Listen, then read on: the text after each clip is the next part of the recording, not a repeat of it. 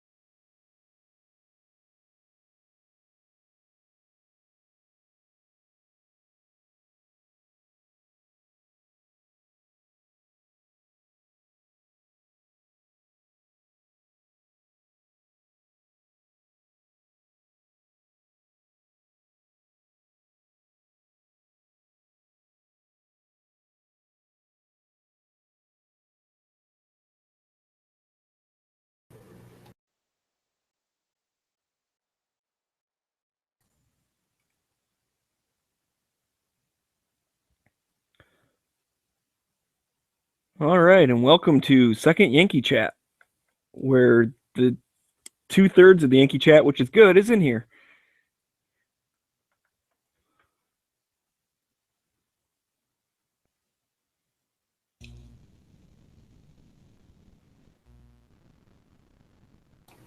I just heard you say that twice, so I'm guessing I got a video playing somewhere. There we go. I ain't in no ways tired. I ain't no ways in Yankees chat no more. But I always got my hot sauce. Did he have to like skedaddle to the roller rink? Nah, he said his kid was making noise, so he had to go figure out what the hell he was doing.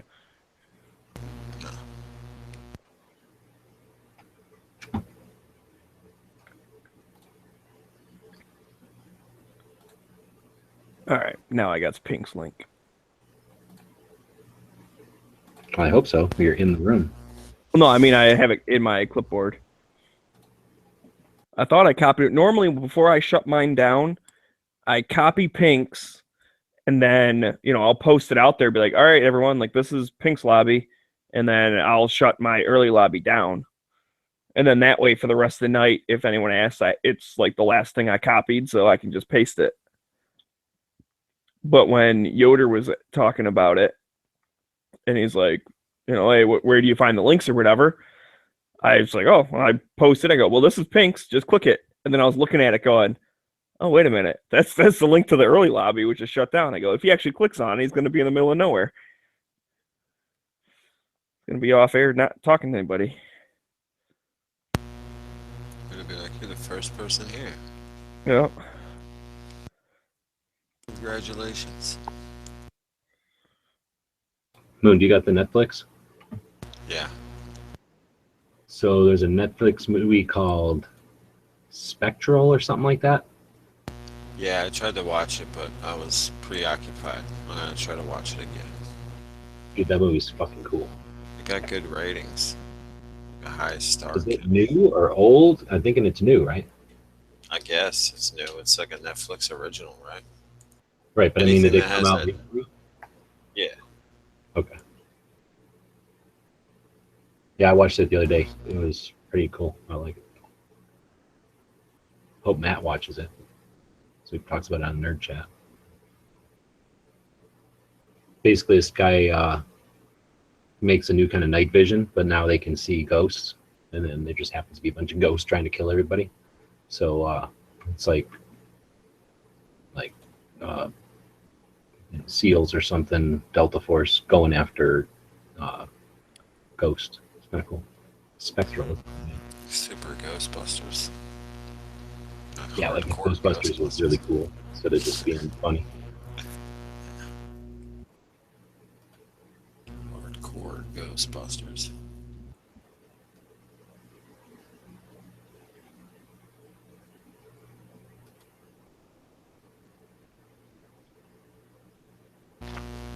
Well, I gotta make some coffee. I'll be right back.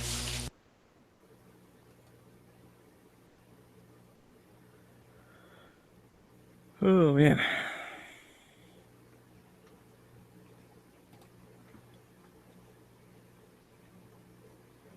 Why is it misleading to call it a lobby? Yeah, I don't have any idea. So I'm asking, what would you like to call it? What's a more appropriate name? I think it describes it perfect because it's like the types of stuff you'd talk with someone when you're like sitting in the range waiting for a lane. Sometimes like it's busy, you put your name in the thing and then you wait for a lane to open up. Mhm. And I would call that like the lobby of like the gun range. And you're sitting around talking and shit. If you go to the lobby, you go to the live chat and watch and listen. I don't think it's that confusing. Well, we're going to call that a barrier to accessibility so that we don't just have people wandering in.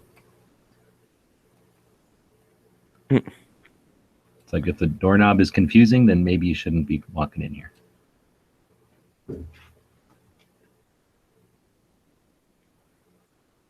How do you summon DB? I think you just say mem 3 times. Yeah, MIM guns. Yeah. We're talking about being mean to little baby dogs. Oh yeah.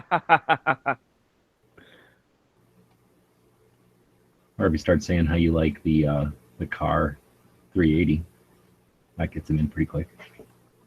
They were talking about that. Were you in there this morning when they were doing that? I was listening here and there. We talked about this before Yankees thing off air.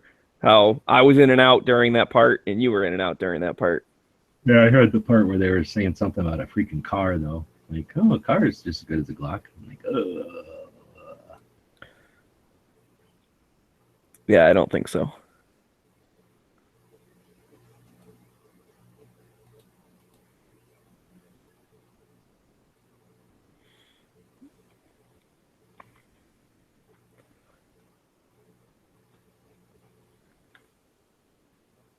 Oh, So I don't know. I thought that I liked that chat like that Matt did. I think that was cool, and it was cool that they carried it over into the early watch where they did open carry and then concealed carry again. Because one of the things is, not just different people. It's always going to be a different list, right? right, and that's why I posted the link or posted the list like right after that of like all of them, just because. Okay, we say we picked the top 5, but honestly, any of those like 20 guns would be okay. I mean, you could listen back and be like, oh wait, someone said Burst of Thunder, that one got completely shut down. But like, at least the top 10 or 15 of those listed are all okay. They were just like 5 to 5 because either people were being vindictive because someone didn't vote for theirs, so they purposely didn't vote for the other person's, or Night Strike just said no to everything. And Are you talking about Matt's or today? I'm talking about Matt's. Yeah. I didn't. I voted purely based on what I thought was good. Right, and I think we came out with a pretty good one, especially like it kind of happened organically, but it's like we had one like nice little revolver, we had one like single stack, we had one compact polymer, we had one metal one, it's like we had one from almost like each kind of group. Yeah, well, DB was right. It should have been like that. Otherwise, you just have different variations of a striker fired. Well, yeah, that's what I was worried it was going to be. It was going to be Glock, M&P, XD, another Glock, another Glock, another Glock, or something. It's like, yeah, that's what I was worried, but I was very happy. People really came with their A game, I thought. And that would be the thing, because again, this was kind of all in context of someone says like, I want a gun, what do I get? We all know that question sucks to get asked, because it's like, you can't just answer one thing and then they go buy it. You know what I mean? Now, I like that type of stuff because it's encouraging because people are trying to get into it. I've been asked by 3 different people at work what gun they should get because they know I'm the gun guy, like in my office. And I was like, oh, if you only knew like the type of people I talk to, I'm barely a gun guy. But I like telling them to get it. Just tell them to try it. Be like, try a Glock 19. Well, what I do is recommend that, but what I do is I kind of explain almost like the different like category or different like types of guns, right? You can have a full-size metal gun, you have a full-size polymer gun. You can have a full-size revolver, a compact revolver. You can have a compact little polymer gun and a little compact metal gun. Like, these are the different types. Hammer, striker, different sizes. So, I mean, you can get like 5 or 6 different like categories. And then I say, okay, well, let's go to the range and we'll try and rent like one from each category. Then they would have walked away while you were in the middle of the category speech. They were like, never mind. No, this is what. No, I didn't know it was so complicated. No, I've done this with them, and I've it's become a productive conversation. And what I found is that mostly when they're asking, none of these guys are really interested in concealed carry. So in my opinion, that kind of throws out all the small ones. Because why get a small one if you don't need the advantage of it being good at concealed carry? So if it's a home defense gun, I want it to be a full-size metal. That's just my personal opinion. Because you're going to shoot it the best. It doesn't matter that it's big. It doesn't matter that it's heavy and whatever. But, yeah, so then it's like, okay, we narrow that down and say, this is kind of what you might like, and here's like 3 or 4, good brands. And yes, I will recommend a Glock for people, even though I personally don't like them. But I can't argue with they freaking work, and there's a reason they're so popular.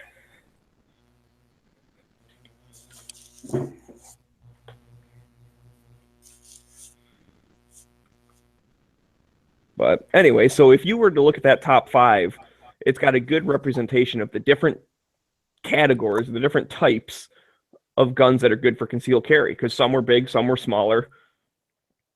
And then you just have to figure out what's important to you. Does it need to be super, super small and super light? Or can you, I'll say afford, not price-wise, but like, are you able to carry something bigger or something heavier? And if so, and you want to do that, then those other ones are still options.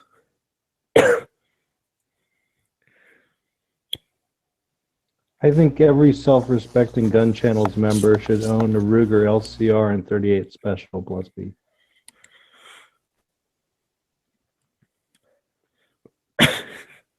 No comment.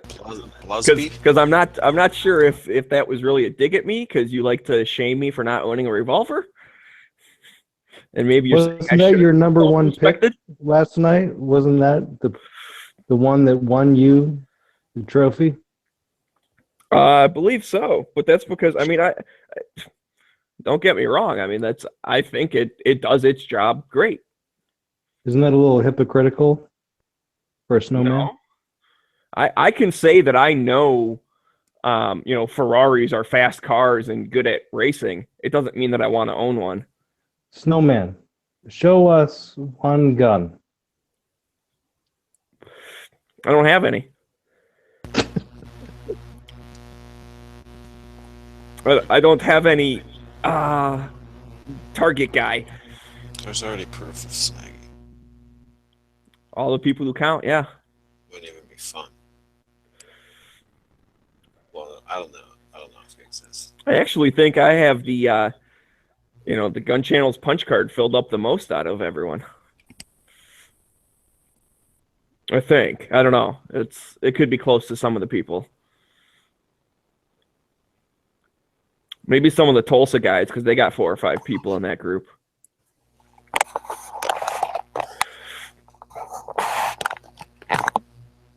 We need to get Mika in here to make the final determination, though. I haven't seen him around in a while. Last I heard, he gave Raphael a pass because he was a nice guy. Well, that's good. Raphael is a nice guy.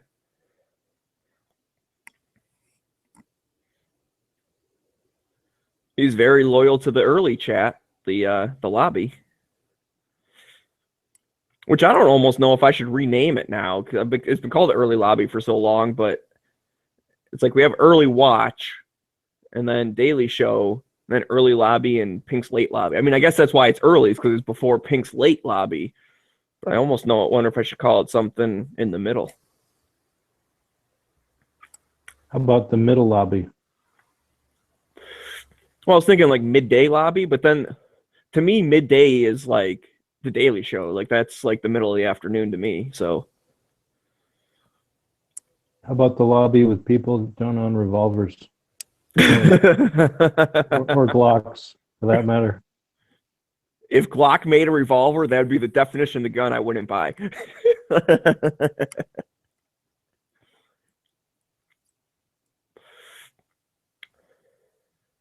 Are there any polymer revolvers? Is that something that can be done, or is it like the frame? That's what the LCR is. The gun that you chose that won last night is a polymer framed revolver. Oh, Jesus Christ. Yeah. What the fuck, Smags? I thought it was just an aluminum one. Oh, well. I've only shot it once. I don't know. Some of it's aluminum.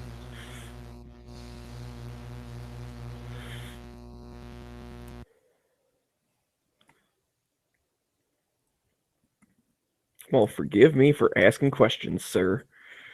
I think some of us need to spend more times at gun shows and less times in gun chats.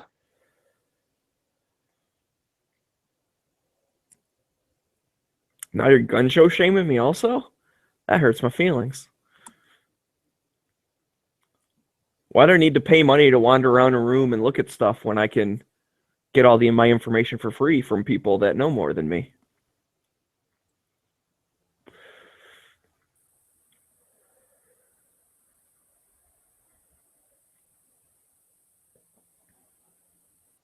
I will say that was an entertaining show last night. I was just nail biting most of the time and yelling at the screen, and I was pretty mellow actually, and insightful. DB had some very good insight. I think he was the star of the show, the voice of reason, as it were. I have to say, when DB doesn't have his like trolling switch turned up to 11, he knows his shit. I like talking to him. I like talking to him when he's trolling too, because I think it's funny. But when he's like being more serious, like you find out like, oh, he's got some good points. He made me rethink a couple things during that. His only folly was proposing a 1911 Commander. Well, what's wrong with the I don't Commander? know why. I don't know why. He likes it. He likes 1911s. Well, it's fine if you're going to carry a government model, which you can, Comfortable because it's a single stack. Switch. And we're assuming you're a man. But when you go into the Commander or any of the smaller sized 1911s, 380s, then you're just making a compromise. What are you talking about? The LCP? What? No, that the Colt 380 polymer 1911. No. Why would you do that? Well, G-Webs is all posting and reposting and referencing videos to that because it's some kind of modern innovation or something. I'm not impressed.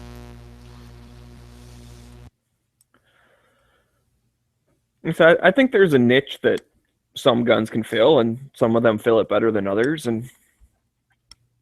But yeah, I don't know. I have no problem carrying a full size, so I don't really worry too much. Although I keep saying I have no problem with it, and yet I'm looking for a small little single stack. But that's also because my work will be changing their policy soon. We'll be allowed to carry. And I don't feel like sitting at a desk all day with like a full-size gun digging into my side. So I want something small. Should look into pocket carry. Well, that's what I was thinking. I mean, I normally have fairly big pockets, so I probably would pocket carry some little single stack. The LCP too. People still keep saying that LCP. I don't. Maybe my memory is just all fucked up, and that's very possible. I don't have the best memory, but the LC9 is not much bigger than the LCP. I could just as easily carry that. I really don't think it is, man. Maybe I should look it up, but I'm being lazy. It is bigger. It's about the difference between a 42 and a 43. You're talking Glocks. 42 was pushing it. 43 is like, all right, this is not going to work in my pocket, my front pocket, my left side. Well, I mean, I'm pretty familiar with the LC9, and I shot the LCP a couple times, but that was like before we had the LC9, so maybe my memory wasn't as good or whatever. But I really think, especially in blue jeans, fuck man, I don't think I'd have any problem. Because I don't wear them skinny jeans. My blue jeans are kind of baggy, and the pockets are deep enough. Like, there's no problem sticking it in there. You know, it would look funny if speedsters put an LCP in her hand, an LCP2. LCP. She's got such tiny hands. Then it would look versus like a full-size gun in her hand. LC9.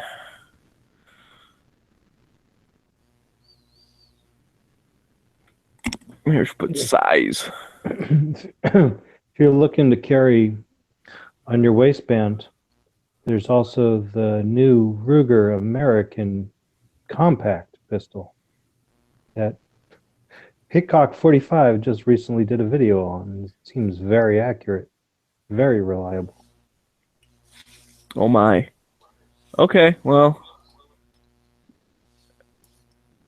Let me just, I guess, do full Bigger, screen here. huh? It's got to be bigger to handle the 9mm over the 380.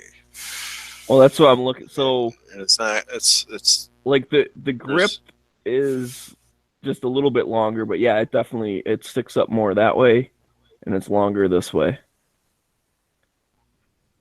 So,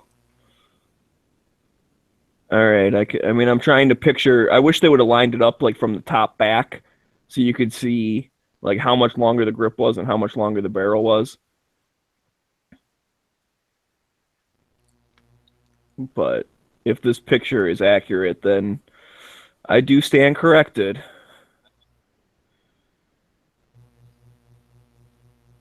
Which would not be the first time that my memory has failed me. So, yeah, I mean, it's basically whatever this dimension is, like from here to here, that's how much more the grip is longer. Like if you move this outline up to here, then this line would come up to like here-ish. Yeah, it looks like just a longer grip and a longer barrel. Right. Maybe the little bit more on the front end of the trigger guard. but it's thicker, huh? I'm not sure about that. Let's see, is this picture?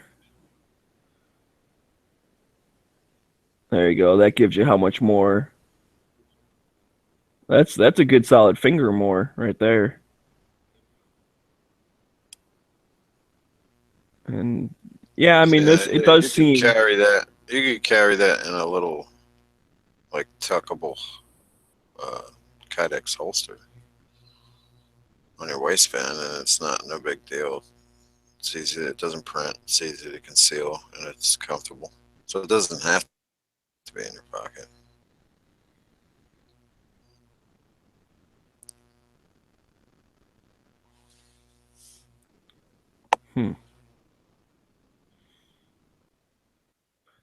yeah, I don't know. I Now, still if we're think- I going think with I could do ankle carry, then I think you're going to want the 380 for ankle carry.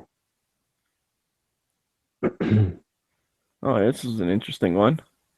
But I wouldn't recommend ankle carry Oops. They're trying to like make it bigger. unless you're going to carry one on each ankle to get an equal workout as you stride. Well, see, this makes it that the LCP is the biggest of them all. I mean, look, it goes all the way up to here. It sticks Yeah, out you all know, the way over the there. LCP is not small. Hey, the LC9, you mean? Well, here, Well, no, no. look at my The thing now. It's got LCR. Hold on. the The P9 LCR is not small. and the R. There's so many colors: purple, blue. Well, yeah, it's just because that's where they overlay. But I mean, you got the LCP here versus the 9, which this picture makes the 9 look like it's way taller than the P. That's more than what the other picture showed. And then the LCR sticks up even more than that. I mean, I guess, yeah, you don't have this whole big chunk, Oh, yeah. so that probably helps because of the No. just the shape. I thought you were talking about the LCP. Yeah, the LCR is bigger. And the grip of the LCR sticks out in the back a little bit as well. I've Yeah. noticed that LCR is really just a bit too big to fit in the pocket comfortably, whereas a J frame slips right in. And that's why I was a little surprised last night when the J frame dropped off the list at number 6. The LCR was number 1. I was all like, hey, why? This is discrimination or something. I just think like if the LCR is a good pocket gun. From this picture, I think the LC9 would also be fine in a pocket. Now you're saying that you think the LCR is a little bit on the big end, in which case then maybe the LCP Still is the way to go. smaller though. Is the LC9 as big as the 357 LCR, or is it as big They're as the the same 38 frame. special? Same frame. Not the 38. No, it's the Special same plus. size. Same size frame. It's just that the Cylinder's bigger. the top of the frame is steel as opposed to aluminum. The housing. Oh, gun websites. Interesting. Oh.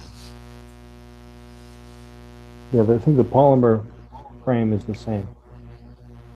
Just the Let's see if housing. this is actual gun websites. Oh, it is. That's good. Good for him. Remember that one night we were looking through pictures or something, and we found a bunch of videos that had his watermark and everything, and it was just like some other Fake channel. YouTube. Yeah, I remember like fake YouTube chat. They just like grabbed all of his videos from like a month span or something, like from a couple years back. I would go to a gun store and I would be like, "Can I have an LC9 and an LCR?" And then put one in each pocket and say, "I'll take them," and fork over the $1,000 and walk out the door.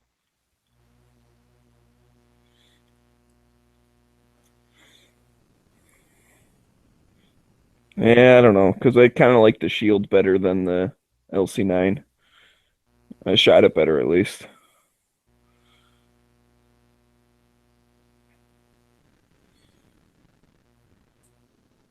I don't know. I got to do some more investigating. The problem is the gun store that I like, that has the nice people there, doesn't have a lot of inventory. Like, they're also a range, and you can tell they definitely make most of their money off the range, and then they like kind of happen to sell guns. Whereas the one that has more selection, some of the people in there are okay, but there's one like super big annoying douche, and he always ends up being the one that like goes to help me. And I'm just like, God damn it, I don't want to talk to you. But everyone else is always busy. It's just like I have bad luck or something.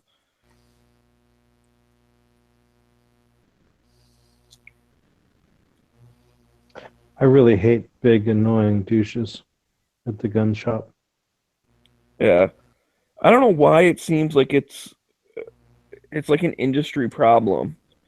Like, it's just like it can't be a coincidence that just about every gun person knows of like one gun store employee that they just can't stand talking to. Well, there's this one gun shop where the owner is that employee, and he's always there, of course. And he kind of sets the tone for the vibe in the place. And I don't go there anymore, but I did go there for a while, and you know, he kind of treats you like you're stupid. You know, basically, you're stupid. You gonna buy this gun or not? And I can understand, like, for all the people he has to deal with and all the stupid questions he has to answer. I understood where he was coming from completely, but it didn't make me think he was a good person, you know. So there's always that one shop where you can count on for an asshole to be behind the counter, and then there's always those shops that you can count on for there to be a thoughtful and polite individual to assist you. Oh yeah, The definitely. 357. The 357 is 3.5 ounces heavier. So It's heavier, but it's not bigger. it's bigger. It's got to be bigger. No, it's called density, Moon. Density. What is the density of the moon? I think it's hollow. I heard that on the YouTube. That's made out of cheese, isn't it? Well, it could be. We'll never know for sure. Damn it. So you can't like take the space helmet off and eat it. Taste test it. Yeah, that's one of the reasons I didn't get the 357 LCR. I always Because- thought the cylinder was a little bit bigger, tiny bit bigger. You know, it may very well be. You may be absolutely right there. But I know the frame part, the dimensions of the frame and the barrel are all the same. And that's the reason I didn't get the LCR, is because it's heavy. And that totally negates the benefits of a polymer frame. And I don't need a 357 with a 2-inch barrel. Okay, I've got a 357 in the 4-inch barrel. And I don't even need that. But yeah, these small snub nose revolvers are really designed around the 38 cartridge. So yeah, I mean, I love the LCR. It shoots really well. It's very accurate. I'm surprised at just how accurate I can get that thing to shoot. It's got a crowned barrel. Is there any It's got a- testing on 357 of the powder, that fast burning powder that's for short barrels or whatever? Like gel tests? I haven't really looked into it. I know I've shot some of the compact handgun Remington Ultimate Defense in 38 Special plus B. And that Compact.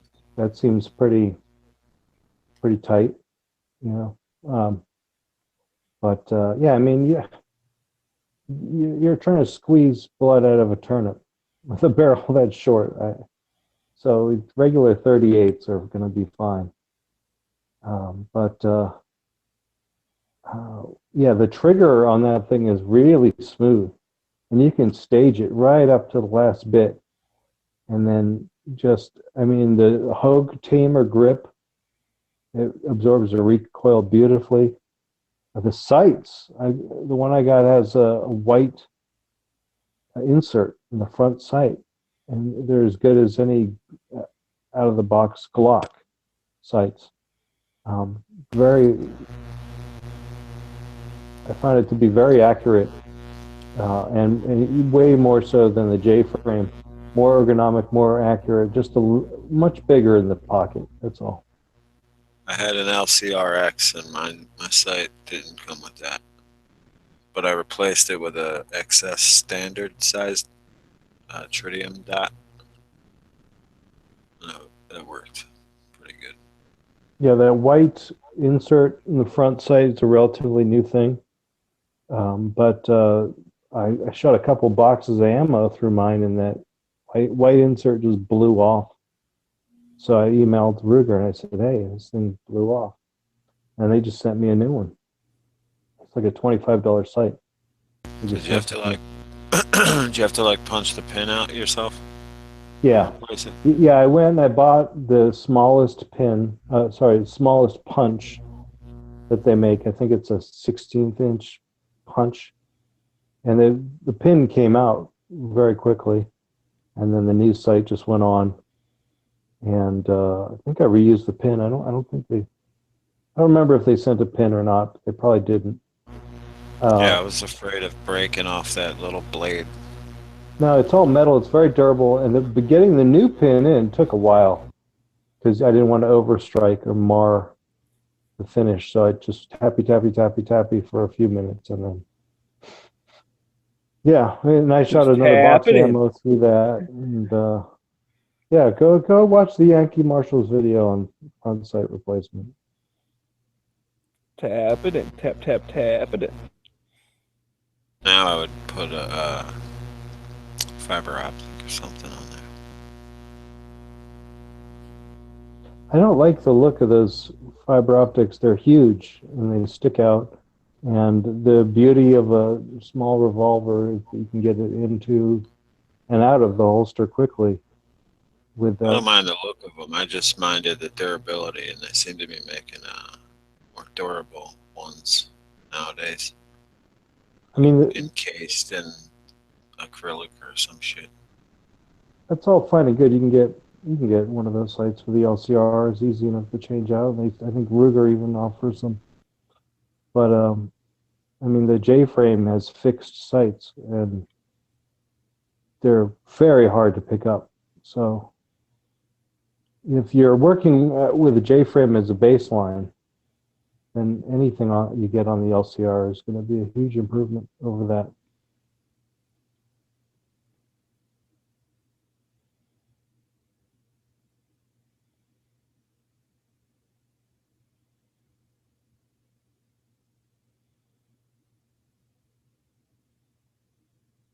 And even though the hammer is going to impede your carrying ability, I'm leaning towards recommending the LCRX just because of the inherent accuracy of that gun.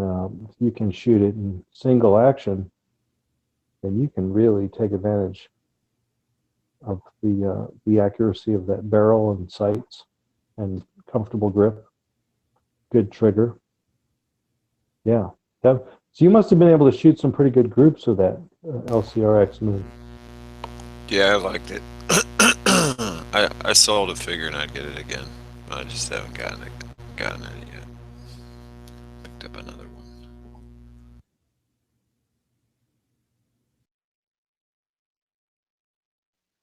Yeah, I guess I'd probably carry that on the waistband with the hammer.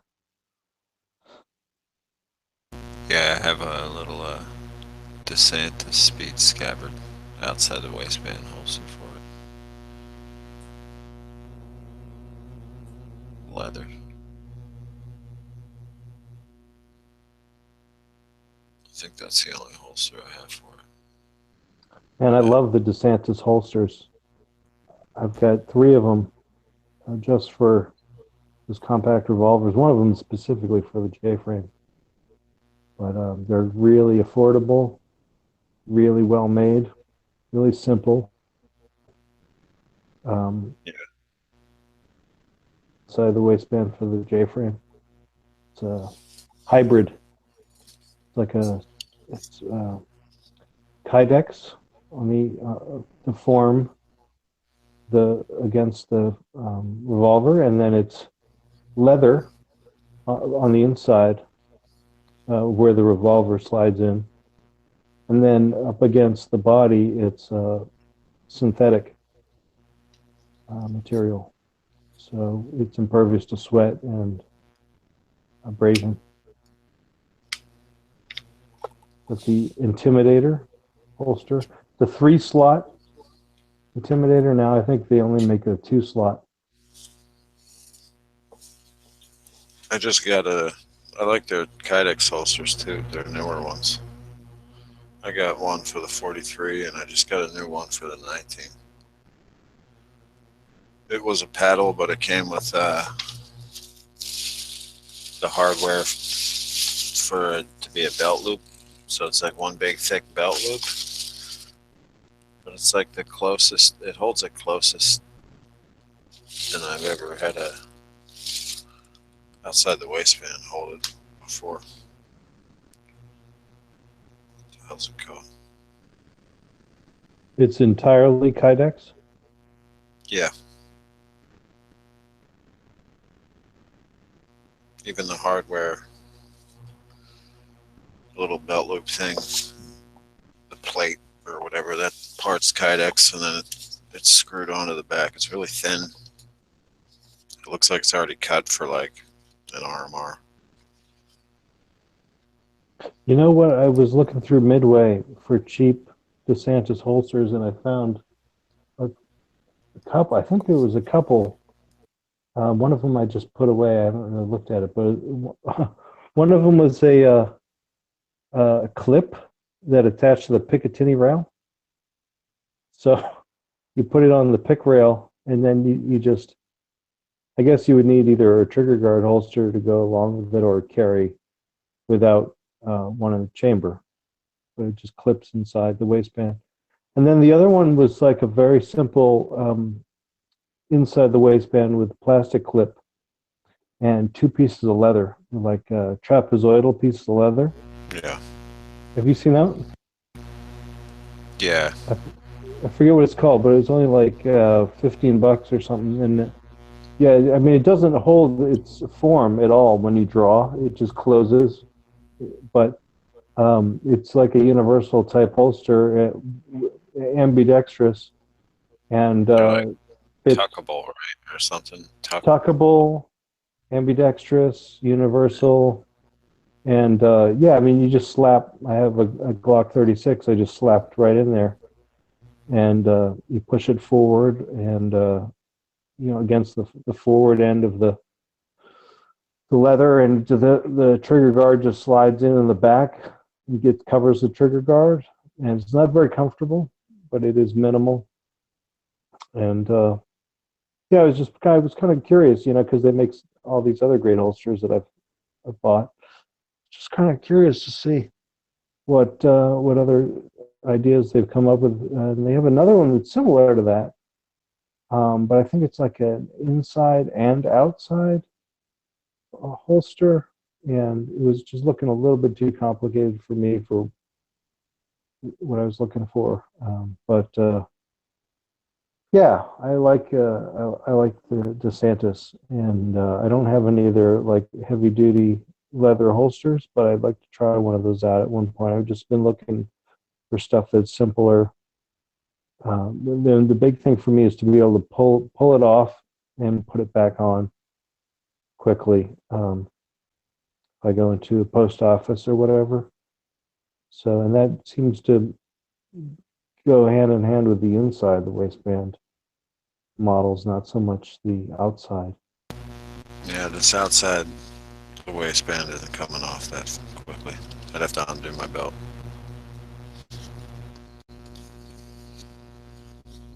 It's the only drawback.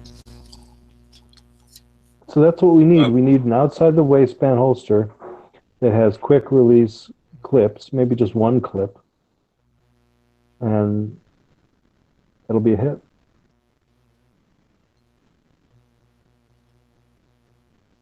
But for like $25 and I end up taking a class or something, I think it's perfect. Yeah, Kydex is perfect for a class. That's really what you want.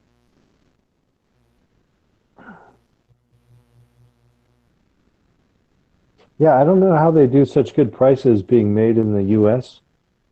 Unless they just have like a very efficient production. Because none of their holsters are really that fancy or like highly finished. They're kind of just like right off the assembly room floor. But they're not. They don't have any like sharp edges or anything to them. Like I bought a fucking Galco. I had to go over that thing for an hour with like a green scour pad to take all the edges off that thing. That was like a plastic injection I saw molded. a Galco Glock 26 holster when I got this one that looked like a fucking PVC pipe. It looked like a good guy with a gun made it. It looked like black PVC pipe. Yeah, that's the one I'm talking about. I mean, it's really comfortable. Big blobby. But it was a paddle holster. Because you got to understand, they make leather holsters and then they just jumped into plastic. And But is that even Kydex or plastic? It looked like the PVC. I saw the one I got was injection molded plastic, and like all the outside edges were pretty well finished because it like folded on itself. It's like a clamshell type design that folded. But then like all the inside edges where you put the gun in were all real sharp. And so, yeah, I don't think I took a Dremel to it, but I think I might have taken a file and a scour pad for sure. Maybe, oh no, you know what, I took some fine grit sandpaper to it. That's right. Yeah, I took like some 3000 grit sandpaper to all those inside edges. And just worked them over and worked them over and worked them over. And I was like, God damn it, this wasn't a cheap holster. It's like a $50 fucking plastic holster. God damn Galco. I haven't bought another Galco product since then. I think good guy works at Galco now. That's why he doesn't come to the chest. He's making PVC paddle holsters.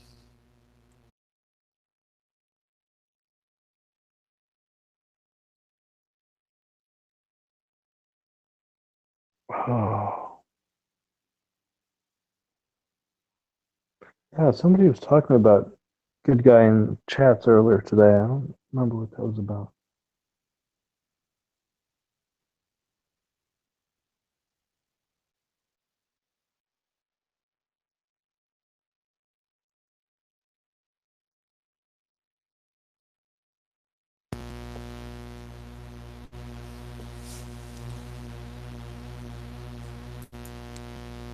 Well, what's Smaggy doing?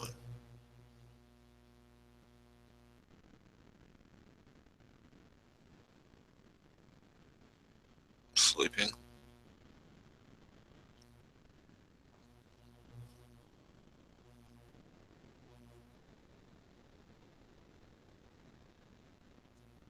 I think he's like swinging a Nerf sword around his living room. That's what I picture him doing right now. I wonder if we can get Jacques to come in here. Tell us how cold it is in the Dakotas. Nah.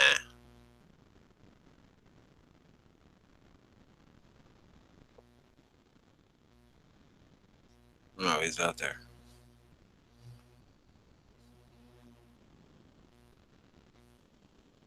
The Decoders. He can tell us how much more he likes David Lee Roth than Sammy Hagar. I'll mute him. Well, I don't like either of them, really.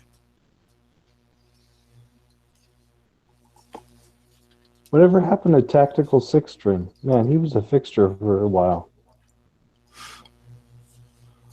Comes and goes as he pleases. It's like a chat gypsy. You know, it's cool. Like after the election, there were a bunch of people that came in that hadn't been in for a while, and like Thin Blue Line and some other guys just like popped in. Were all like, I think even Guru showed up, and it was just kind of cool to see all these people come back and be like, "Hey, you know, we can still keep our guns, hooray!" I don't know about Jacques, but it's a fucking quarter in the witch's tit in the brass brawl here.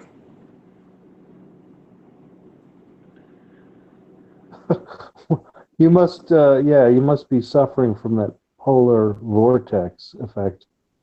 Yep. Yo, can I take a glass? I think it just went under zero, so I think we're in the negatives now. That's not so bad. The wind hit.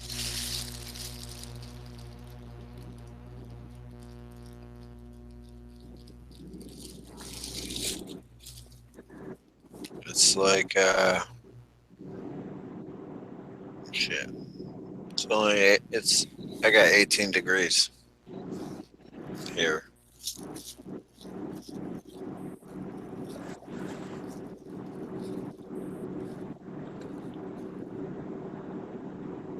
My phone is to be believed.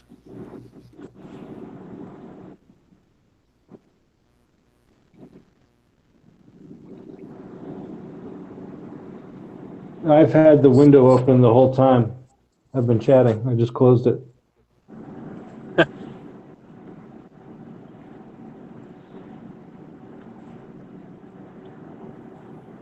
What's going on, Pink? What's up, Smags? Oh, the huge. How cold is it up there? Not as cold as it was down there. Let's see what it is right now. I know earlier, it's 6 right now. The fuck? Feels like -9. Yeah, when you were saying it was like 1 or something, it was like 14 here. I was like, how the hell did that happen?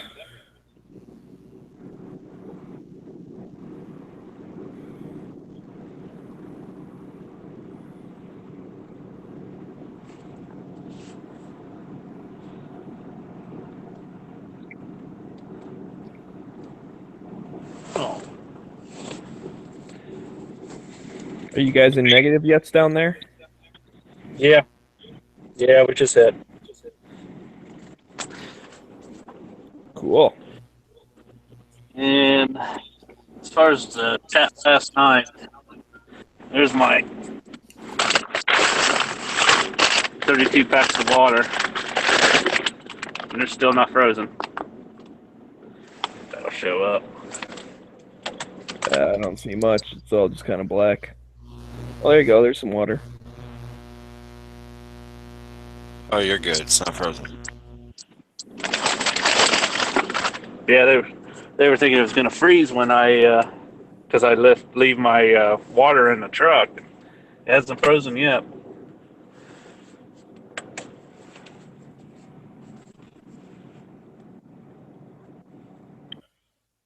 Yeah, I mean, it might. I've had shit freeze in my car before. Oh, I had a pop can freeze before, and the freaking thing exploded. I haven't had soda explode or freeze, but I definitely had water bottles freeze up in my car. And cappuccino. Well, I think it's because it's got all of his buddies in there. It's huddling together, keeping.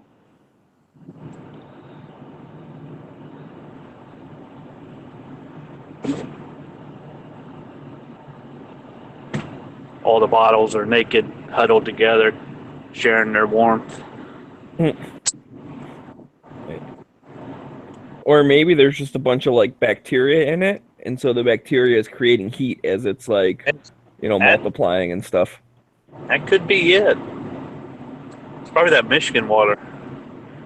Probably. That's why you gotta get water from Flint, because the lead in it keeps it from freezing. There we go. It acts as an antifreeze.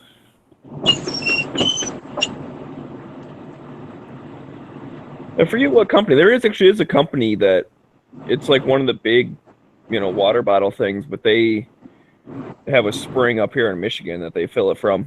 It's like in the middle of a city too. It's like a natural spring, but it's in the city. It's Nestle. And the natural spring is called Lake Superior. No, not that. That's not what I'm talking about. There's one in Southfield. I don't know if it's Aquafina or something else. I forget which one it was. Aquafina. Is that bottled water? Yeah. It's French for fine water. It's Coke or Pepsi water? I think it's a Pepsi product, yeah. But Smeggy, they're all bottled at the same place. They just put different labels on them. Well, not necessarily. They all come out of the same hose. I can tell you right now that our water is bottled by Nestle, I think.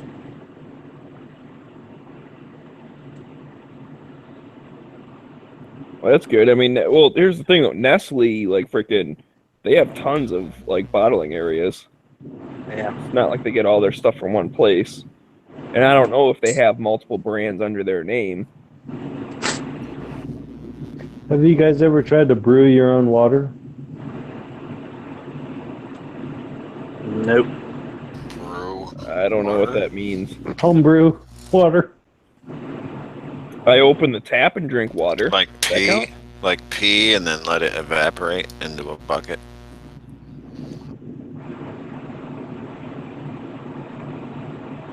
Yeah, it's like you set up a distillery on your stove. It's like almost as complicated as a meth lab.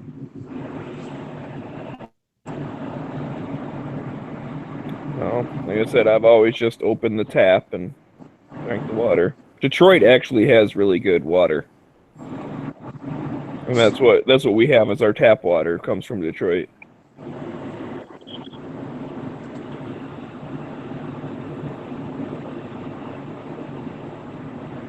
That's what got Flint in trouble in the first place. Is they wanted to switch over from Detroit water to there's some other one. Oh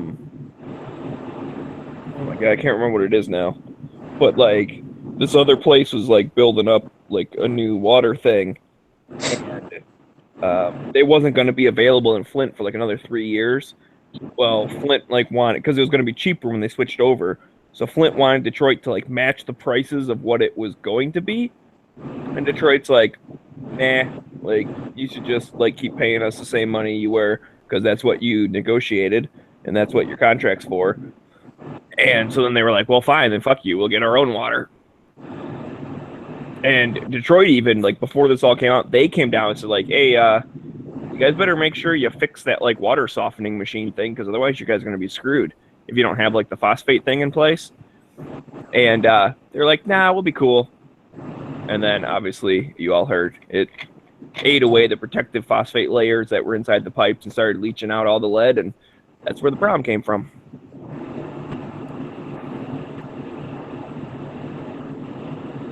Because the water leaving the plant was fine. It's by the time it got to the people's houses, because half the city still had lead pipes running from the main to their house. The mains have all been replaced apparently, or most of them have, but it's the like just the little ones that go from the main out to the house. The service lines. Yeah. So now what's happening is the city is replacing like half of that, like their part of it.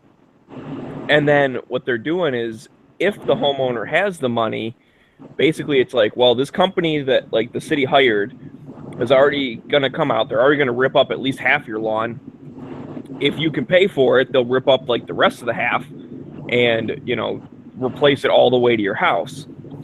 And it's like a super great, like negotiated rate because this company, obviously, when they agreed to do it for the city, they're like, well, yeah, we're going to get a shit ton of work. So we'll do it super cheap.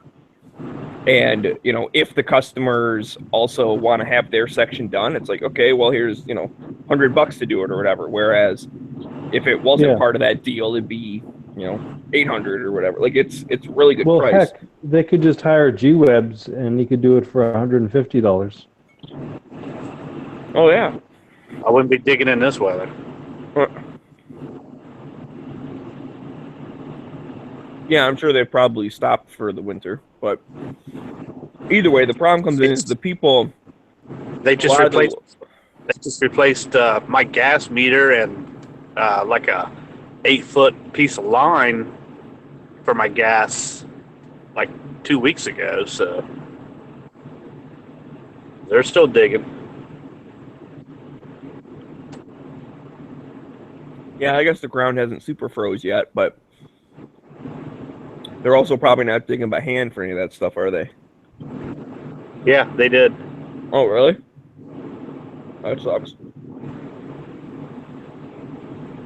Big Gunner posted a link in the external for a 10-pack of button cell batteries for like $4. It looks like a good deal from Energizer through Amazon.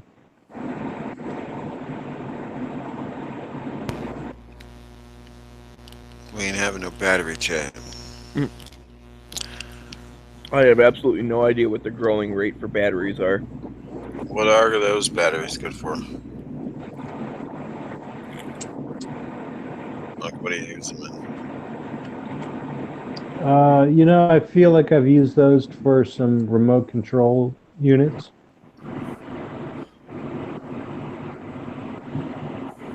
Like TV remotes? What are you talking about? I'm talking about small infrared type remotes that are not for your TV. All right. Don't need any of that. It's good to know. Yeah, CR2032 3-volt lithium coin battery. That's the flat one. Those those are used in like the TRS 25. Yeah. Hollow Suns. Oh shit. 10-pack for how much? No, you said like $4. My factory battery hasn't even died. $6.75. You have to pay shipping on that unless you order. It's even worth it with shipping. Yeah, it is because I've paid at least $4 each for these at the local hardware store.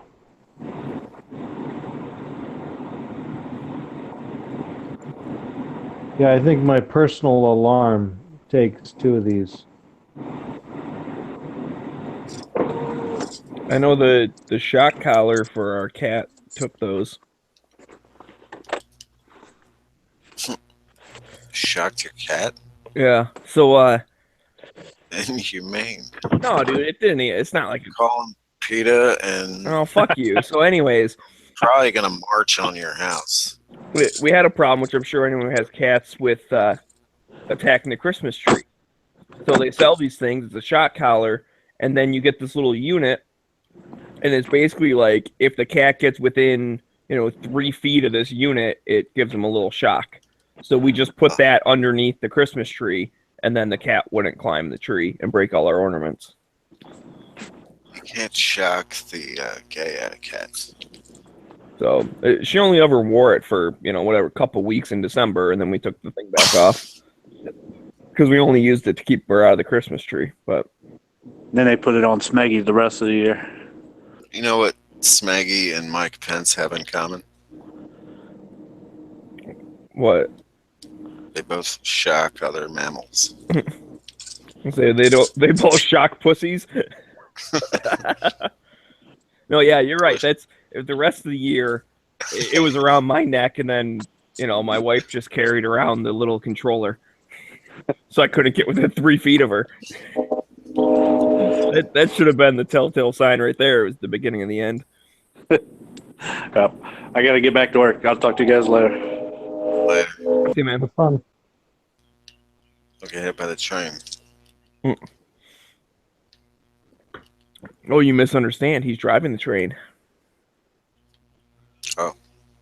He's a conductor. High on cocaine. Casey Jones, you better watch your speed. You're like the third guy that's saying this week. See?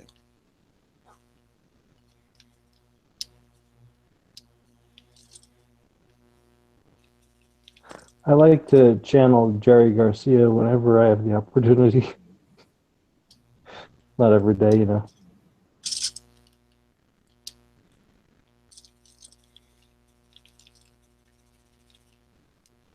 Who's the guy from Cream? I can't never remember his name. Clapton. Yeah, Eric Clapton lately. I can't remember his name. Probably because I found out he was like a white supremacist back in the 70s. Oh yeah, that's your thing, isn't it? You Yeah. ripping on Eric Clapton. He was like a white nationalist in England. Keep England white. That's what he was protesting for.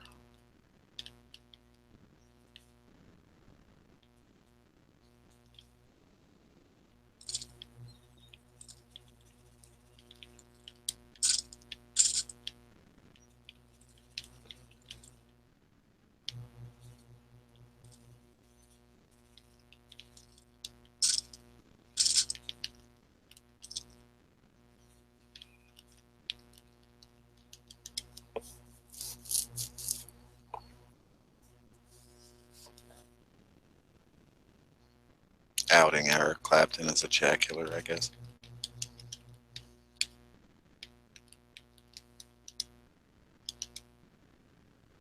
Why do I feel like he doesn't have long to live? I don't know. I haven't seen him lately. I feel like he was ancient when I was in high school. Remember when his son died after falling off the balcony? Like his songs were the theme songs to my proms.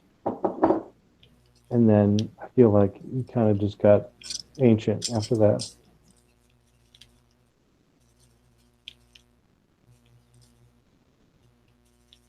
Yeah. That had to be like, I don't know how long ago. VH1. He did like a VH1 live. I think he did an unplugged. Doesn't he have like hundreds of Maybe it was guitars? just a VH1. He's Yeah, got like probably. hundreds and hundreds of guitars and was like selling them for charity. White guitars.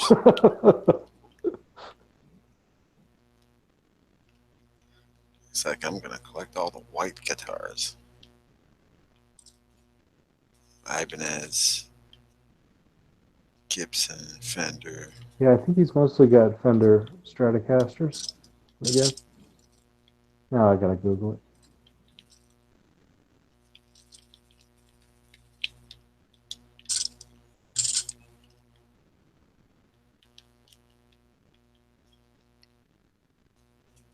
Wasn't he in rehab? Wasn't that his big thing?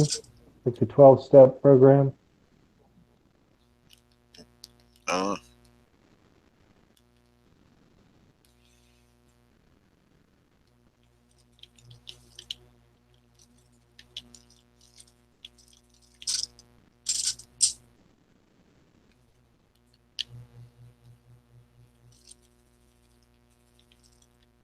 I wouldn't be surprised.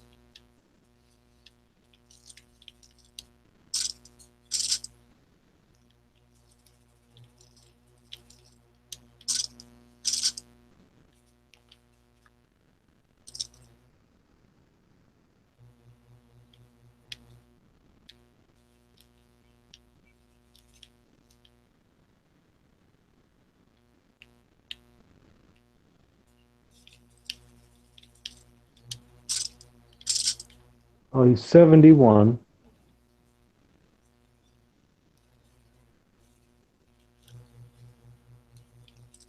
Played with the Yardbirds.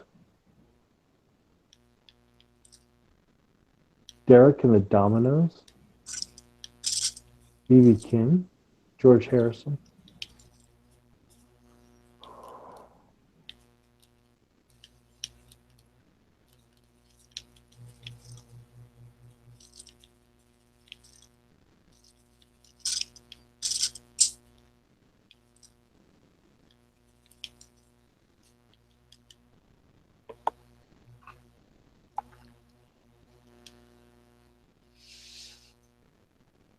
So, what's everybody looking forward to at SHOT Show?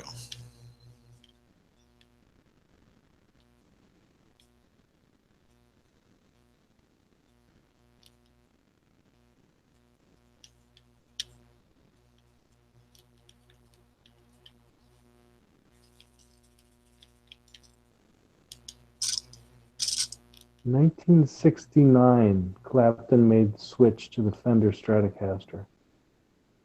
1969. Dude's still alive. He was rocking out in 1969. Uses Ernie Ball Slinky and Super Slinky strings. Gauge 0.10 to 0.46. That's what I use.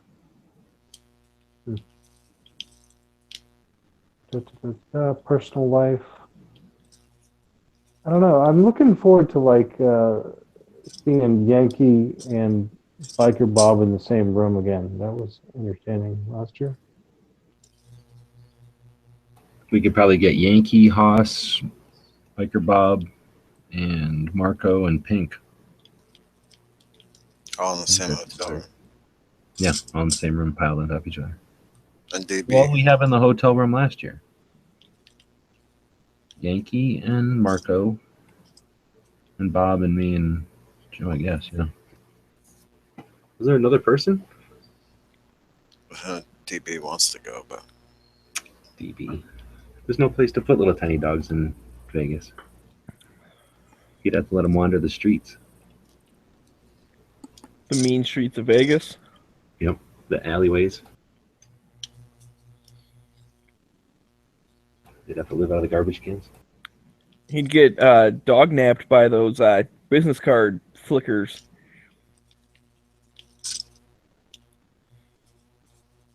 Do they still have those? I haven't been on the strip in forever. They had them last time I went, which was a couple years ago. Where they're sitting there with like the stack, and they're always like flicking them and clicking them together and stuff. They hand them out to everyone. It's like, oh, it's a naked girl kind of. whenever you walk with the chick, they like have this little move where they'll slip it into your hand without her seeing. Have you done that? Or have you experienced that? No, I was walking with chicks and they were like, "Here, man, here you go." I was like, "What the fuck?" Well, I mean, they're all different, but there'd be like guys that'll like kind of just swoop up next to you, and all of a sudden you got this thing in your hand. It's like, what the fuck? Oh, okay. Thanks for the nudie card. Appreciate it. Yeah, they're like stripper playing cards. They're awesome. Well, I think they're like hooker playing cards, but yeah. No, there's no hookers in Vegas. You have to go to a different county for hookers. Well, sure. Yeah, not that I would know anything about that, but I like how I, you I know the legal ones are a county over, but I'm pretty sure you can call some of them people up to your hotel room and it's like a how you completely different county. I don't know what the name of it. I like how you just sex assume. I feel like somebody should be offended by that sex assumption. about what? Dude, last time I was in Vegas, I heard very loud sex noises while I was walking down the hallway of the hotel room, followed by a girl yelling, "Cheeseburger!" So, yeah, weird shit happens in Vegas. You're not supposed to talk about that kind of shit outside of Vegas. Yeah, what happens in Vegas stays in Vegas. Unless I it's mean, shit show. Nah. Unless Mickey hears it. It's all over YouTube. Well, I mean, hey, everyone has their own safe word or whatever, but You're breaking the oath. no, because even Vegas is recognized. I saw the T-shirt that says, "What happens in Vegas stays in Vegas, and on YouTube." So it's okay. They're cool with me sharing as long as it's just internet.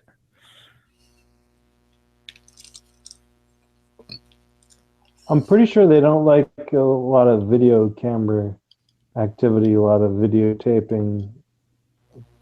That's still kind of seen as a taboo on the Strip or wherever else you end up. People don't want a bunch of cameras in their faces when they're in Vegas. I know the people who dress up sure as hell don't want you to take a picture of them, like, without you paying them or whatever. Because you know how they're always like, they take a picture with you and then they, want you to give them money and they're dressed up as whatever, Spider-Man or some shit. Like Elvis or something. Yeah. And if you just like take a picture of them walking by, they'll be like, "Hey, delete that. What the fuck?" Want to hear one of my Vegas stories? When I was a kid still, and how old was I? I don't know, but I was a little kid still, and we must have been out of high school. So however old you are when you're out of high school. No, well, yeah. I don't remember if I was a year older than him or if he was a year older than me. 18, 19. Was graduating high school, or graduated high school. I think I was a year older than him, and then he graduated. So it was a year after I graduated, and I was just a bum back then. So got in the truck and we drove like all around the fucking whole country. And then when we got to Vegas, it's just the two of us, and we couldn't gamble yet. I think you had to be 21 to gamble, right? So we didn't really have much to do there, but we wanted to look around. So anyhow, long story short, you get to the one Hilton. There's 3 Hiltons or more now. Back then there was a couple, and you go to the one Hilton where Elvis was in, and they had one of his jumpsuits still, like in the lobby there. It's not there anymore, but they used to have like this in the, whatever you call that area where like there's 2 sets of doors, right?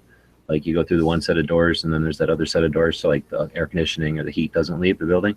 As soon as you came in that second set of doors, there was like that same glass material that they made the doors out of. They had these like display areas, and one of them was like fucking a horse or something, or one of his cars or a motorcycle or something pretty big. It was like a glass room with this thing in it. I don't remember if maybe there was 2. I don't remember anymore, but there was a littler one with his jumpsuit in there, right? And it was Elvis's jumpsuit at the Elvis Hotel, like the hotel that he performed at and shit. And it was glass, right? It was a room made out of glass. Well, it wasn't completely glass. It wasn't completely enclosed because the glass, when you get to the corners, they just had it open, right? So it was just these big, thick-ass glass walls that had about, I don't know, a couple of inches or whatever between them at the corners. And since I was dumb and I didn't care, I just stuck my hand all in there and I touched Elvis's jumpsuit. I'm fucking proud of myself. I don't know how many other people can say they actually touched one of Elvis's jumpsuits. I've been to Graceland. You can't touch nothing there. At least not a jumpsuit. It'd be cooler if you wore it. No. Well, that would have been, I would have had to like pull some kind of criminal stunt to do that. This I was able to actually do though, and then Yeah, live. like what's that movie with Nicolas Cage? National Treasure. Oh yeah, I could have done something like that, or the 3,000 miles to Vegas, right? Or no, 3,000. Is it 3,000 miles to Graceland or 3,000 miles to Vegas? Graceland, I think. And then there's Leaving Las Vegas with Nicolas Cage, but that's a different story entirely. That's that Yeah. freaking drama That's one, right? movies. Love Story or something. Yeah.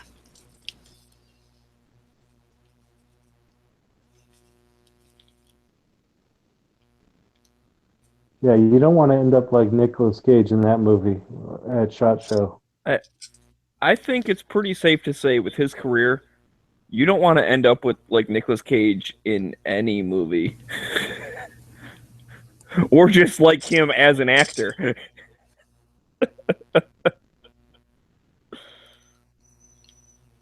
He's in a new movie coming out. I can't remember what it is. Well, for a while there, I don't know if he's still in money trouble, but he was in every movie ever possible because he was like so bankrupt. Yeah, he was doing like straight to Netflix movies. He's like, "You want me to perform at your kid's birthday party for $20? All right, I'll show up." He was in money trouble. I thought he just did it because he likes making movies all the time. No, it was, I want to say, I don't know, like 5 years ago or something. It's like a big thing came out where he had to like sell a bunch of stuff, and yeah, he was in big money trouble because he bought a bunch of stupid things. And I think he bought a bunch of like real estate right before the thing crashed. So we had like fucking, 10 houses or whatever that were multi-million-dollar houses, and then now like they're only worth 1 million type of thing. And so I want to say he lives in San Francisco. I don't really know. I'm not necessarily a huge Nicolas Cage trivia person, but there was one point where he just did every movie he could possibly do because he needed money.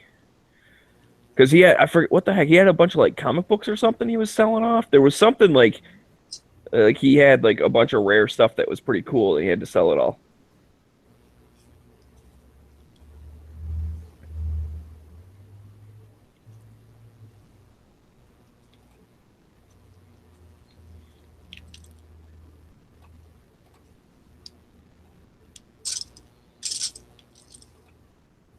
He's 52.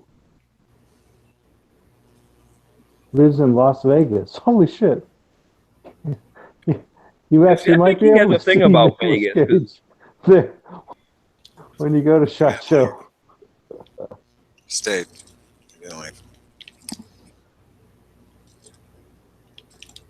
Nicolas Cage lives in Vegas? Yeah, and he's a Coppola. That's Yeah, he's Francis Ford Coppola's son. I've never seen him at SHOT Show, so I'm guessing he ain't a gun guy. If he lives there, he'd probably be there every year. I'm sure he can get in. Nicolas fucking Cage, damn it. Or his nephew or some shit.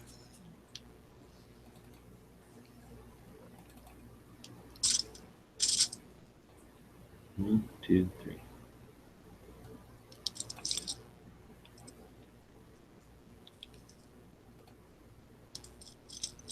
Three color.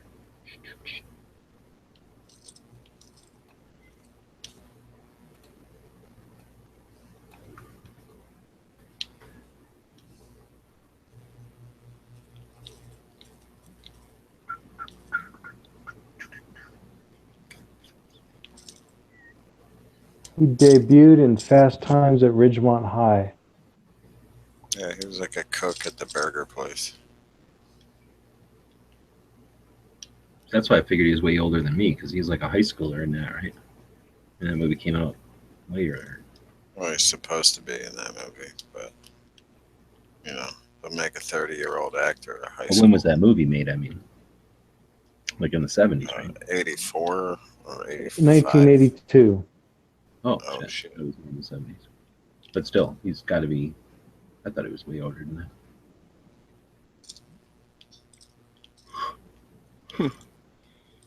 So some random dude just started following me on Instagram. It's like daily gun related. And one of his posts, a couple down, it's him at the Tulsa Gun Show. I was like, that's interesting. I know some people that went to that. Has anyone seen Bangkok Dangerous? Has that been a movie of the day on the Daily Gun Show? Never heard of it. 2008. Who's in that? Marky Mark? Your friend and ours, Nicolas Cage, appeared as Joe, a contract killer who undergoes a change of heart while on a work outing in Bangkok.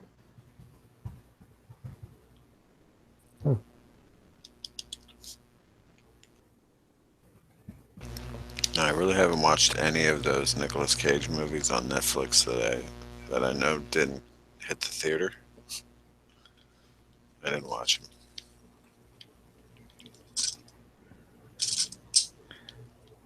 Man, G-Wubs, you're really getting into this food Instagram. Yeah, I'm shutting down the gun shit and I'm gonna start doing food stuff. Are you gonna smash your face onto food, on the vegetables? I'm gonna put my junk on vegetables. Keep putting my junk on vegetables. Oh yeah, what was that one with the Wait till Prisma. bread or something? A chick that just puts bread on her face. Yeah, it's awesome. Like a cat person. Yeah, but see, G-Wubs won't do that because of the gluten, so it'll just be like all fruit and stuff. Fruits and veggies. Hummus.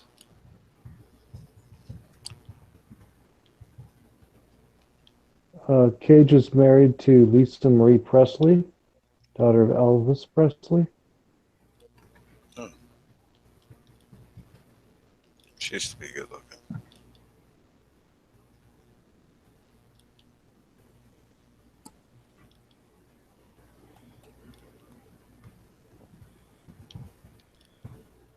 Yeah, G-Wubs, I'm glad you made that extra Instagram account for your food because I didn't think it really fit under the Gear website's motif.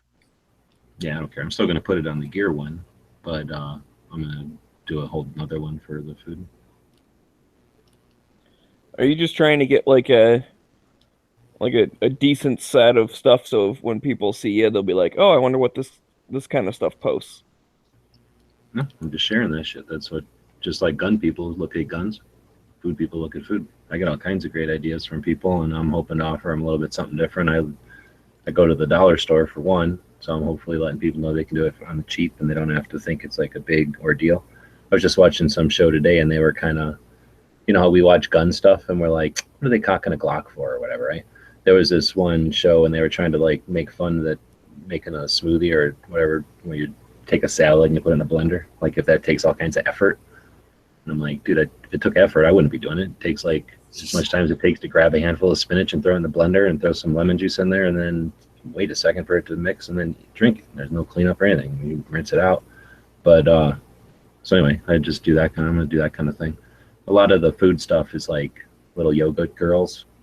So if I can let people know you don't have to be a little yoga girl to be into eating healthy, then I'm doing something. So hopefully it's something different. And it seems like I built the hell did I build? The AK-47 one. It's just sort of sitting there. And then I built something else. What was the last one I built?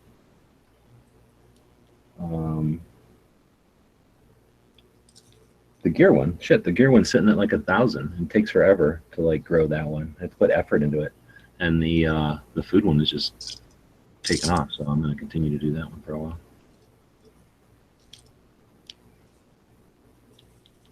But I like the healthy tip thing of the Daily Show, and I like that aspect of the gear one. So I won't put it on the gun one probably too often because there doesn't really, it's not for that. But my gear one is the adventures behind the scenes at gun website. So it's going to be in there. I'm going to continue to put stuff there. Plus, it's bigger than my food one. Once my food one gets bigger, it'll be less of an issue. But if I want coverage, What's your food one?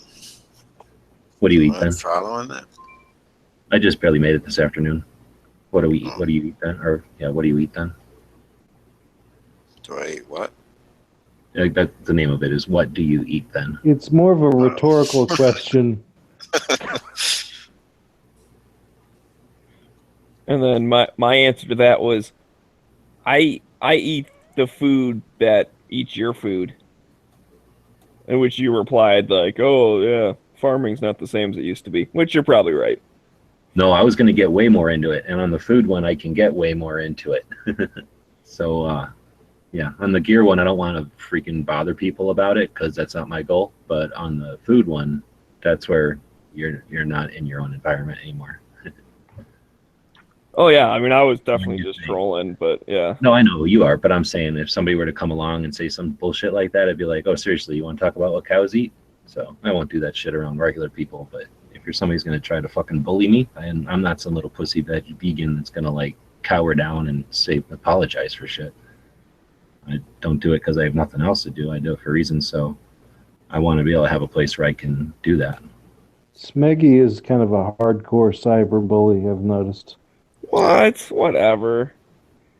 I just was answering his question. He said, he goes, what do you eat then? And I said, I eat the stuff.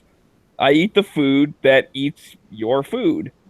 Yeah, and a lot of people said that's like a common thing. Like you're eating the food that my food eats, and that's the part where that's naive because your food does not eat that. In the old farm cartoons, it does, and in the olden days, that's what they ate. But no cow has ate a piece of celery since probably the 50s. Well, at least not a commercial cow, a corporate cow. In no ways. Yeah. Was it you asking how to eat a radish, right? I eat a radish. Yeah, I eat them just whole. Yeah, that's crazy. My grandpa used to cut the tips. I think cut back the in nasty the day, tips off. You guys old enough to remember relish trays at restaurants? Or if that's maybe a ethnic thing or something, but they'd give you like gross ass shit like celery and pickles. Well, pickles are right, but then like maybe olives and then radishes and other hot peppers and weird shit. And then sometimes something, not even anything to dip them in always, but sometimes something to dip it in. So yeah, they would just be raw fucking radishes. My grandpa would eat those things. I could never understand that. I still can't. They're refreshing. Well, let me go eat one. I haven't actually ate one since I was a little kid. I'll go try it. Yeah, it sounds like a Mongolian barbecue thing. I like radishes. Where they have all the hot Raw vegetables fruit, and all the right? cool food. It's not so good to eat the raw fruit. Your stomach doesn't digest it as good. Well, radishes are a vegetable, first of all. Yeah. And they're usually raw vegetables. These aren't too bad. These just taste like water chestnuts with like a little bit of kick. These aren't as bad as I remember. Maybe I was just a wimpy when I was a kid. I think they're usually intended for use as a garnish. Yeah, I'm sure that's what most people buy them for. Because they're basically easy to carve or whittle into something. You cut a couple of lines down the side and then slice them and they look like little stars or something. Yeah, they make like roses and shit out of them. That's why I bought them. Trying to suck up to the 99-cent store. So I figured I'd buy crap and then stuff it out. Yeah, cut little shit out of them. But I'm not gay enough, I guess. So what's the deal with the 99-cent store vegetables? Are those like all the vegetables that the regular grocery stores couldn't unload in time for the expiration dates to expire? No, the expiration date. Sometimes they're just like a regular store. Sometimes the expiration dates are kind of close, but these aren't like spoiled or anything. I don't know what the deal is. Sometimes like we have, what do they call it? Like poor people food thing, like on the weekends. And I go there all the time. And for like, I forget what it is. Like there's smaller local vendors, smaller farmers. Well, we live, we're right here next to Gulf of California. So like at the top of the Gulf of California where, what is that? Whatever, Mexico and, east of Tijuana. And then like where California and Arizona and Mexico all hit there together is the Colorado River Delta. And that's like massive growing area. And then California, of course, is a massive growing area. So anything that can't get to you guys, they'll just leave here. So I think we probably get cheaper produce because we're right next to shit. But this isn't like that. So I go to this thing during the summer, they have this thing. It's like, I don't know what the hell it is, if it's a charity or if it's subsidized, but I pay like $12 and I can basically get as much stuff as I want. And it can be like, I can get like a whole box of tomatoes, like whatever you call like the giant box of tomatoes. It's like 12 inches by 18 inches by 6 inches deep. Like you can get I can get as many of those as I want, really. And then as many peppers. They have usually maybe 8 or 10 different kinds of fruit, vegetables, and fruits. Just kind of random, whatever they happen to have. But they sell it to you as much as you can carry for $12. So I'll go there, and then when I was trying to save a bunch of money, I would go there and then dry everything, put it in the dehydrator. So I've got like bags and bags and bags of like peppers and stuff that I dried that way. But that stuff is like you're saying, like a Safeway or Kroger's or someplace is like, oh hell no, we're not taking these bananas. Like they'll give them to that place and then they offload them to all the poor people. But I don't think the store's like that. I think the store is maybe, I don't know, maybe they just buy different or buy from different, but I don't know. The stuff seems to be made in the USA quite a bit, like the produce. And I mean, it's no different than a regular store. If you buy it, it lasts a week or whatever, or a couple of days, depending on what it is. But it's not like the bananas are all gross or anything. It's not like the tomatoes are all rotten or anything. Yeah, no, the pictures you showed, it all looks really good and like just ripe and ready to go. But I was just wondering why, I always figure like a dollar store sells like a bottle of detergent or some like plastic spatula. I don't know. I've never spent that much time in them. So. Yeah, everything else they have is like the cheap ass Chinese version of the regular thing, except for the food is like crazy. It's just all cool. Yeah, I'm trying to suck up to them because I figure I only spend probably, I don't know, some amount of money there, not very much. I always put the prices in there. I go there all the time, but I'm spending like $14 or $9 when I go there. So I'm hoping if they pay me anything, that'll like offset half of my food costs. And I remember Cutlery Lover did a review of a $1 steak that he bought at one of those stores. That was pretty awful. Well, they have meat and shit. I go there every once in a while, and there'll be like a horde of people waiting because they'll bring out like, I don't know, some kind of disgusting bologna or cheese or something. But I don't get any of that shit, so I don't pay attention. But they have like a whole section of the refrigerators, which is like bologna or those little things you kill kids with, Lunchables, or I don't know, milk and shit like that. They have pretty much everything a store has.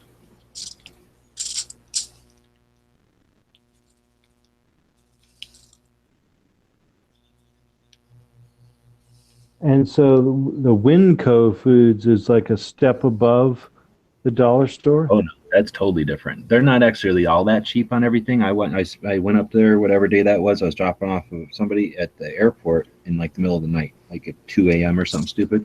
And then I figured since I'm already up there, I'm going to check out some shops, right? I think that's the time I met up with Jimmy for the first time. So I was like, had to wait till 9 o'clock or 7 o'clock or whatever the hell time store open. Well, stores are open at 7, so 9 o'clock probably for stores to open. I figured restaurants would open for breakfast earlier than that. But so I had from like 3 a.m. when I got to the Winco, and I spent like an hour just walking up and down the aisles because they were just in there cleaning. They're open 24/7. But it's like a freaking Costco or a Price Club or whatever the hell they're called. Like warehouse store. And some of the prices were cheap, but some of the stuff that I looked at was actually as much as a regular store, like a fancy Safeway or something, or even more sometimes, a couple of bucks more. Some of the stuff was super cheap, and some of the stuff you just can't get, like the MRE chunks, like the pieces out of the MREs. I've never seen those for sale, and they just had them in big bins. I don't know if I was looking at that MRE cheese, thinking that's probably something that I need to avoid. But it's cool that they have. It's basically Cheese Whiz, except in a little bag. But it lasts forever, and it's fairly temperature safe, and it's actually not even cheese. It's just whipped whatever, canned cheese. But as far as being able to buy it for 75 cents and throw it in a freaking dark, closed place, it'll last for a freaking long time. And it makes anything taste better. Same with the peanut butter. And then they have brownies for like $1. You can buy a bunch of MRE brownies. Those things are freaking awesome.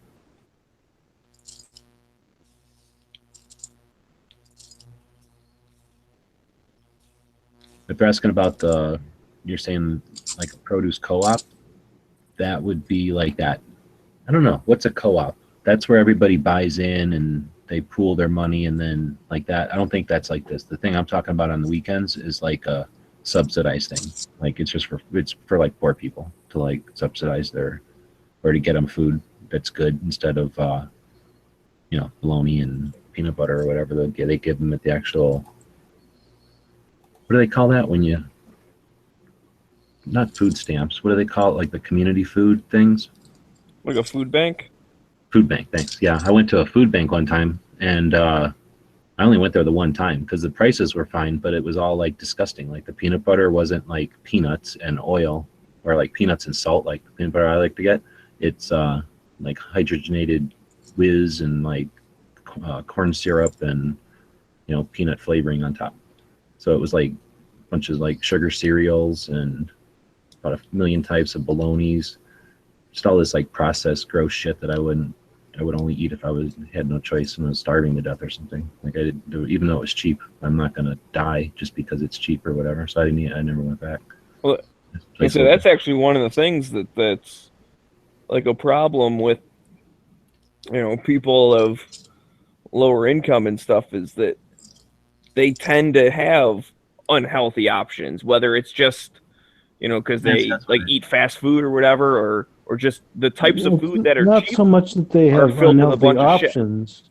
They make unhealthy choices where they buy like the grossest sausage instead of like a bunch of vegetables. Yeah, definitely. It can be some. It definitely is choices, sure, but there is something to be said with like he was saying, like the stuff that's the cheapest also normally is just like the whatever, like the crap that has a little bit of like flavor and it's like crappy. So yeah, it's like food like product that don't kill you necessarily, but it's hardly good for you or anything. Right. Well, and it's the type of shit that's got tons of corn, high fructose corn syrup in it. That shit's cheap to make, That's one thing that I'll look at. I haven't ate that since I think 2 or 3 years now. Like as soon as I started being healthy, that was like one of the first things I did, is say I'm not going to eat that stuff anymore. So that stopped me from eating all kinds of different foods, because that's in so many different things. It's crazy. Oh yeah, and that's the thing. That's one of the like the best things you can do if you're trying to cut weight. Like they say, stop drinking pop, which obviously has a bunch of high fructose corn syrup. But even if you just stop drinking pop and like everything else you eat exactly the same, as much fast food and all the other shit, like just cutting the pop out, you'll drop a big chunk. And then you're going to have to start doing other, healthy choices to get the rest of the way. But I know a lot of people that did that. They just cut out pop and they lost 20 pounds or something over a little bit of time. Vegetables are pretty cheap. Yeah, that's all you need. And that's the thing. So that's why I was out there digging a fucking trench, right? And I'm thinking, I forget about how big my backyard is. It's fairly sizable, especially for like what I'm going to use it for. So I'm thinking I'm just going to start doing food stuff. And whenever the growing season starts again, I'm just going to grow a bunch of stuff. And I was always talking about the healthy tips, but if I had I don't know, I guess I got to figure it out. But let's say I had 6 lettuce heads growing, or spinach, I drink spinach every day. So if I got a spinach plant growing, I think that's one of those kind of plants where you grow it and then you just pluck the leaves off you need that day. So I'm going to figure out whatever the hell the ratio is. Like I'll probably be able to figure it out online before I do it. But if it's 6 plants or 3 plants or whatever the hell it is, I'll come up with a bunch of different greens like that I can just peel the leaves off of, and they basically keep growing. And then things like cauliflower and broccoli that you killed it, you get it. Anyway, that's the thing, is if poor people are seriously poor, and I'm freaking seriously poor, like that's cheaper than shit, because that's just either seeds or you're taking the seeds out of something you're eating and then growing them. And you don't need much room.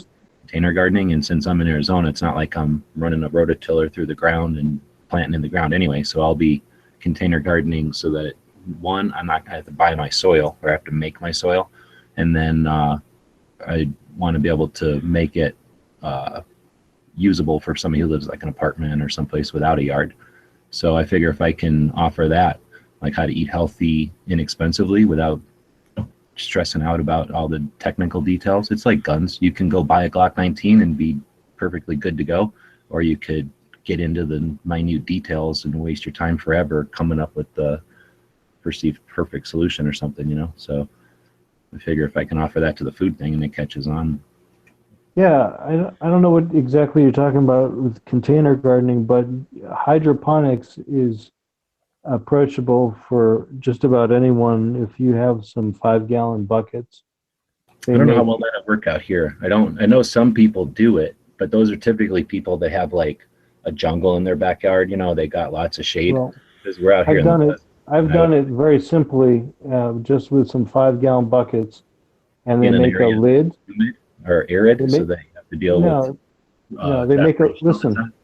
They make a lid that goes into the top of that 5-gallon bucket that is like a perforated bottom, and then you fill that with rock wool, and then you have to start your plants with a starter, and then once they get to like a seedling, then you can just throw them right into that rock wool, and you have to set up like basically a drip irrigation system. You can do it with a trough, and you put your pump on a timer with your solution, water and fertilizer, and so you could cycle it through once a day if you want. And as long as there's some aqueous solution in that trough for the roots to grow into, then you can grow all those plants you were talking about, those leafy vegetables. You just pluck a leaf off every day, a different plant for your salad, and you got all summer long to eat out of your garden. And you think the lid will keep most of that water from evaporating away? You know, when it evaporates, It's not like you it's just open refill water it. sitting to the sky. You just refill your solutions. You can do passive hydroponics or you can do active hydroponics. I've had success with both. I'll definitely try it because it's interesting. And then do you put fish in there? Have you tried that? No, I mean, I'm just keeping it simple. You can make it as elaborate as you want, like you say, with Yeah. greenhouses. And I haven't ever really attempted rainwater harvesting, but I might try that and then use that water or something, and just experiment with that kind of shit and see how that goes.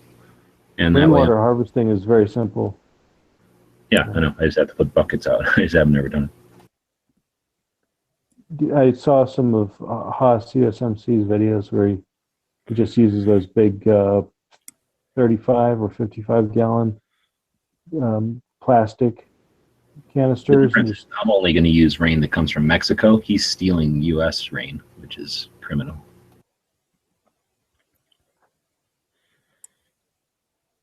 I'm going to have a big funnel. Yeah, I mean, I think water is good to have, but if you can get it out of your tap with hydro, like a hydroponics irrigation system, you're not going to use that much water because it recirculates. So it's only the water, like Smeggy said, that you lose to evaporation. It's much better than pouring it into the ground. We lose lakes out here to evaporation, so definitely. Well, you lose a lot, but not as much as you would if you were pouring it into the ground. Oh, that's true. Yeah. Well, I don't know about that actually, because you irrigate under the ground here. I don't know. I've never really paid attention. It's not like water's a commodity out here that people have to ration or anything yet. So when I've gardened in the past, I just ran irrigation lines and irrigate into the ground basically. Most plants can deal with that. Corn and shit, tomatoes and everything can deal with that. But I certainly wouldn't mind getting some tomatoes grown again. There ain't nowhere that has good tomatoes consistently or ever really. Although we have a massive, have you heard of Eurofresh ever? Even though it has a stupid ass name, it's over here in Wilcox, Arizona. It's one of the larger, I don't know if it's the largest anymore, but it's definitely one of the larger greenhouse operations, and they just do tomatoes. And theirs are actually really freaking good. Really, really, really good tomatoes. And I'm pretty sure it's the same kind of thing. They take the ones that are like the ripest and give them to us because we're like a mile or an hour down the road, where everybody else probably has to get them that are a little bit unripe still, so they can ship them to you. But I get a little spoiled with them because that's not quite year round, but pretty consistent out here. So they're like say an hour away. And see, that's something too that wouldn't be maybe a half bad idea is a greenhouse, because you could use it almost like a like a terrarium kind of thing. Like the shit that evaporates would just condense on the greenhouse and drip back down. Oh yeah, I would definitely get a greenhouse one day. Man, I bought this place so that I could, if I wanted to. I went to school for growing shit, so I always had that in the back of my head. And you can do some crazy ass shit with a greenhouse out here because we've got a nice environment that you can make it cooler if you want to, and if you want to make it into a cactus greenhouse, you can real easily, obviously. But yeah, we can really tweak a greenhouse out here to some great environments because we got so much light,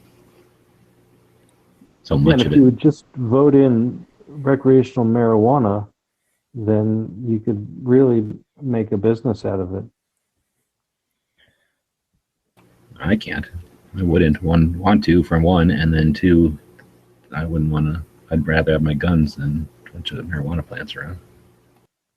Unless, well, even if I had a bunch of money or got a bunch of money from it, they'd have to pay me a hell of a lot of money to not have guns anymore. Do you think they're going to try and put that on the ballot again?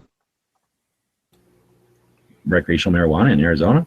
Yeah. I assume so. We have it in Colorado and New Mexico, or wait, Colorado and Nevada and California. It'd be kind of dumb. I think the police are going to go insane trying to stop marijuana going up by 40 there that goes between those three states. Yeah, in California, it took 2 different votes. I think it was 4 years apart. To get the medical here took like I don't pay attention that close, but it was like they voted it in, and everybody was like, "Wow, we got medical marijuana." 2 days later, they voted it back out, like the Senate or whatever vetoed it or something like that. And then the second time it happened, same thing, they vetoed it. I forget how many times that happened until they finally passed. I don't even remember when it passed, actually. I think it was years ago already.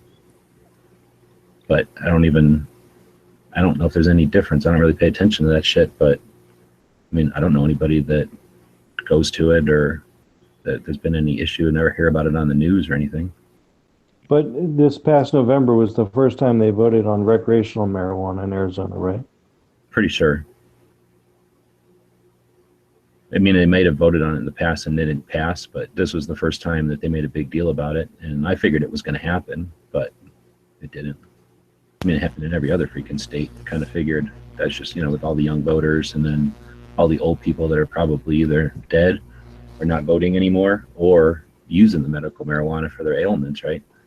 I figured we'd see it here, but Somebody in Philadelphia got away with it, but we didn't have it yet. We didn't have medical marijuana yet, and they got away with smoking it in public at the Liberty Bell.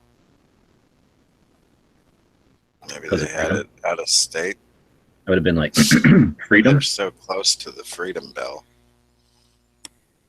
It's radiating freedom. There should be like a law, like if you're within earshot of the Liberty Bell ringing, you can do whatever you want, because that's you can hear freedom, or you can hear ultimate freedom. Like, oh, he killed a guy. Oh no, but he was within earshot of the bell, so can't do anything about it. That's why there's so many murders there.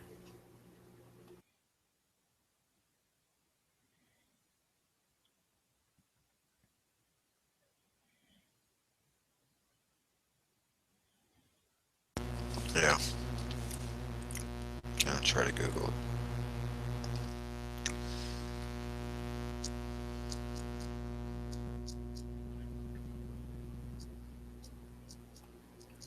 Yeah, I'm going to change the name to vegan channels here tomorrow, so it'll be a little different tomorrow. It'll be all green. Or how about just veg channels?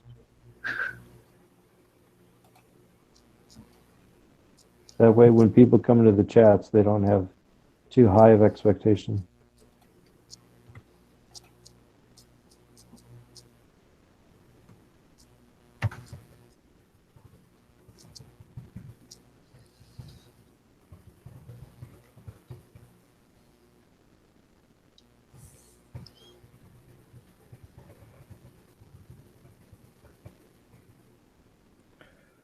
Yeah, so in California, you can grow up to 6 plants for private use, and it won't be another year or so until they establish a system for commercial production.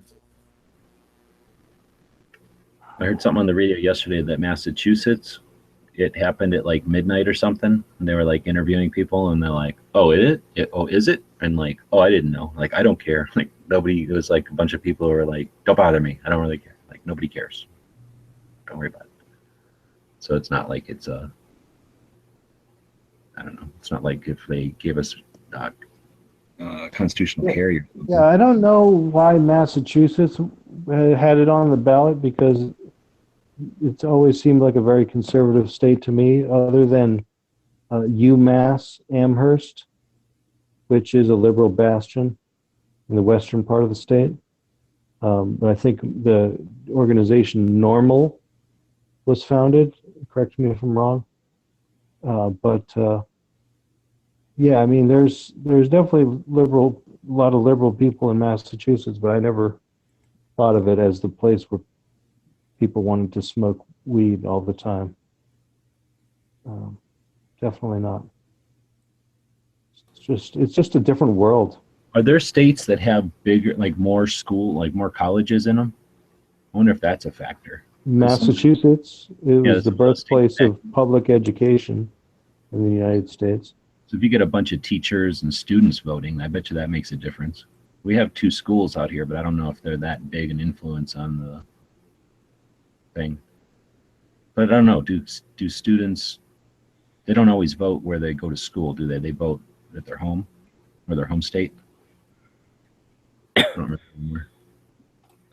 I think I would think so, because normally, like, if they're Yeah. out-of-state students, they don't necessarily change like their residency to the dorm. They just like can get mail there or whatever, but it doesn't mean that's where their residence is. From my experience going to school in Massachusetts, most of the students there were in-state students. So because there are so many schools and the quality of the education was so good, there was really no reason to go out of state for higher education. And then, of course, you know, the whatever spaces weren't taken up by in-state students were highly coveted by out-of-state students. That's Massachusetts. Rhode Island, similar. Brown universities there, and then Connecticut. What about Colorado? Is there a bunch of schools in Colorado? New York has a bunch of schools. The South has a bunch of Ivy League schools, right? Colorado has Boulder. Because weren't they the Colorado first School of Mines. marijuana? Yeah, Boulder is pretty huge and liberal. But I think Colorado, I always think of that state, maybe I'm wrong, but I feel like they have more of a libertarian streak, because they kind of have that, like, you know, like the Wild West type mentality of like just leave people alone. You know, kind of like the Montana and Wyoming and shit, like all those types of states, they're just pro like personal freedom no matter which way, like whatever the topic is. And I thought Colorado kind of fell in that kind of same idea. The people that live up in the mountains and shit just want to be left alone. They're like, we moved out here on purpose. I actually had a neighbor. He was the strength coach for the Detroit Tigers. And then he ended up getting a job with the Colorado Rockies and moved out there because he wanted like to be able to live like outside of the city, like in this like a little town up in a mountain. And like, they were kind of weird people. They were nice, but they were just very like, you know, family oriented, leave me alone, like, you know, freedom type people, which was cool. I like that kind of stuff.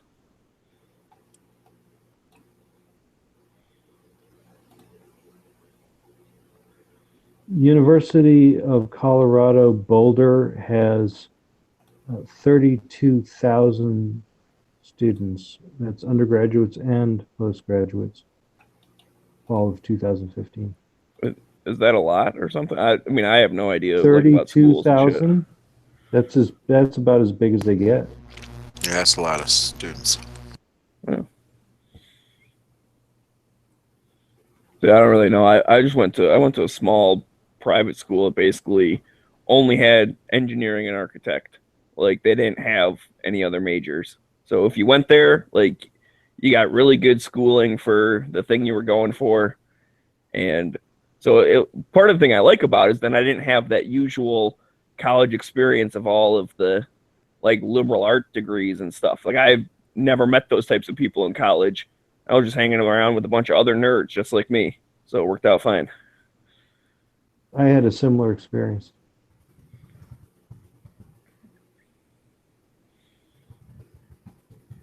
And I mean, it also was a school that, in fact, the first year I was there was the first year that there was actually a dorm on campus, because it was always kind of like a commuter school. And then there were apartments across the street that, like, because my dad actually went when I was younger. He went there for night classes. But, like, those apartments were almost all students, basically. And then at some point between when he went and I went, the school actually bought the apartments, but they were technically not, like, on campus. Even though only students lived there, you know, it's like it was still like just a separate thing. Because I remember actually there was one thing where they were trying to say you couldn't have guns in the apartments because of like the school. Like, the school policy was like no guns on campus or whatever, which, being a private university, they can, legally speaking, they can say yes or no, like whatever they feel like. But I remember my buddy fighting that, saying, no, like, you can't tell me what I'm allowed to have in my place of residence. Like, this is not a dorm, it's an apartment that happens to also be owned by the school. And I think he got that part of it. Like, he won that fight. He was also pushing for campus carry, and he never got that through. And it was one of those things he started it, you know, like I've said a lot of times before, by the time you get a concealed carry permit, if you do like kind of like the normal path of high school straight to college or whatever, like, you're already a senior or whatever by the time you get it. So it's not like you're there for very long anyways. And I think he was there for a couple years with a permit, but after that fight, it was like he graduated and then he just kind of forgot about it, and it never really gained enough traction that anyone else wanted to take it up, like any of the younger people. I have a quick story about a classmate who was older. I think he came in from some community college, and he's kind of an oddball, but sophomore year, he was in this quad, some friends that we had met from freshman year, and I remember going over there and hanging out, and he had this briefcase. He'd always carry this briefcase around with him, and I remember once that he had it open, and there was a government model in there, and I remember, it was like one of those take-homes from World War II. You could tell U.S. property of the United States Army or whatever, and I was like, "What are you doing with that in your briefcase? What are you going to do with that? I hope you're not going to, get mad if you get a bad grade." He's like, no, this is only for me. This is only for me if I get a bad grade. And I'm just like, okay, that's great.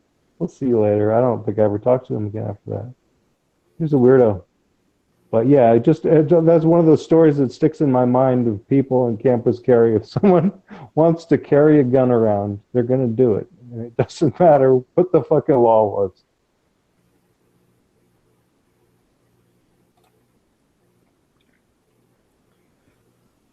No, well, I just remember a big hassle with I went shotgun shooting with the guy who he lived on campus. His guns were still like back at his house, which he lived, I don't know, about an hour away from like the school. And it was just like a big ordeal of like, we had to, I went from my house to the school just to kind of like meet up with them. Then we jumped in his car and went from there to his house. And that's when I found out that his dad was a teacher at the school that I had thermodynamics with. I was like, holy crap. Like, what the heck are you doing here? And then I look at my buddy. He's like, you didn't know my last name? I'm like, nah, I never knew your last name. I just knew you like as this guy. And he's like, oh, yeah. And so that was kind of fun. Got to talk to him for a minute.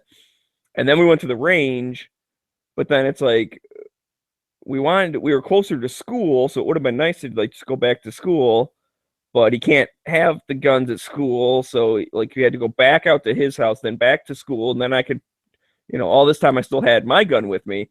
So then when we got to school, I had to put it like from his car into my car, and then like I had to drive home, and then we like met up later. It was like a big ordeal, just because we were trying to follow the rules.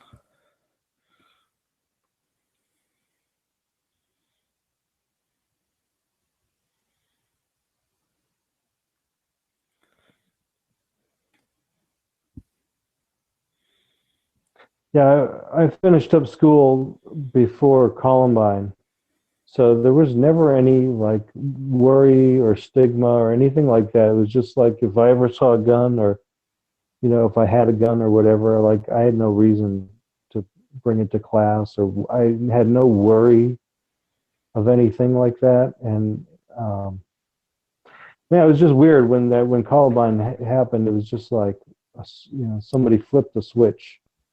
And things changed. It became a different world. But yeah, I just remember. I remember back with fondness the guy with his briefcase and his government model, walking around like a doofus, wanting to off himself because he didn't pass a test or something. Just. Well, I wonder if that was just like. If he was just being weird or if he actually meant it. Because that's kind of sad. I went to a school with some real fucking weird people, man. Some real, like it was a technical school. It was just a bunch of fucking dorks. And some of the people were just out. They're just out of the realm of typical sanity.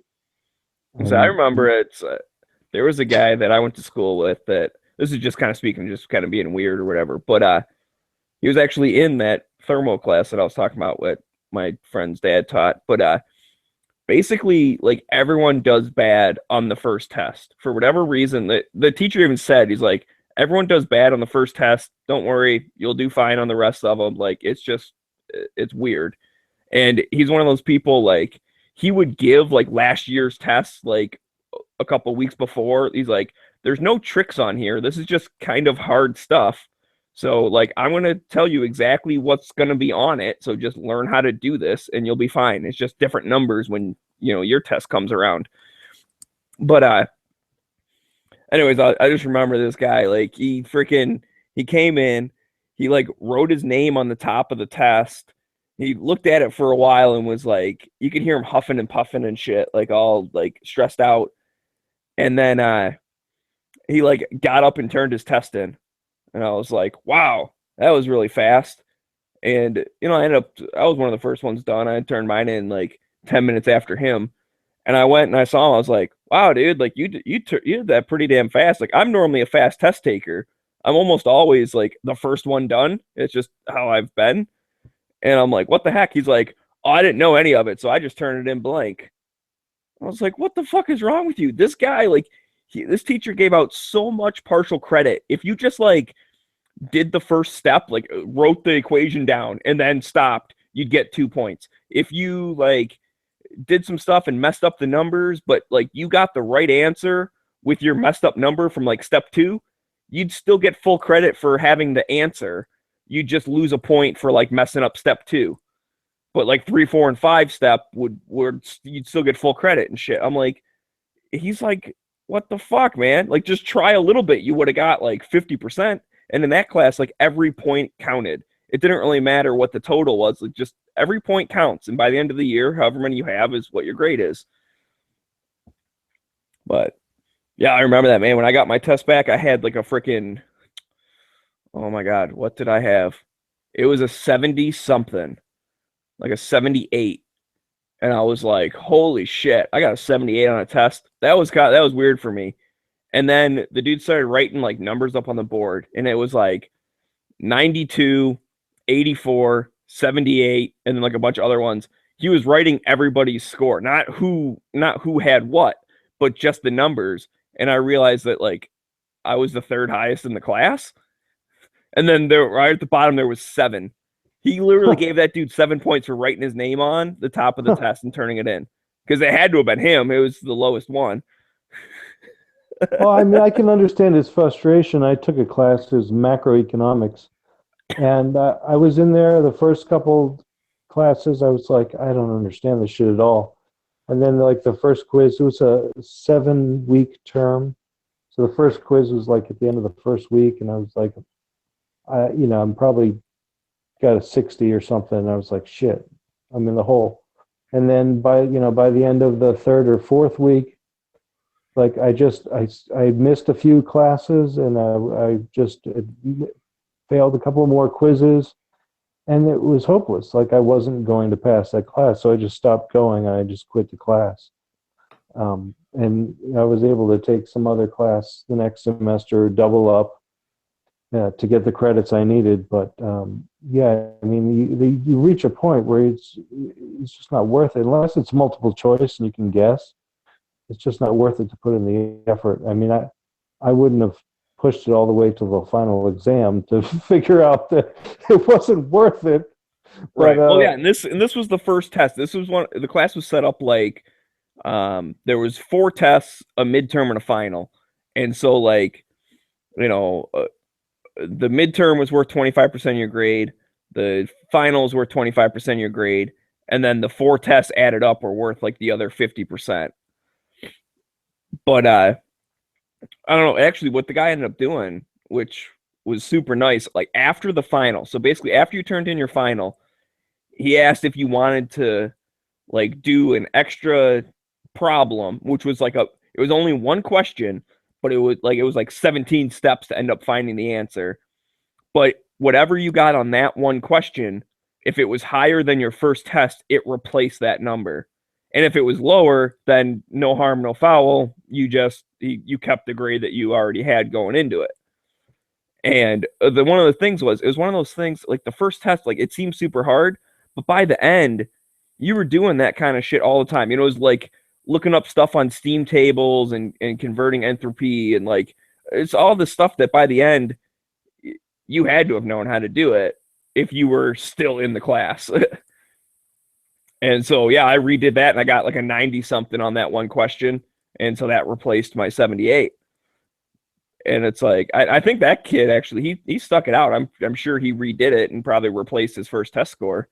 And by that time he had to have known what he was doing. Otherwise, yeah, you're right, he should have quit. But it was just really funny that first time, like, what the heck's this guy doing? I would never just turn in the test blank. I mean, I see what you're saying. Maybe it isn't worth the effort as far as like if you're already failing the class, you're halfway through, especially because a lot of times you can drop it and like still get like most of your money back or something. Like a lot of places will do that if you drop it within the first like month or something. Yeah, and further recollection, I think there was 3 other classes that I didn't pass, but those took me all the way through. And I remember pleading with one of the professors, like, let me do an alternate path of study, because I can't. It was like it was drafting. He wanted us to do, yeah, it was like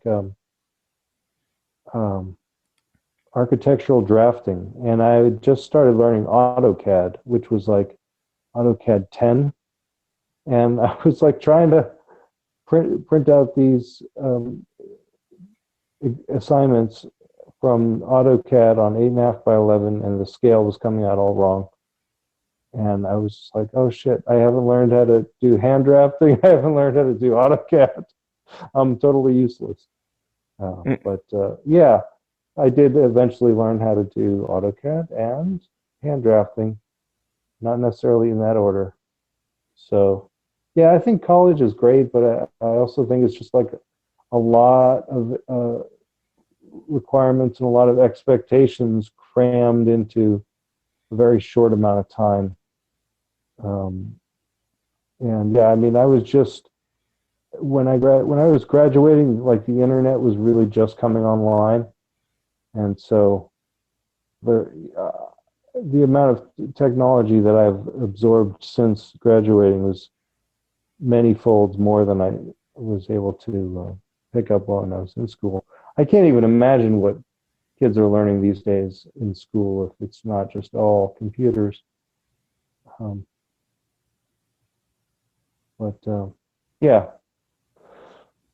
Yeah, college. I think there should be more hands-on training in college. Like I don't think you should just go straight into theory and equations. I think there should be a lot more, like maybe a type apprentice type curriculum where you know, maybe for a semester you work in a shop. You kind of see. Yeah, well, it depends. I think what you're going for. Definitely, there are definitely some stuff that is. It's just better to learn hands-on to begin with, but you know, other stuff there's not. You know, there's not much real-world experience type stuff you can do. You just learn class stuff. Yeah, I mean, I think we did a surveying class where we got out into a park and we took a bunch of elevations, azimuths. So that was kind of hands-on. But then, like, I wasn't training to be a surveyor, so. Yeah, well, I mean, we had, obviously you have a lot of like labs and stuff, which is kind of the hands-on thing. But the biggest thing with ours is everyone has to do a senior project where you actually go through the steps of like coming up with the plan of like what are you gonna like invent or build or whatever, and you had to do it like with your own funds and shit, which they did have like a thing from the school, like some committee that would like give you money, like give you a grant for doing it. But so you had to do like a presentation about it, and then they just like kind of picked whatever money they would give you, and the rest you just had to do like fundraisers or get sponsors or, you know, just come out of your own pocket or whatever. So you go through all that. So that kind of teaches you how to do presentations and blah, blah, blah, whatever's. And then you have to actually, you know, figure out the design part of it, do the math for it and make sure it's going to work and shit. And then you had to actually build the fucker, you know, and we had a shop there that you could use the equipment and stuff, but you know, it's just that. So that was very kind of hands-on, like what you would get if you were in a company and your project was like, hey, we need to build a new thing, figure it out, because that's as much direction as you get. Like, here you go, like do something. Yeah, we did projects too. We had several qualifying projects, and some of the classes had final projects. Yeah, well, this was like a year and a half thing. There were 3 different classes that was like final project classes, and the first one was all about like, that was more like you're in the classroom all the time, and it was about like, you know, how to make presentations and blah blah blah, make speeches and all that kind of shit. And that's when you kind of picked what you wanted to do. And then your senior year, you had 2 classes where you only checked in every once in a while, and you had to have like a teacher advisor for your project.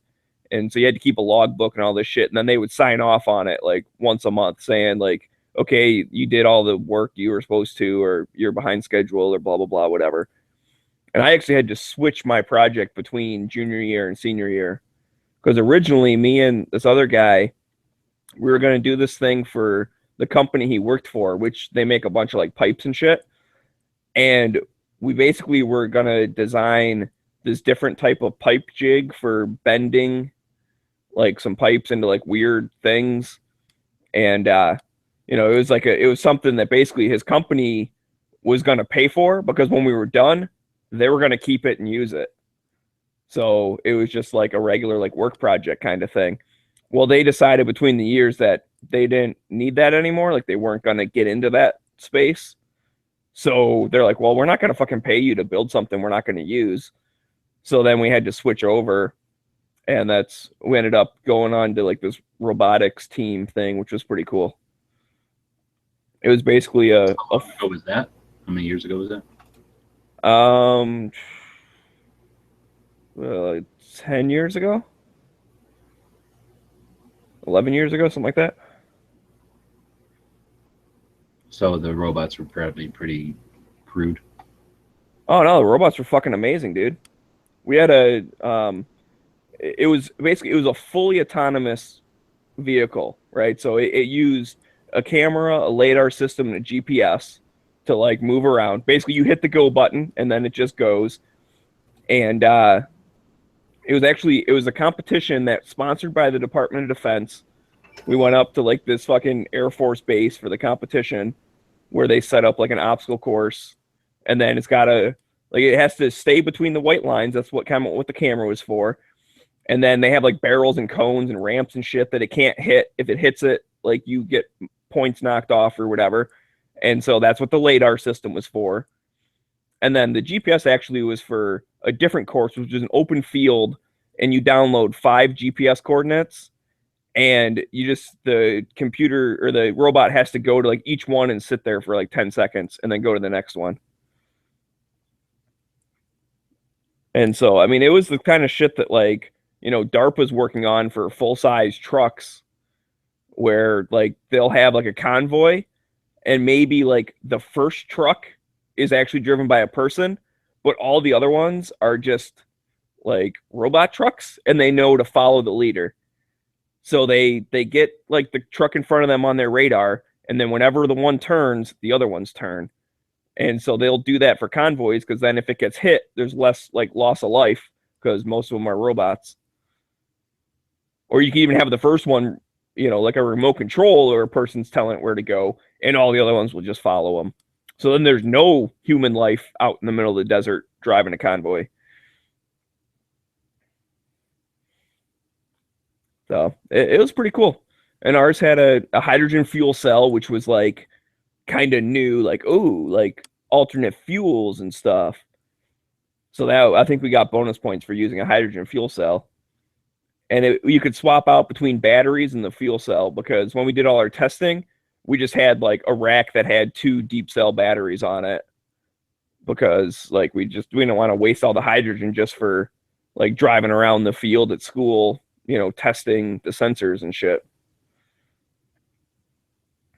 But it was pretty cool. We took second place out of, it was like 40 some teams, some of them international. There was a college from Japan that came over with a fucking robot, kicked their ass. Hey, Smeggy, have you ever heard of Odyssey of the Mind? No.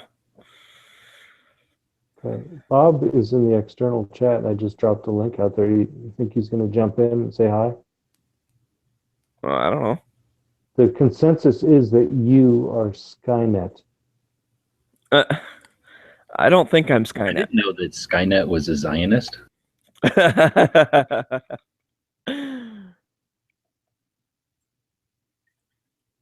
I don't think I'm Skynet. I think I just helped build the body for Skynet, because these robots were, like I said, fully autonomous.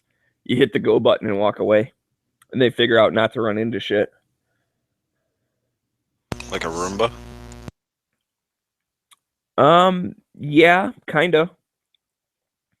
Although Roombas like bump into shit and then just back up. Like they're just mechanical sensors. Yeah.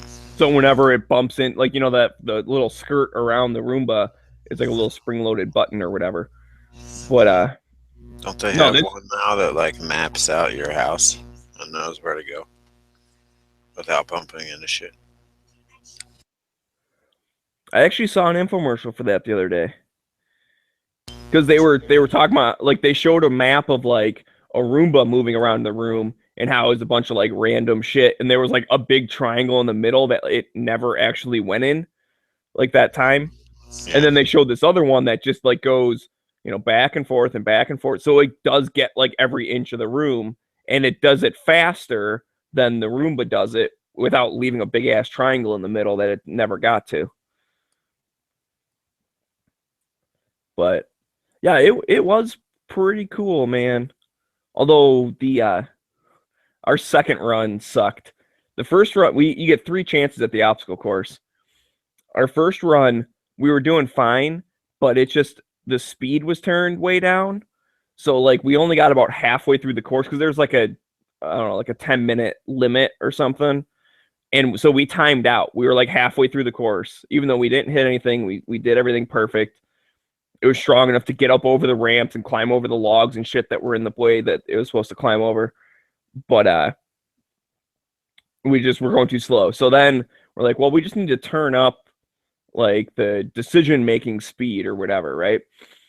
So we did that. Well, the computer people did that part and they cranked it up way too much. So it takes off and it's going good. Well, it gets to the first turn and like it just drives straight through the first turn, like right over the white line, and then turns left. And so we got disqualified for going out of bounds. But it's like it made the decision. It's just it physically was moving faster than the computer could, read the pixels from the camera and say, oh, that's a white line. I'm not supposed to hit that. What should I do? Maybe I'll turn a little bit. Oh, it's still in front of me. Maybe I should turn a little more. Like that was kind of its, regressive process where it's like, am I good yet? Yeah, I'm good. Okay, keep going. Am I good now? No, there's something in the way. Okay, I'll move. Am I good now? Yeah, you're good. Okay, keep going. Like it just kept doing that. But then our third time, we smoked it. Even though we still didn't get all the way around the third time. But no one finished the course. So I did this robotic competition when I was in high school. It's called King of the Hill. And the goal is to get your robot up to the top of this ramp and fight off another robot coming up the other side. And it was pretty basic. Just took like some remote controlled car parts, put them together with some other stuff, and that was the extent of my robotics experience. Hey, Bob, what's up?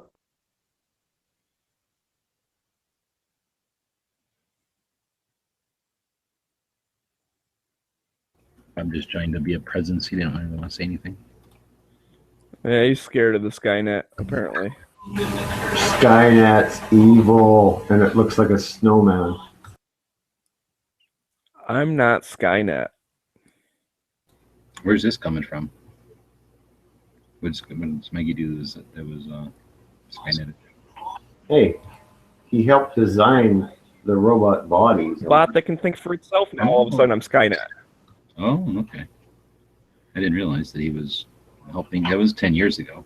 He was basically building the wheels that let Skynet become mobile. Yeah, I was just building Skynet's car that doesn't want to crash. I mean, the kind of shit when you see this stuff about cars. It's the main thing until it wants to. You gave it the ability to crash. But he's perfected himself now. Think of the consequences of your actions, what you create. Hey, man, I was just doing what my government asked me to do. The Department of Defense is the one that wanted that technology. I was only following orders. Exactly. No one's ever gotten in trouble for that. Nothing bad's ever happened when people do that.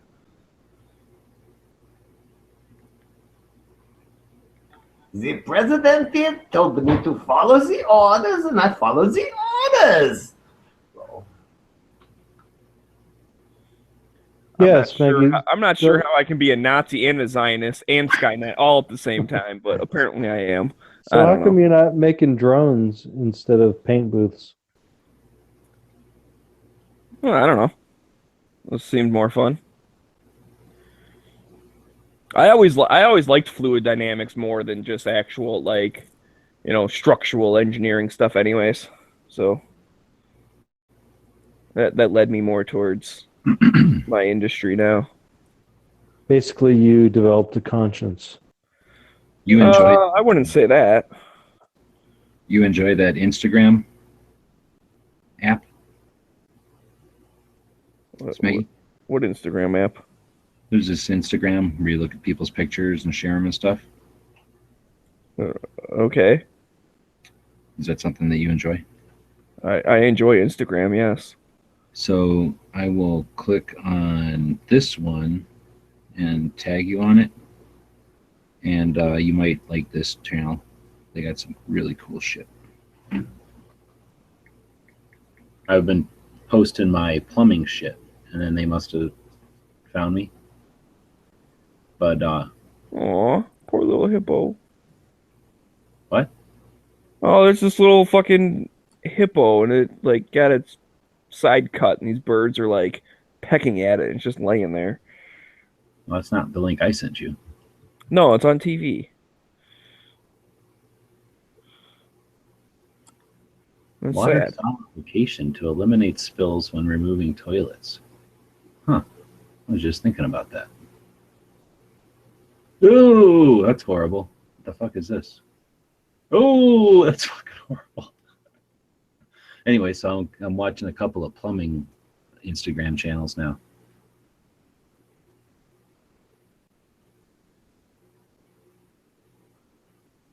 That one's pretty cool because they do the various routings and layouts.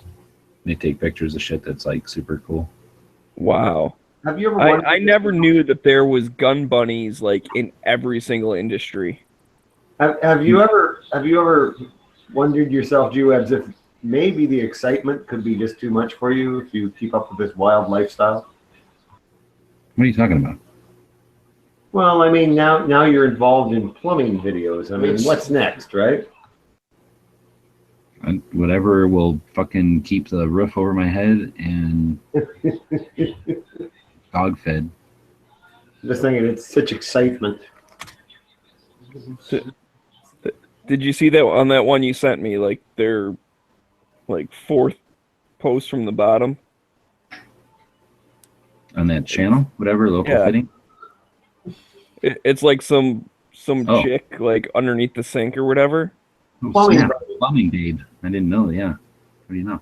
Now, What do they there's call it? I saw that channel. He commented on your post. G, what's the name of that Instagram?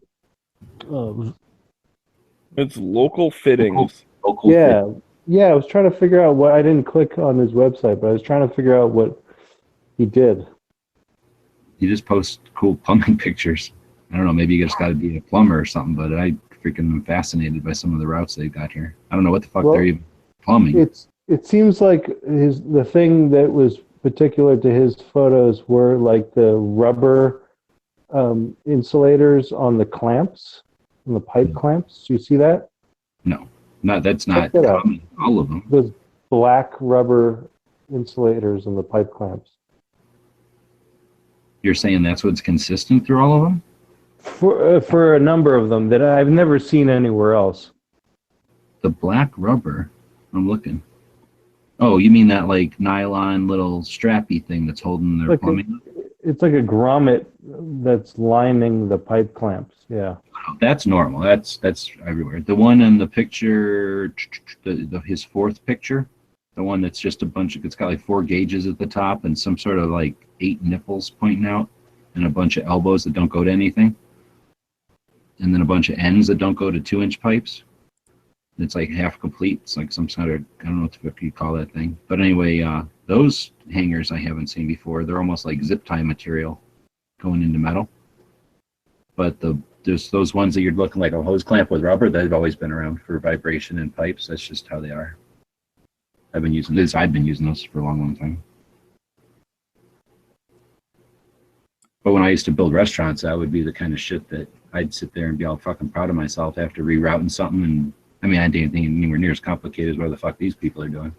But I don't know. You get some satisfaction. You're bummed. I mean, you get satisfaction out of like figuring out some like efficient route to make the pipes all look nice on the wall.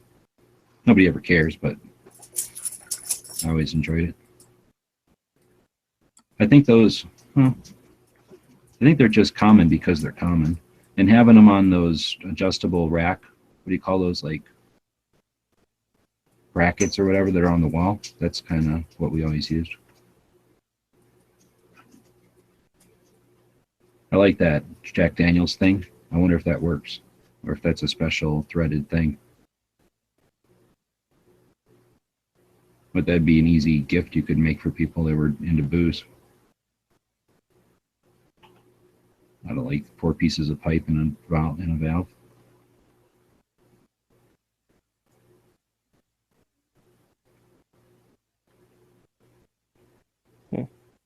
Yeah, I feel like that bottle's not even threaded in there. It's just sitting in there. It might be.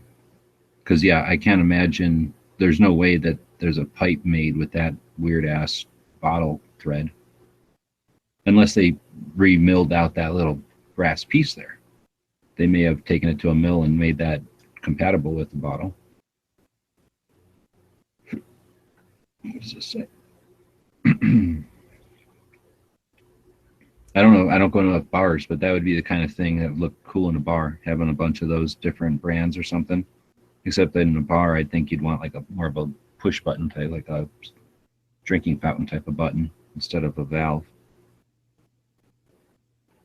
Well, I've seen this kind of machines for Jägermeister where they refrigerate it so it's cold.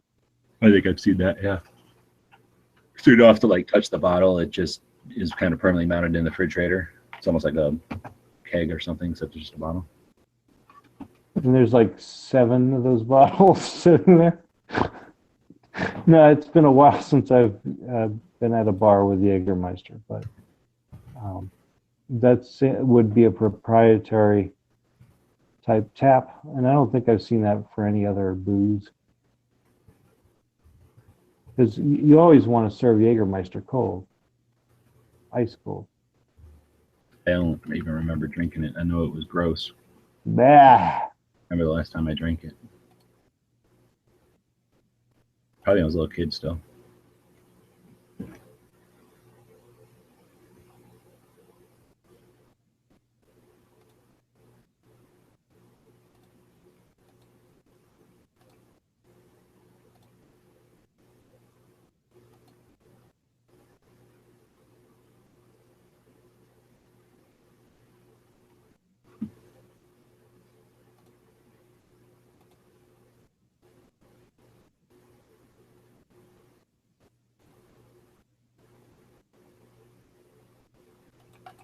Yeah, one of my Instagram that I follow is Crappy Electrical.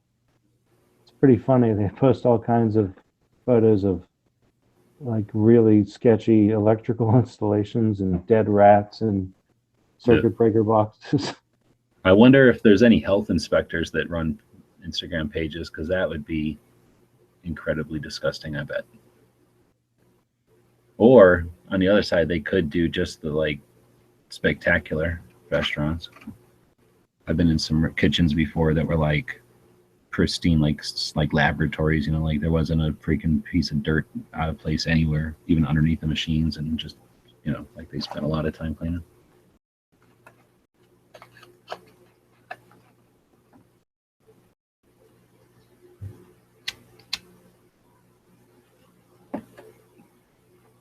Where are you at, Bob?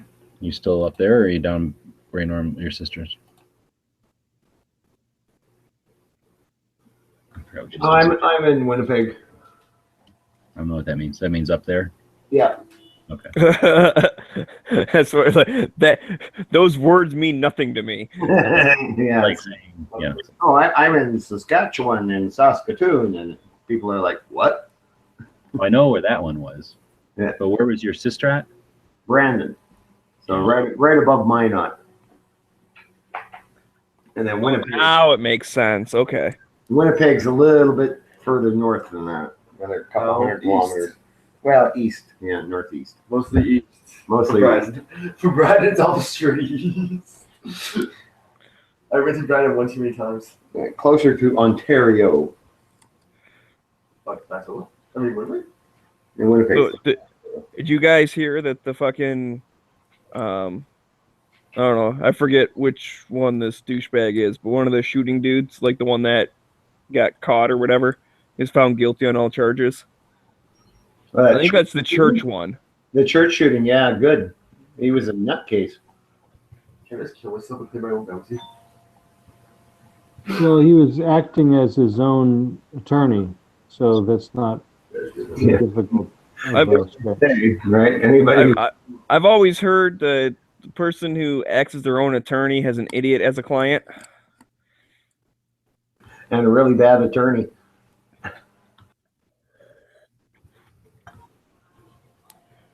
True that, eh? I mean, I wonder why he wanted to do that. Did he, like... In all fairness, he was dead to rights guilty in everyone's mind, so...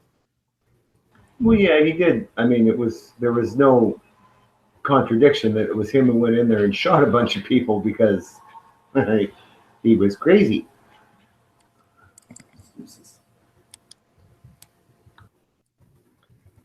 Well, did they have? Because I'm trying to remember. Like, he was caught like after the fact, though, right? Like he was caught someplace else, like the next day or something. Oh yeah. So did like how? I guess how do they know 100% for sure that that was him?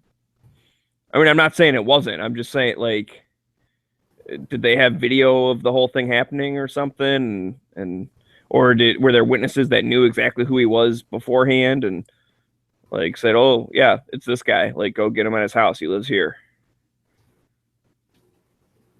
That's what I don't remember. Like, I knew that like they knew who he was when they were looking for him, and that they caught him like later. Yeah, and I don't want to talk about this any more than I have to, but I do recall something to the effect that he left several witnesses to tell the story. Oh, okay. So yeah, it was pretty much he was screwed. That's gonna say. I just couldn't remember exactly. Like, I knew public opinion knew it was him right off the bat. I just couldn't remember why. Oh, geez, what the heck is this all about? I don't want to see some freaking snake people.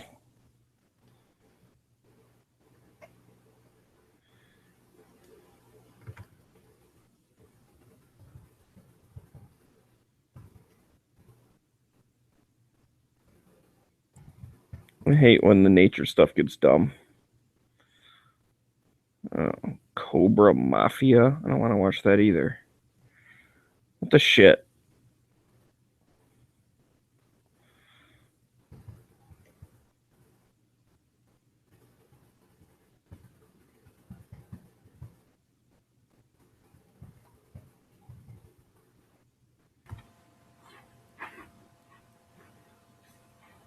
What, Dick?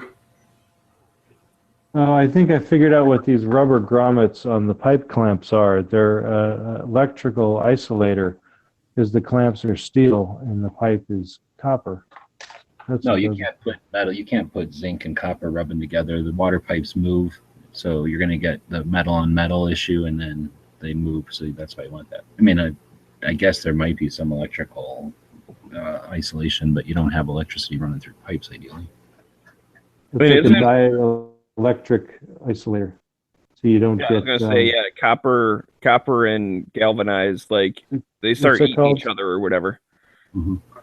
But it is possible that they're running like bandwidth through the copper pipes. I mean, that is a thing. So I guess it's possible that they have a dual role there. Well, a lot of older houses will also use the copper pipes to ground their electrical systems because the copper runs into the ground, and then so they'll clamp ground wires onto the plumbing. Oh, you always have to do that, but yeah. But if you grounded everything to the copper, that'd be ideal, So that would not be consistent, but it's more the zinc touching copper would just kill it. It would only last a while. Yeah, I remember at the hardware store we had like a piece of pipe and like a valve or a something or other, and it was the copper and the galvanized, and like the hardware store person, like he set up this little board, and like as a display thing, and did it on purpose, and then just let it like corrode and shit, and then we had that like in our plumbing section, because people a lot of times would like grab a couple fittings and be like, okay, I'm all set, and it's like, how come you grab 2 copper fittings and 3 galvanized ones? Oh, I got different pipes and blah, blah. It's like, you need one of these thingies in between them, that, right?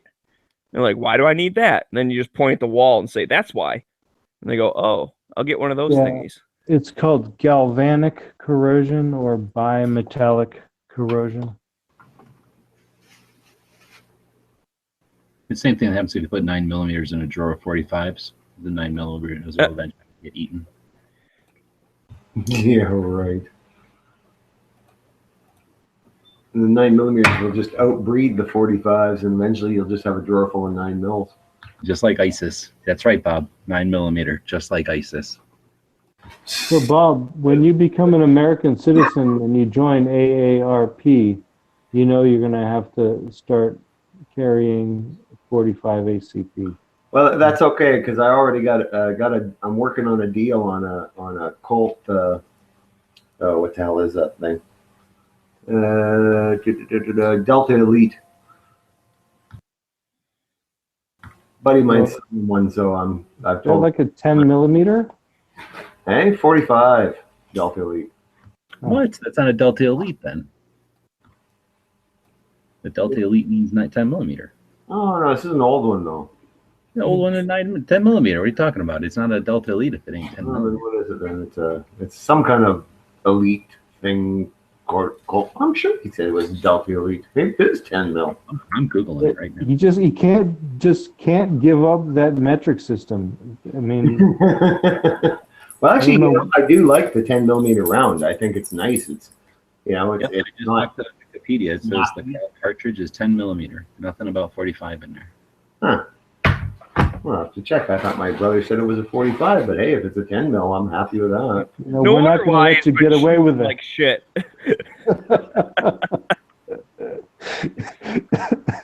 The bullets don't fit. Yeah.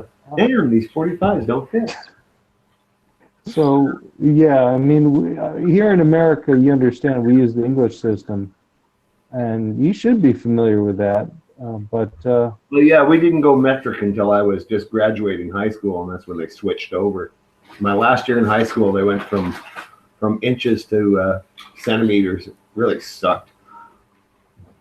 if you have any Mausers, you have to give those up as well. You only shoot 30-06s and... No, I like 30-06 is my favorite caliber for Ah, rifle. perfect. Yeah. So when are you coming down? Have you got your letter back from the ATF already? No, and you know what? Now it's like, now I'm really screwed up because now my hunting license is going to be outdated. So what I'm going to do is I'll reapply with my new hunting license, and I'll just come down in January. I'm just going to drive down, and then sometime in February, I'm going to drive back up to Canada to get my guns, and then my brother said he'd drive back with me, so that way he can do some of the driving. So should work pretty good. Plus, I get to come back up and visit my girlfriend.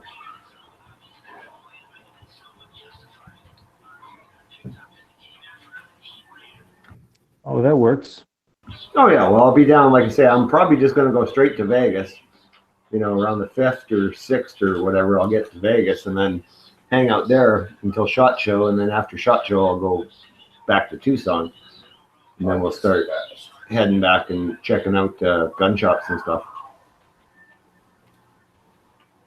You got plans made already. Damn. What's that? Damn, you got plans made already. Oh yeah, I pretty much got everything figured out. I don't know if that works with everybody else's plans, but it's good to know. I don't think I'm going to be. Mine are really malleable. Yeah, it's just a matter of, all I've really got to do, if I'm not bringing the guns right away, then all I've got to do is buy my insurance and hook up the trailer and go.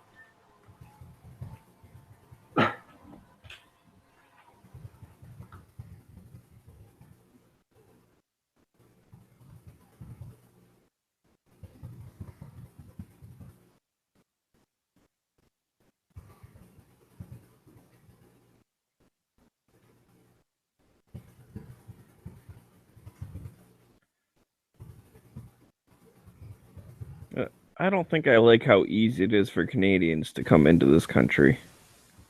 Well, you got to have a passport, but that's pretty easy to get.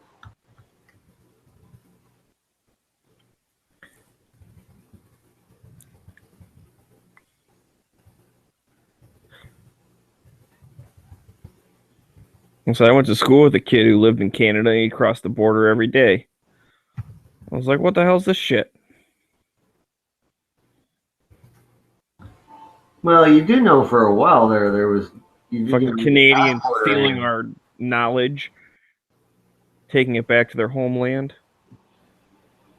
Yeah, I'm not sure why he would want to go to school there. Was it for university or? Yes, it was a university.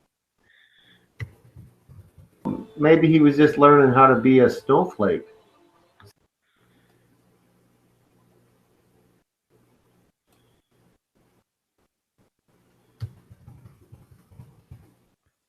What?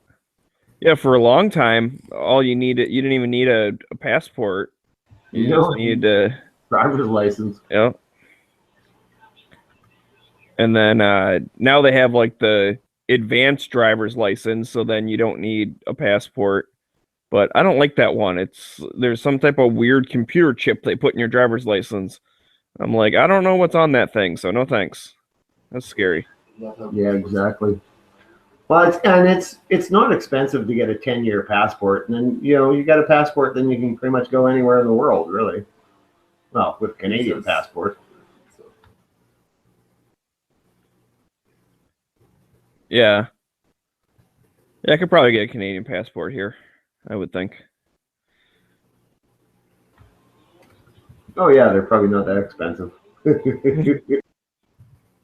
mean, I'm 20 minutes from the border. I'm sure I could make it work.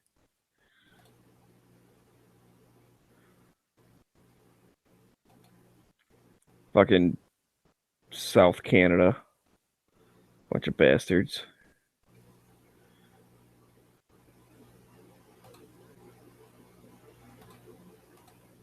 That's still kind of weird to me.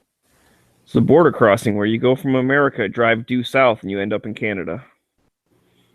There's places in Yuma where if you drive north, you hit Mexico. Yeah. That's kind of weird. That would be kind of odd. Well, because there's like that little piece that like sticks out and it like cuts back. At least in the Mexican side. Well, because it goes with the river. Yeah. That's kind of like here. Cross the Detroit River and end up in Canada.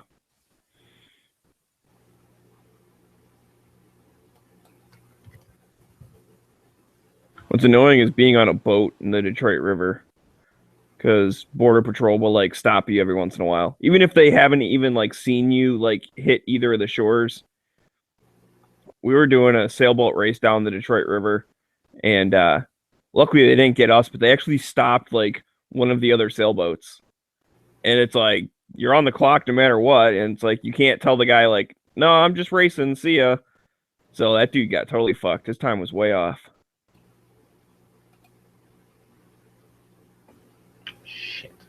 So I don't know what he was doing different. Like, if you see a pack of like 20 sailboats all zigzagging down the river, why would you think like this one happened to stop in Canada or something and pick shit up and is trying to bring shit back or whatever? Like, just be like, dude, maybe that's what they thought, is someone was pretending. I don't know. But I remember because we all stopped at the Detroit Yacht Club. Like, that was the end of the race. And that's when they have like the big like dinner and shit. The Commodore's dinner. And then the next morning they took off across Lake Erie as a race down to Put-in-Bay. We didn't enter that race. We just motored across the lake. And then Put-in-Bay was 3 days of racing and shit. It was cool. But anyways, I heard the dude bitching about it like that night. Because he was like, God damn it, fucking stop me, blah, blah, blah. And yeah, they like boarded him and like looked at a bunch of stuff. And he's like, can I go now? Like, I'm kind of racing.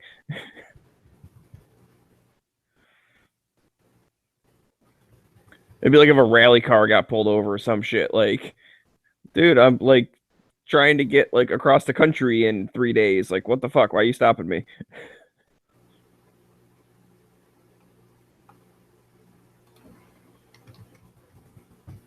So, G-Webs, I have an issue with the logo for your What Do You Eat Then Instagram page. What's that? The T of then should be capitalized. Oh, shit. Thanks. Fuck. I already sent that to the place. Fuck. Thanks. Shit. Oh, well.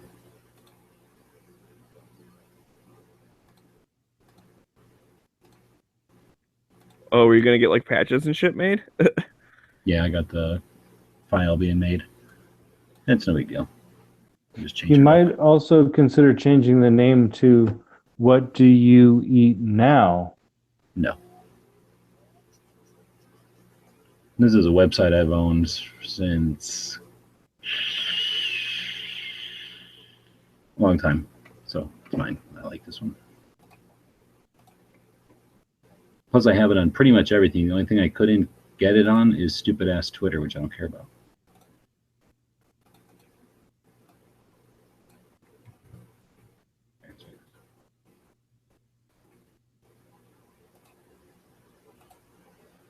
But yeah, thanks for catching that. I did not see that, obviously.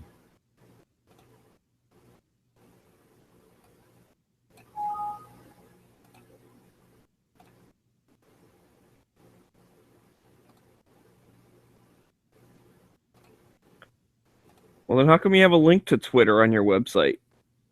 No, I have it. I had to make it just the letter U on Twitter, I think. Because somebody already had that name. When you have a YouTube thing? My goodness. I ain't half stepping. This is my new business. Going into the vegan businesses. Please sign in. Oh, because I'm not on the fucking... Not on my YouTube thing. Okay. Like, what do you mean, sign in? Asshole. I don't sign into YouTube.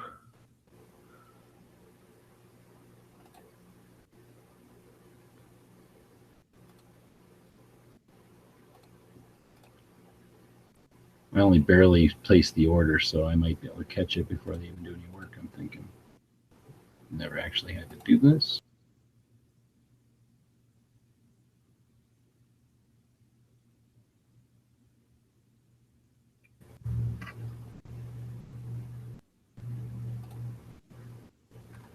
What the hell? Why can't I find it when I search it? What are you looking for? The YouTube thing. Because when I click on the link from the website, like, because it's opening up from the internet or whatever, like, it doesn't open up through my YouTube app, so I have to sign in. And I'm like, no, I don't want to sign in. Here's the crazy-ass link. I forget what the deal is, why I didn't get it. I think you have to do something first before they decide to give you one that has a real name, like an easy URL. Oh, that's probably why. Yeah, I should be signed in on the computer. Here we go. Yep. Subscribed.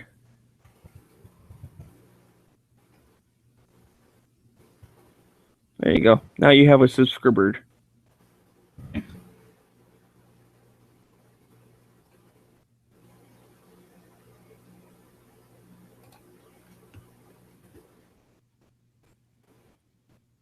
I gotta actually add the file, not just ask to change it.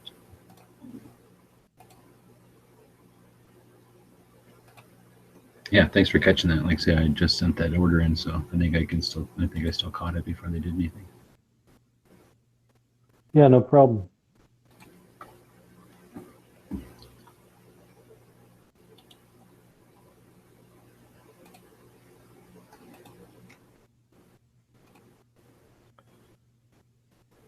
And I think there's another problem in there. I don't know if you've caught this already yet, but you don't seem to have anything about eating meat. Yeah, there's no bacon in this one. What's up with that? Yeah. So, I mean, you can fix that whenever, though. So, just, just a heads up. What the hell is this? How am I supposed to be able to send this to somebody? View profile. There's what it is. This is what I'm working on right now. This is like a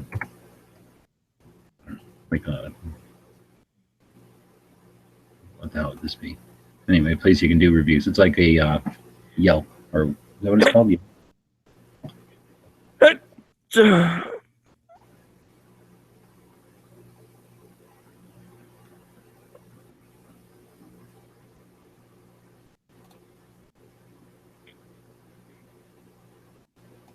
Oh, you can do reviews of places? That's cool.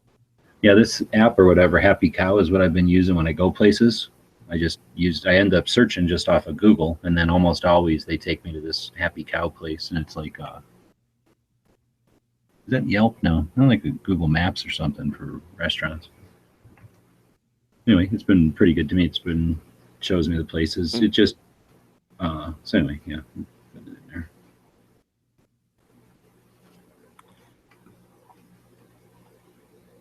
I like the about you shit. Half the stuff doesn't matter. Like they ask for your zodiac sign and shit. Like what the fuck? I'm thinking it's a dating site because when I go in here to like click on people, or it's like find people, and then it's like, do you want to search by relationship status, by religion? I'm like, oh shit, this is like a dating site or some shit.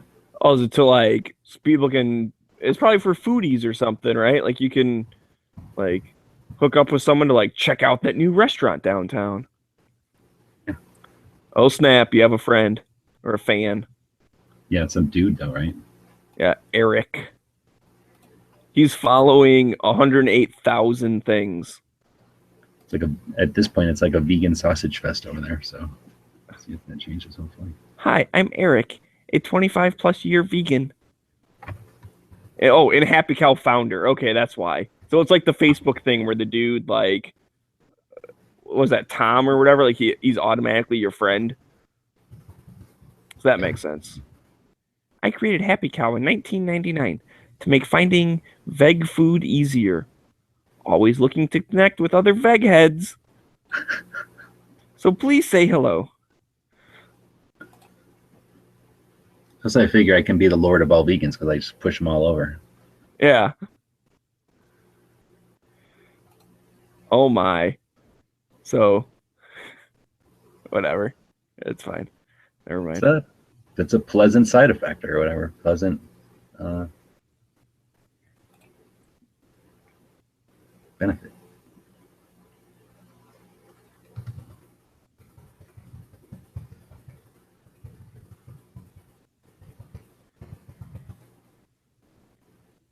Yeah, it's hard to type after fucking digging holes last week. My hands are all stiff. I need to get that thing that Yankees got so I don't have to move my arm anymore. Yeah, that was kind of cool. It makes me sad that my good ass chair broke. That would have been a perfect chair because it had that little arm thing like that. And it's all adjustable so I could move it. Take an Advil or ibuprofen.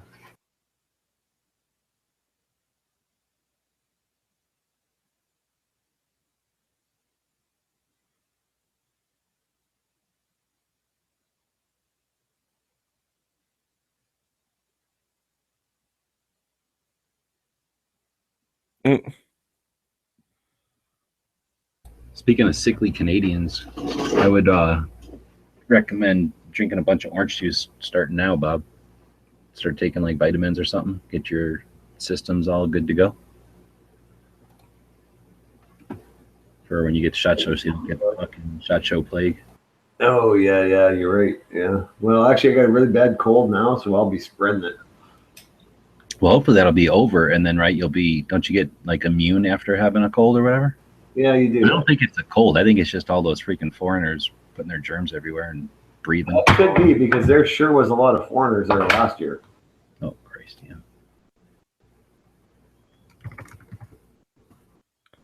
But don't worry, because ITAR's a thing apparently. So it's not like they're stealing our stuff. Oh, nice, G. I just saw favorite place, USA. Good job, buddy. Good job. Although I'm a little concerned, you have the I admire section blank, and it should say Smeggy. So, yeah, right. I don't know what to put in there. I don't like how it shows ones that you don't answer. Right.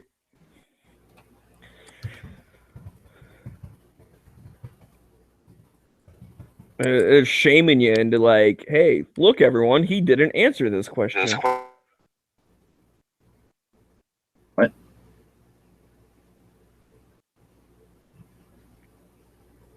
Somebody said something. What's up, gentlemen? Oh, that's just echo coming through, probably. Yeah, I mean, usually when you don't answer something, that item just doesn't show up. They have pretty crude display, I guess.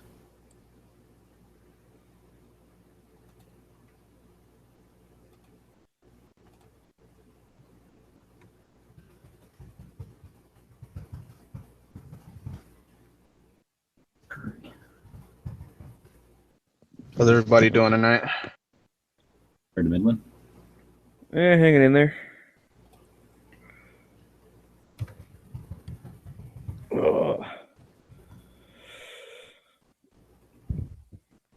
I'm just looking at G-Web's hippie website. What was it called again? Something Happy Cow or something? Mm-hmm. The cow's happy because you're not eating it.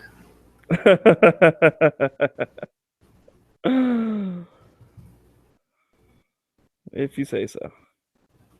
That's all right, man. You do whatever you want. That just leaves more of them for me to eat. So I don't really care.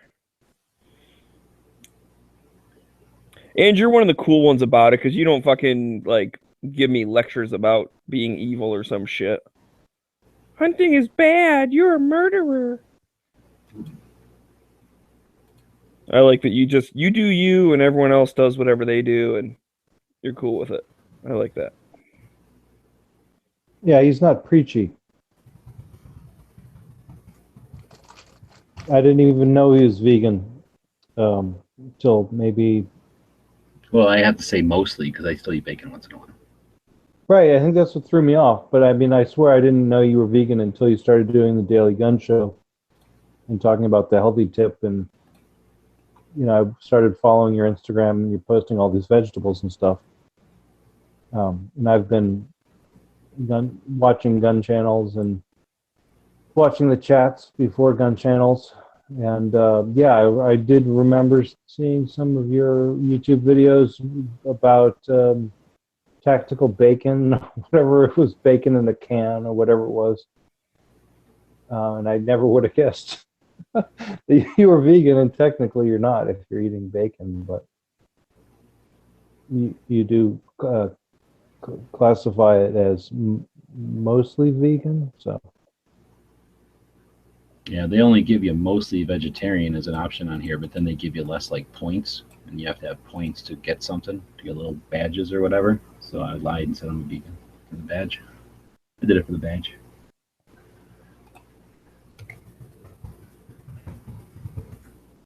But you don't eat bacon like every week, right? No, not really. A couple times a month, maybe. It's depends on if I go out to eat somewhere where they have breakfast. And then I'll eat buffalo once in a while.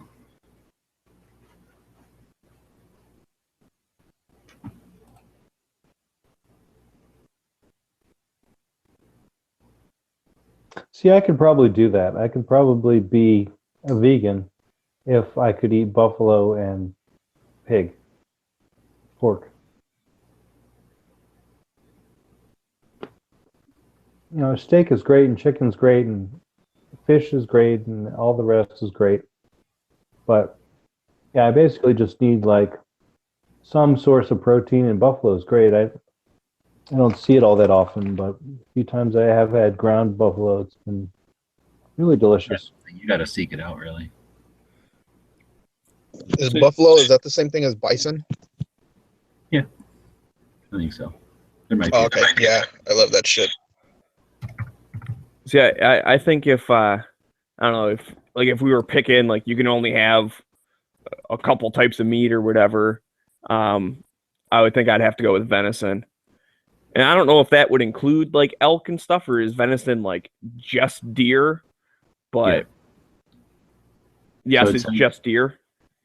I think so. I mean, what else are you going to call by venison, like elks and stuff? Well, that's why I didn't know if it kind of I think counted. it's just deer. Because that's okay. I'd even be okay with that. But elk's pretty freaking good too. Elk I like better than deer, but our deer is different than our elk. Our elk are up in the woods, and our deers are out here in the grass. It says early American settlers called bison buffalo due to the similar appearance between the two animals, and the name buffalo stuck for the American variety, but it's wrong. The American bison lives only in North America, while the two main buffalo species reside in Africa and Asia. So I guess we have bisons, everybody else has buffaloes, but we just call them buffaloes because fuck freedom. Because they're big cow things, so it counts. They're way better than a cow. They can jump 12 feet up in the air. Well, yeah, but that's what I'm saying. Like they're cow things, though. Like they kind of look like cows. Cows suck ass and they're worthless. Buffalo. Well, now they are, but I mean, back in the day, what? Cows have never been good. No, dude. Like the freaking what was that, the Arnox or whatever, the thing that they think the Minotaur myth is kind of based off of. Those things were freaking huge. They had like big ass horns and. Well, I've seen longhorns in Texas, and they're pretty impressive. These things were like bigger than fucking longhorns and shit. Well, I know. That's what I'm saying. Our cows are just like weird. They're like the pug of critters, right? We made them fat and sit there and complacent. Yeah. No, now they're just walking food factories. Yeah. It's like our pigs. I mean, they're nothing like hogs. We just made them into big giant monsters. But what if you let a pig go, like a regular bacon pig, go into the woods after a little while and they breed or whatever, they turn into feral pigs, right? Like they'll convert back into them. I don't know. Their hair grows long and their tusks grow long. Yeah, that's true. No. I mean, is that what you're saying? Like the actual naked pig will do that, or will its kids? Yeah, no. The actual pig will change its appearance. Shit. Yeah, there's something like that. They're a weird case, though. I'll give you that. Like pigs are a weird case that the domestication changes them physically, but when they're in the wild environment, the actual individual will change its physical appearance again. Well, but they say that those dogs that run free, they'll survive in packs. I think some dogs wouldn't, like the dogs that are so fucked up, like some of those dogs, their noses are all crunched up and they need to be cleaned out or something, or have weird extremes or whatever, where like their feet aren't long enough or something maybe. But like you let a bunch of German Shepherds go or whatever, they're probably going to be fine. Oh yeah, no, that's one of the. That if I let that was what I'm most worried about when my dog ran away that time, or walked away. He would have been punked by any amount of coyotes, I'm sure. Like even though he's bigger than them and potentially could have kicked their ass, like he ain't. He's just a big pussy. So he probably would have been ate by a bunch of coyotes. Yeah, well, I mean that's one of the problems with stray dogs in cities is they will all pack up and it'll be like a fucking wolf pack running around the streets. Except it'll be cooler because it'll be like a little guy and a big guy and a black one and a black and white one and a multicolor one and a little short-haired one. It'd be like the melting pot of wolf packs, the America of wolf packs. Yeah, it'd be like that fucking. I'm sure you guys have seen it, Homeward Bound, the second one. Lost in San Francisco with all the fucking stray dogs that live in that warehouse. That's what it would be like. No, is that one of the movies where like a regular dog moves its mouth and then a person's talking? Or is it a cartoon? No, you never seen Homeward Bound, dude? That's a fucking great movie. It's live action. I don't think. Do they move their mouths or do like that? What was that? The voices. No, they don't. It's just like thoughts. Like they're speaking to each other through thoughts or whatever. Oh, they don't move their mouths. They're just looking at each other and saying, and the voices happen. Right. Yeah. The one thing I really liked was there's like a squirrel or something, and the dog's sitting there barking at it, and the cat walks by, and he's like, "Hey, come back here, get in my mouth." That's what the dog's saying, and the cat walks by, is like, "Yeah, just keep yelling at it. I'm sure it'll jump right down into your mouth." Like, yeah, that's what I always wondered. Why do dogs bark at squirrels that are like in trees? Like, the squirrel going to be like, "Oh, okay, you're barking at me. I'll come down so you can attack me." Cool.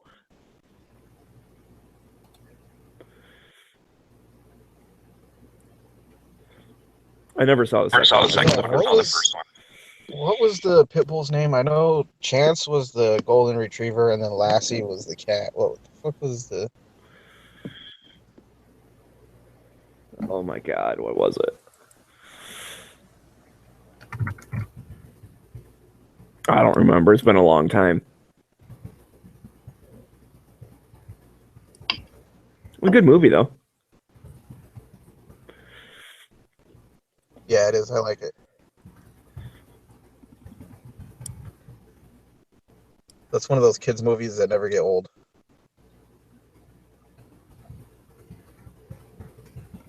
Did you go work today, Dano? What's that? Did you go work today? Yeah, it was pretty ho-hum.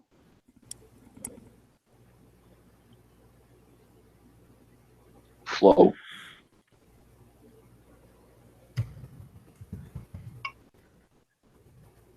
I just got off work myself, dude. Fucking assholes. It's raining over here, and they decided to put me pushing carts today. So, yeah, I was out in the rain fucking all shift. In the first 2 hours, I didn't even have a fucking rain jacket, so I'm just sitting there getting poured on. Oh shit! You need to hang out more chats, and you'll know everything you need to know about windbreakers. Fuck off, dude. No, I don't. I don't have any. I don't know why. I don't like them. I don't like the way they feel and the way they fucking sound. And I don't know. Well, let G-Webs tell you about his windbreaker. The way they sound. Yeah, like the fucking the way the fabric sounds when it's rubbing against itself, dude. It's irritating. Okay. Dude, I felt bad for these guys the other day. So I went to McDonald's and they're redoing like the awning and shit. And the other day they had like the drive-thru closed off. So, you know, I just walked inside, got some stuff, whatever. This was like a week ago or something. So today I still saw the trucks and stuff, but the drive-thru thing was open. So I'm like, okay, cool. Drive-thru, they must be done with like that part of the work. So I pull up an order, no big deal. And then I drive around the corner of the building and they have like the windows coned off and there's a couple guys up on these scissor lifts and there's a couple guys standing there. And I was like, oh crap, like the drive-thru's closed? I thought, you know, because the thing was open. He's like, no, that's cool. Like, just give me the money and I'll walk it up to the thing. So they literally had this guy stand out there and his job was to take money from people in cars and then walk to the window, bring them back their change, and then go up to the other window, pick up their food and walk it out to them. And I was like, damn, if I knew I was going to have to like make you do work, I would have just went inside. Like, I feel bad for you. That sucks. And it was like 14 degrees or some shit like that. Like, it's cold. Holy shit, that sucks. Oh, today was a balmy 4. 74? That's what it is down here. Yeah, we must be getting some weird like heat bubble because I think it's like 6 right now, but earlier Pink, who's in Ohio, said it was 1 degrees and we were at 14. It's horrible. How do you even live like that? It is. It's like minus 27 here. What? That's insane. 30 now. Oh, minus 30 now. What? Minus 30? Yeah. That's Celsius, though, ain't it? Actually, you know, today, Winnipeg was colder than the surface of Mars. Because there was that Mars rover sent back telemetry. And the temperature on Mars, middle of the day, was minus 8 Celsius. And it was minus 20 something here. So colder than Mars. If we send all the Canadians to Mars, you'd like it better, and we could have all your stuff. Yeah. Well, we'd be able to survive there, that's for sure. Yeah, that kind of amazes me that Mars was only minus 8. That must be like in the sun and shit. Like, oh yeah, it's middle of the day, but then it's in the sun and shit here too. yeah, but the difference is like when night hits Mars, it drops down to like fucking minus 90 cold. About minus 90, which is no wind chill though. Yeah, really no wind chill, and like you know, you got to remember, like we've had temperatures down to minus 60s, minus 70s pretty regularly during the winter in the cold. I guess that surprises me. I always thought Mars was a lot colder than that. I really did. Like, I thought Mars was like, you know, minus 100 or some shit. Like, it's actually not. It does have an atmosphere. It's just very thin. And they say that if you get down into some of the really deep craters, that the atmosphere actually thickens up quite a bit, and you might actually be able to walk around with just a air tank on rather than a pressure suit, right? That's interesting. Well, that's one of the ways that they're going to be able to live there, right? Is that they find a deep crater and they just kind of put a lid on it.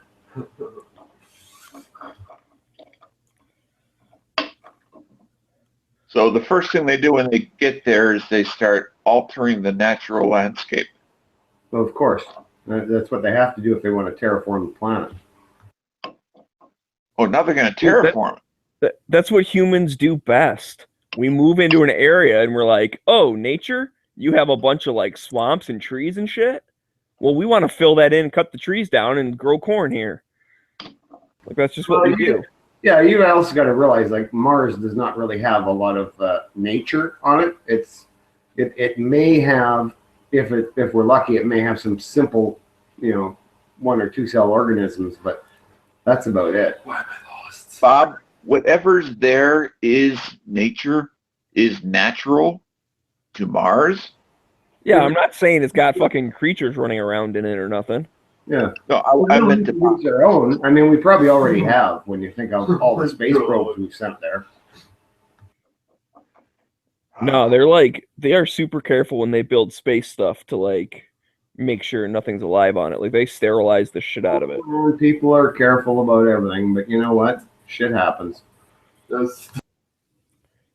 And I would think a lot of the Earth-based like microbes or whatever won't be able to survive like the radiation in space, like on the trip there, anyways. And the like if they're hanging out on the outside of a rocket with no oxygen and in the vacuum and stuff, like I doubt that there's living stuff on Mars from the Earth.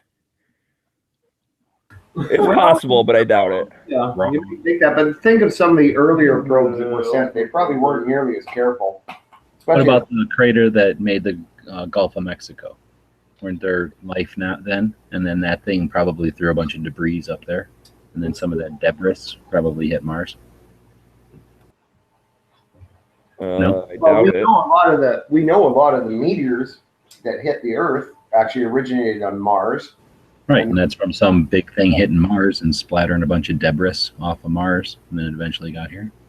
Yeah, we know that actually happened, and that some of that debris and shit that hit Earth actually had evidence of past microbial life in the rocks. No. Yes. They have not found evidence of past microbial life on Mars or on rocks from Mars. No, they have not. Yes, they have. There is some contention about whether it is or not, but it is. Some contention. And the contention is that it's not.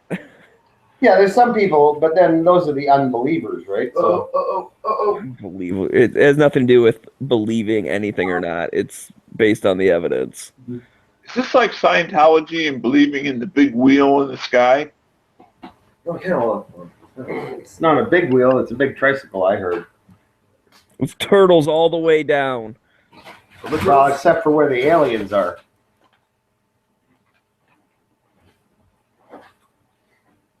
He's sleeping. Yeah. So what's new and going to be released at SHOT Show? Well, I don't know. It's going to be interesting to see. I have no idea. I haven't heard any rumors of anything yet. The Hillary Clinton edition AR-15. It screams every time you pull the trigger. It deletes all your emails and only aims at Russian people. Yeah, oh, fuck, dude, you got it. No matter how much you clean it, it still smells like stale fish. Yeah, yeah. No matter how much you clean it, it still looks dirty.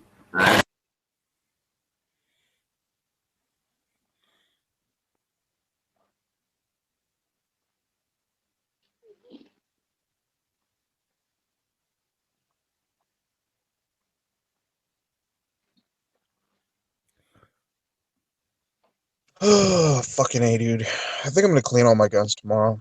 I haven't cleaned them in a while. I'm not sure why someone said nice, Smeggy, but okay, cool, thanks. Now, Smeggy, are you supposed to get that big snowstorm that we're supposed to get? I thought so. I thought we were supposed to get a big snowstorm today, but we didn't really get shit. So maybe it got pushed back or something. It's supposed to hit here like middle of the day tomorrow. When it's supposed to start.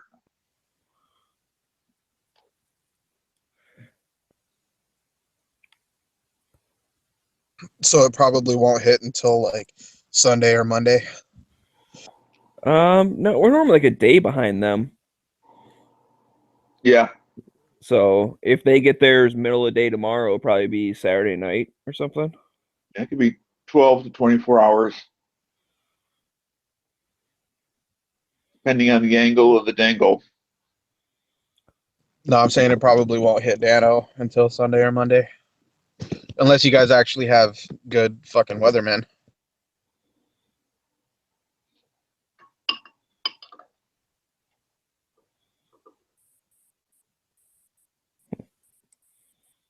Because the weather out here in California is fucking 99% of the time it's like a day or two late, at least.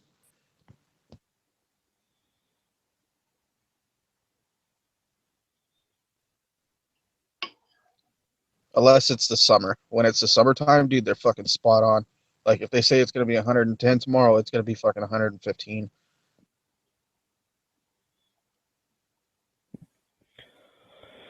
All right. Well, I'm going to bed. See you guys later. Party booper. All right, man. Well, Have a I'm good night. sorry I have to wake up in 4 hours. Jesus. See you, Oh, Snake. that means you still got like another 2 on here, dude. Come on. What does Jesus have to do with it? He tells me when to go to bed.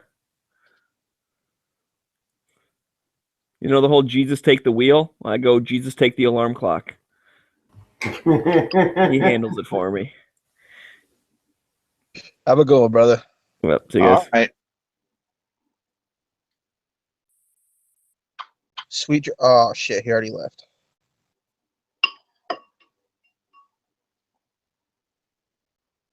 Oh well. So has anybody in here got any recent purchases?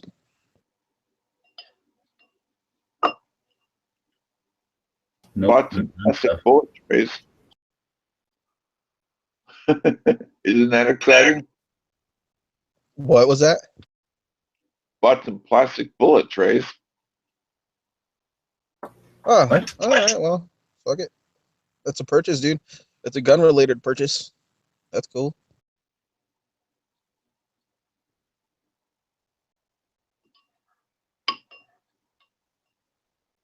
Shit, I actually want to get into reloading myself, dude. That's one thing I want to do. But who knows if I'll be able to, knowing these damn California laws.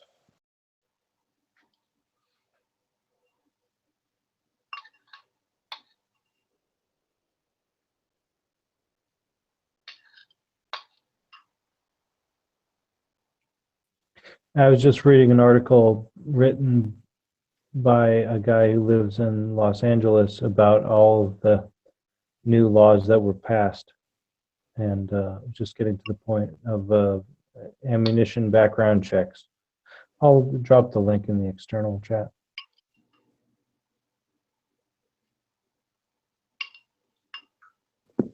Do what? Can you repeat that, dude? My bad. I'm going to drop a link in the external chat of an article about all of the legislation that was just passed in California.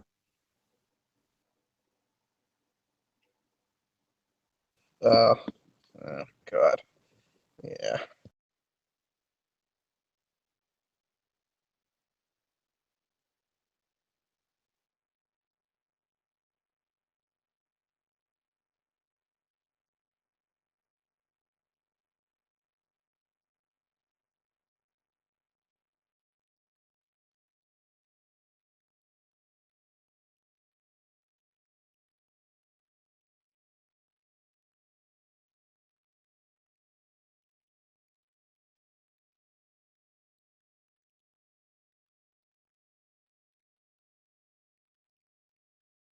You know what I don't like? When you get a drop-down menu and they fucking put United States at the bottom. Like, why the hell don't they just put United States at the top and then put everything else alphabetically? I don't have it like having to scroll down. It offends me.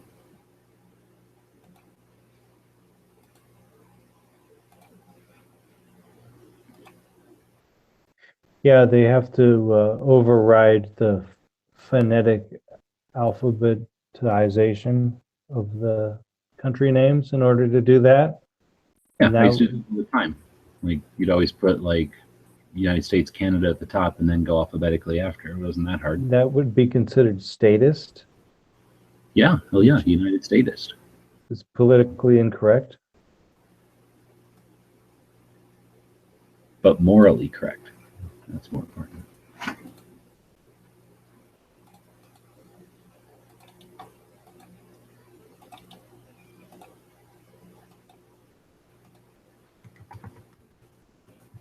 I already fucking hate this article, dude. The mountains majestic, the desert divine. Get the fuck out, dude. Really? Well, it's written by a guy who lives near you, so you got something in common. All right, just check. Combat elite, not a Delta elite. What is it called? Look, A combat elite. Oh, that's just a fancy combat model then? I guess so, yeah. But it's got a scratch on it, so I can get it cheap. Is it a shooter? It's not like a fancy one? No, it's a shooter. No, anything I own is going to be a shooter, but yeah. But it'll be a 45.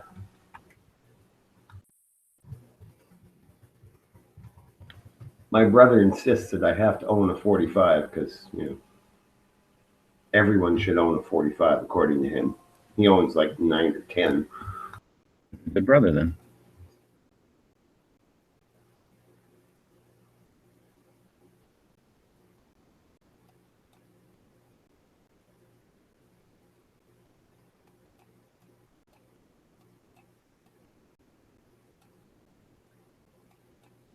yeah, the big complaint against 45 is capacity, but if you do the math, you only have to fire half as many times as you do with a 9 to get the same effect. So, and Oh, for sure, yeah. And I mean, in Canada, we're limited to 10-round magazines anyway, so. yeah, so it's a no-brainer. Your high power is not so much.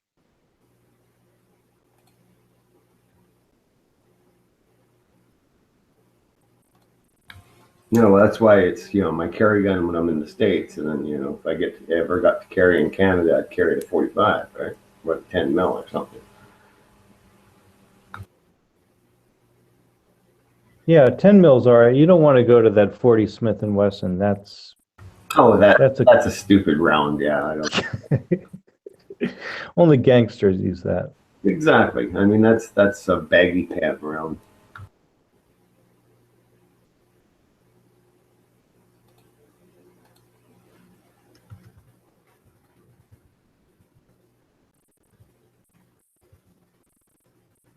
Since when is assault with a deadly weapon not a violent fucking crime? I kind of thought it always was.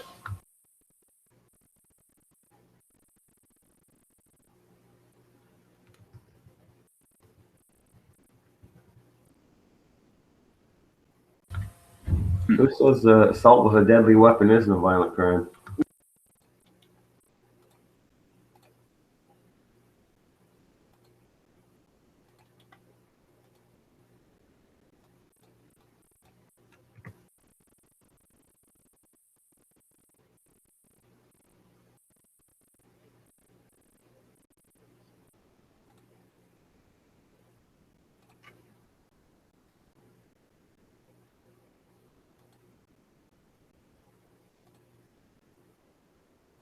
So it says that in the article, it says that July of 2019 is when we will have to get a permit to buy ammo. I thought that was taking place the beginning of the year.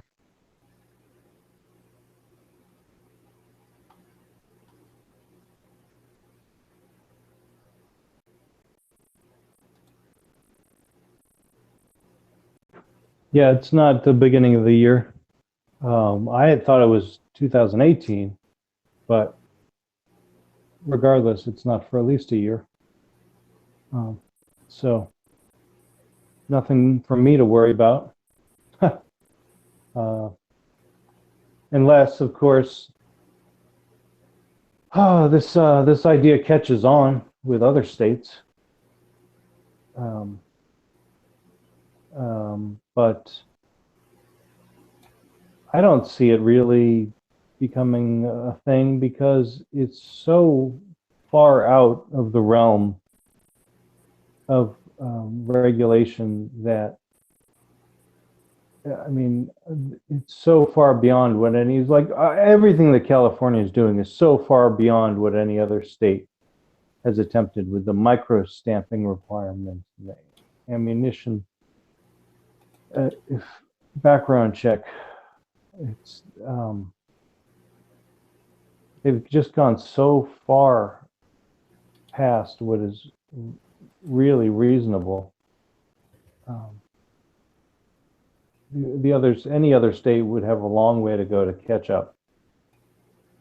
Especially the micro stamping, dude. I really fucking don't understand that. Like, you would have to have some ridiculously hard metal to sit there and micro stamp, quote unquote, micro stamp on multiple shells. Like, yes, I know brass is a soft metal, but even steel fucking gets worn down by brass. You know what I mean? So I really don't. I just don't see how the fuck anything they can put on the tip of a damn firing pin or whatever they're expecting to work would last after fucking like 10 to 15 rounds. I really don't. Yeah, I mean, that one was kind of, from my perspective, it was sneaked in. We had voted in Governor Arnold Schwarzenegger, who was a Republican, and we expected him to clean up the government, clean up government waste, and he wasn't able to do that through the legislature. So he put out a bunch of initiatives, and this was one of those initiatives. I don't know how it got in there, but whatever. I remember reading through it and not being really pro-gun at the time, just being a gun owner, but really just a closet gun owner. And I remember reading that and being like, oh, they're trying to reduce crime, and they're trying, this is just going to cause all those gang members to be accountable or whatever, whatever the goal was, however they write this legislature to make it appealing to the typical layperson. And I may have voted for that. As much as that kills me to say now, I may have actually voted for micro stamping, and if that was the fact, I regret every ounce of that vote. But there were millions of other people like me that voted the same way. So I don't feel guilty necessarily, but no, I don't feel guilty. The fact that it passed and it went through and it wasn't struck down, and all this other shit has been piled up on top of it. It's really disheartening to see this having happened over a decade or so since Governor Schwarzenegger was in office. And yeah, I mean, there's really no stopping it in California. It's like a out of control steamroller, and it's just gonna squash any opposition in its way and pave the path for the elimination of firearms in the state. Oh yeah, definitely. So I'm assuming you are from California, right? Yeah. Well, yeah, for the past 20 years, yeah. Right on. Yeah, so am I, dude. I don't know where you're at, but I'm right here in Long Beach. Yeah, I'm moving, so no longer a Californian. Yeah, I'm still trying to convince my wife to get the fuck out of here too, dude.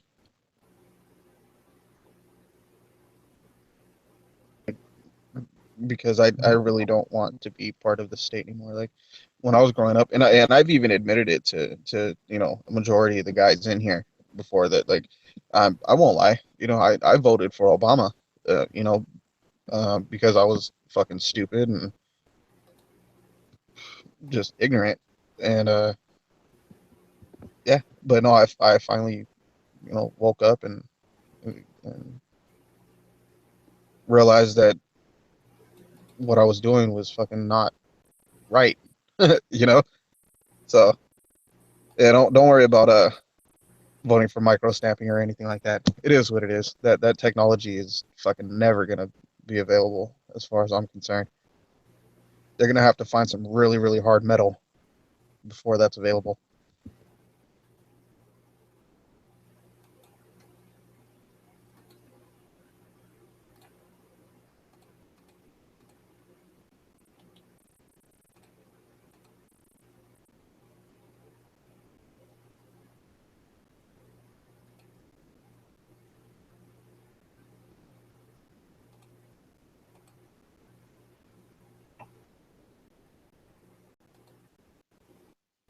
I mean, it really did sound like a nebulous law at the time as well. They said once the technology is available, then it will be required, or something to that effect. And it didn't seem like anything that might even happen in my lifetime. It's just another progressive, forward-thinking, technology-reliant propositions that everyone wants to rely on technology. Everyone wants to believe that technology is going to improve their life, improve their future. But the fact of the matter is that technology isn't going to be your savior. Yeah, no, I feel you, dude. Technology is actually fucking dumbing us down, But I don't know. It is what it is. I just hope I get out of this shithole before they fucking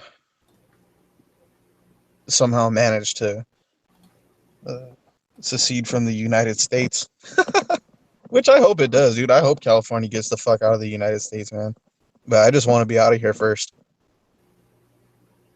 I was listening to a talk show radio host today who I thought was conservative, but then after Trump was elected, he kind of went leftwards, and I don't really listen to him much, but I was listening to it today. He was talking about how he has an electric car, and it only has limited range of like 90 miles or something.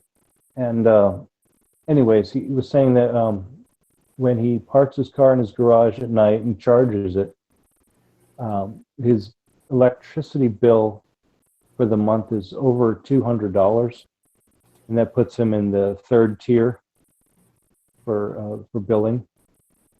And so his rates are very high, and that's why it's over $200. But then when he doesn't charge, I guess he for a while he was charging at work or was charging somewhere else. But he explained that his bill was only $18, but he didn't charge his car for that month. And it kind of struck me because, yeah, I never did the math on what it would take to charge an electric car. But yeah, I mean, I'm right at the limit now of my tier 1, my electrical use, and I barely use anything. So yeah, that would definitely put me up into tier 2, if not tier 3, if I was driving 30 miles to work every day and charging a complete battery every night. Yeah. So while it may be more efficient than gasoline, you may end up paying more because of the way the electric rate structure is set up than if you were to just be paying the $2.50 per gallon for gas. Right. Well, the thing that a lot of people tend to forget is that he probably drives a Chevy Volt, because that has a 90-mile electric limit, and then after that it switches to gas. And these fuckers are trying to, just, oh, well, I don't want to burn gas, I don't want to do this, God forbid we fucking burn gas, which we've been doing for how fucking long. So they constantly recharge their vehicles and everything like that. But at the same time, it's like, dude, come on, are you serious? If I had one, yeah, I would charge it every once in a while, but it definitely wouldn't bother me to use gas, especially with like the technology now. I mean, cars are getting 45, 55 miles per gallon on gas. Why would I fucking sit here and waste my electric, or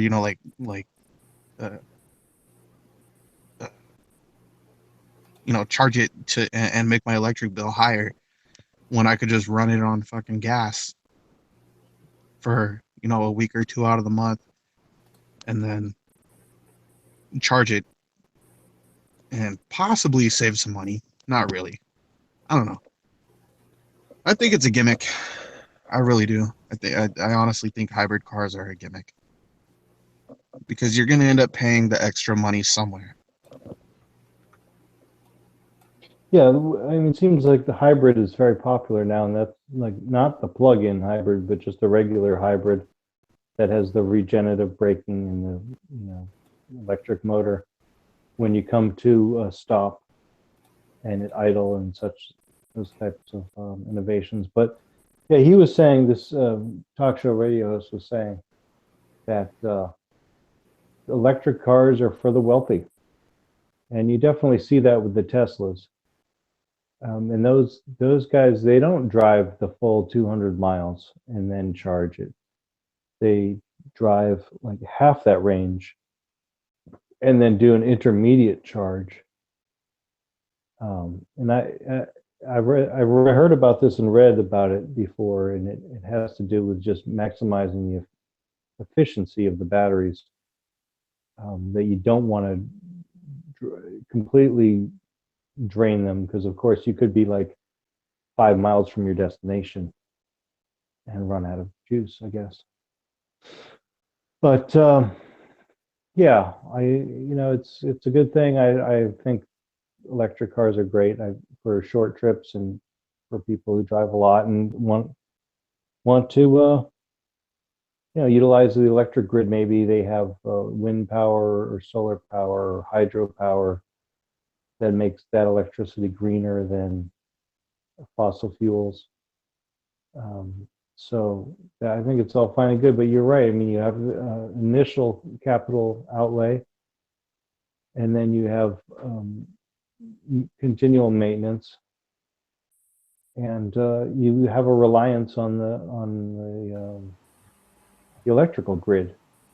So you need that infrastructure in your house. You need that infrastructure on the poles out in the street, and if there is a power outage, like I had last week, then you're going to be out of luck. You're not going to have the benefit of having a 5-gallon can of gas that you could pour into your car and get out of town with. Well, yeah, but you probably, a lot of people have a generator, which you can then charge your electric car on that. But the main thing with electric cars is maintenance is much less than a gasoline-powered car.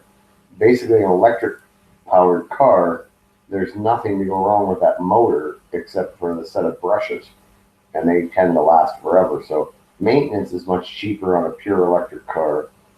You can even have your own solar-powered charging station, so that when you pull into your house at night, you plug it into a battery pack that sits there and collects energy all day, which then charges your car.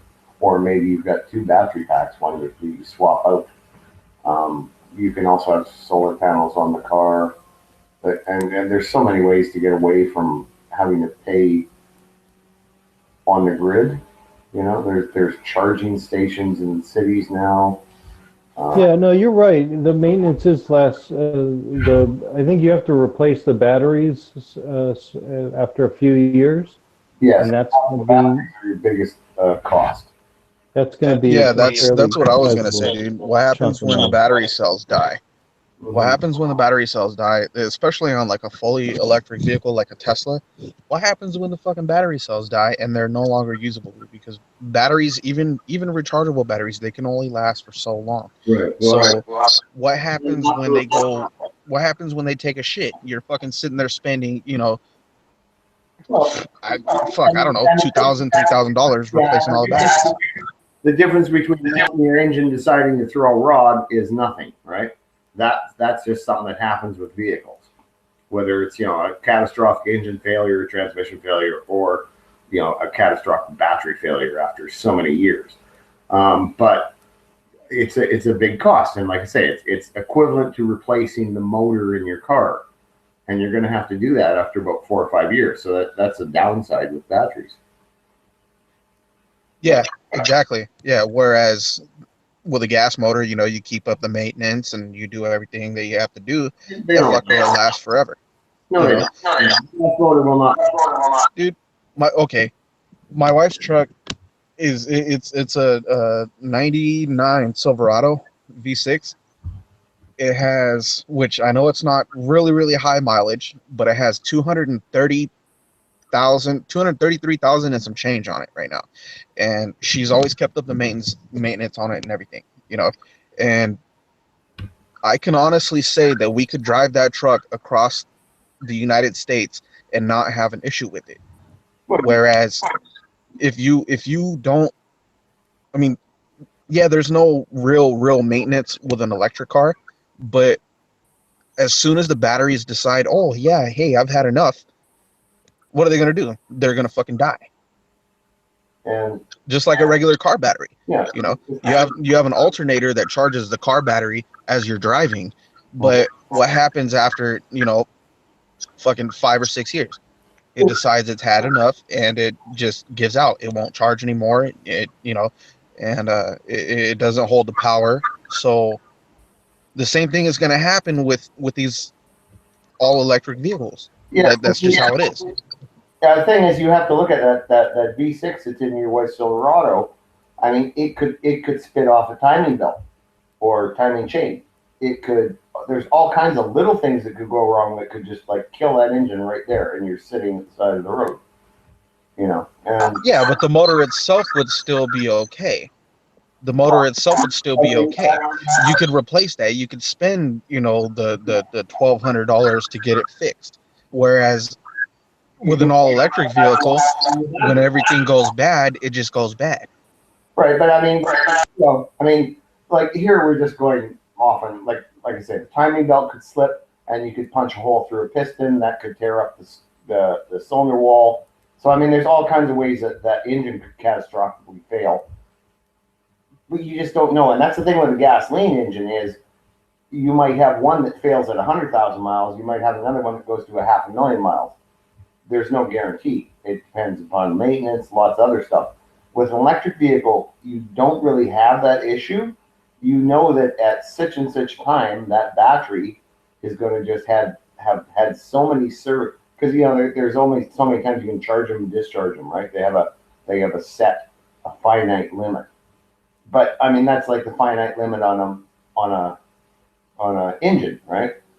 Like how many people do you know that have a battery in their car that's been starting their car for 10 years and they've never thought twice about it yet? They're only supposed to last a couple of years. That's all they're really good for. But some people, sometimes those batteries last for years. Yeah, and I mean, I'm sure that the technology has evolved to the point where the batteries give the car feedback, and so the owner knows when that battery or battery bank that runs the car is about to expire or is no longer capable of taking a charge, and so it will inform the owner to replace the batteries before they die.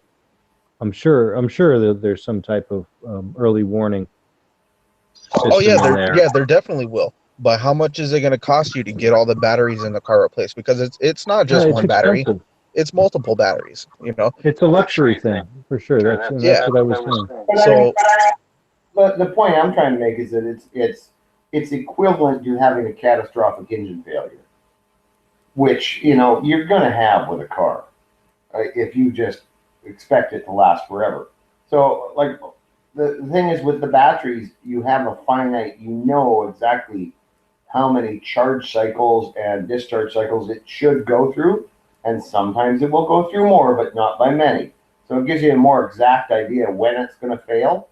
Whereas with a gas engine, yeah, you might get, because I know guys who got 500,000 miles on a six-cylinder, a straight six in a '78 Chevy, and they've maintained them religiously. They've taken care of them, and it's a good engine. Still got lots of power. Still runs great. And that's your basic six-cylinder engine. So you said a straight six and a '70s Chevy. Yeah. Okay. Was that a diesel motor or a gas motor? No, that's a gas motor. Okay, I was gonna say because diesels run for fucking ever. No, that's a gas motor. But those old six-cylinder straight six engines, they would literally run forever. I mean, they were just one of those super reliable 1930s design kind of thing that they just kept modernizing, and with modern metals and everything else, you eventually ended up with a motor that was perfected. It never would get super great gas mileage. It never made super great power, but it would just run forever.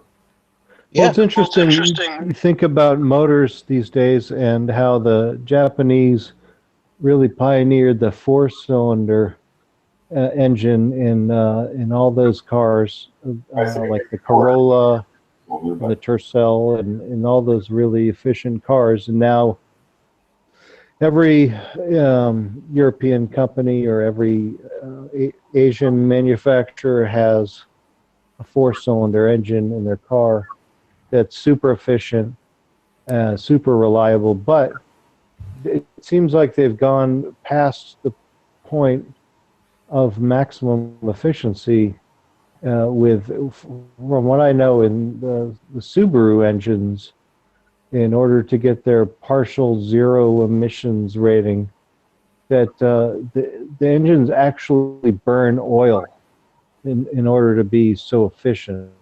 Have you heard of this? No, that's the design of the Subaru motors though, because a lot of them, they're not V motors, they're flat motors. They're a lot different than a V. You know what I mean? So yeah, they do operate off of the same concept, but they are built very, very differently. That's why, like, when you look at if you, especially like the Legacy and the STI and stuff like that, the radiator and everything like that is actually sitting in a very, very different position than a regular motor. And that's just the way the motor's designed, but they're great motors. They really are. They're fucking great motors. I mean, they're great motors, but you gotta. I've never seen a Subaru. Me personally, I've never seen a Subaru sitting on the side of the fucking freeway broke down. Right. I really have not. But you got to put in a quart of oil, like in the middle of your cycle, like every 2,000 miles or so. Fuck, I have to do that with my 1985 Mustang. I used to do that with my old Dodge. It's not. I mean, something like that isn't really a big issue. I mean, what's a quart of oil going to cost you? Like $7. And it's. I mean, but for a brand new vehicle. Well, old motors do the same shit. They burn oil. And that's the beauty of it. It's not really efficient as far as running clean or anything like that, but just maintain it and you'll be good. Especially here in California, as long as it passes smog, you know what I'm talking about. As long as it passes smog, who gives a fuck?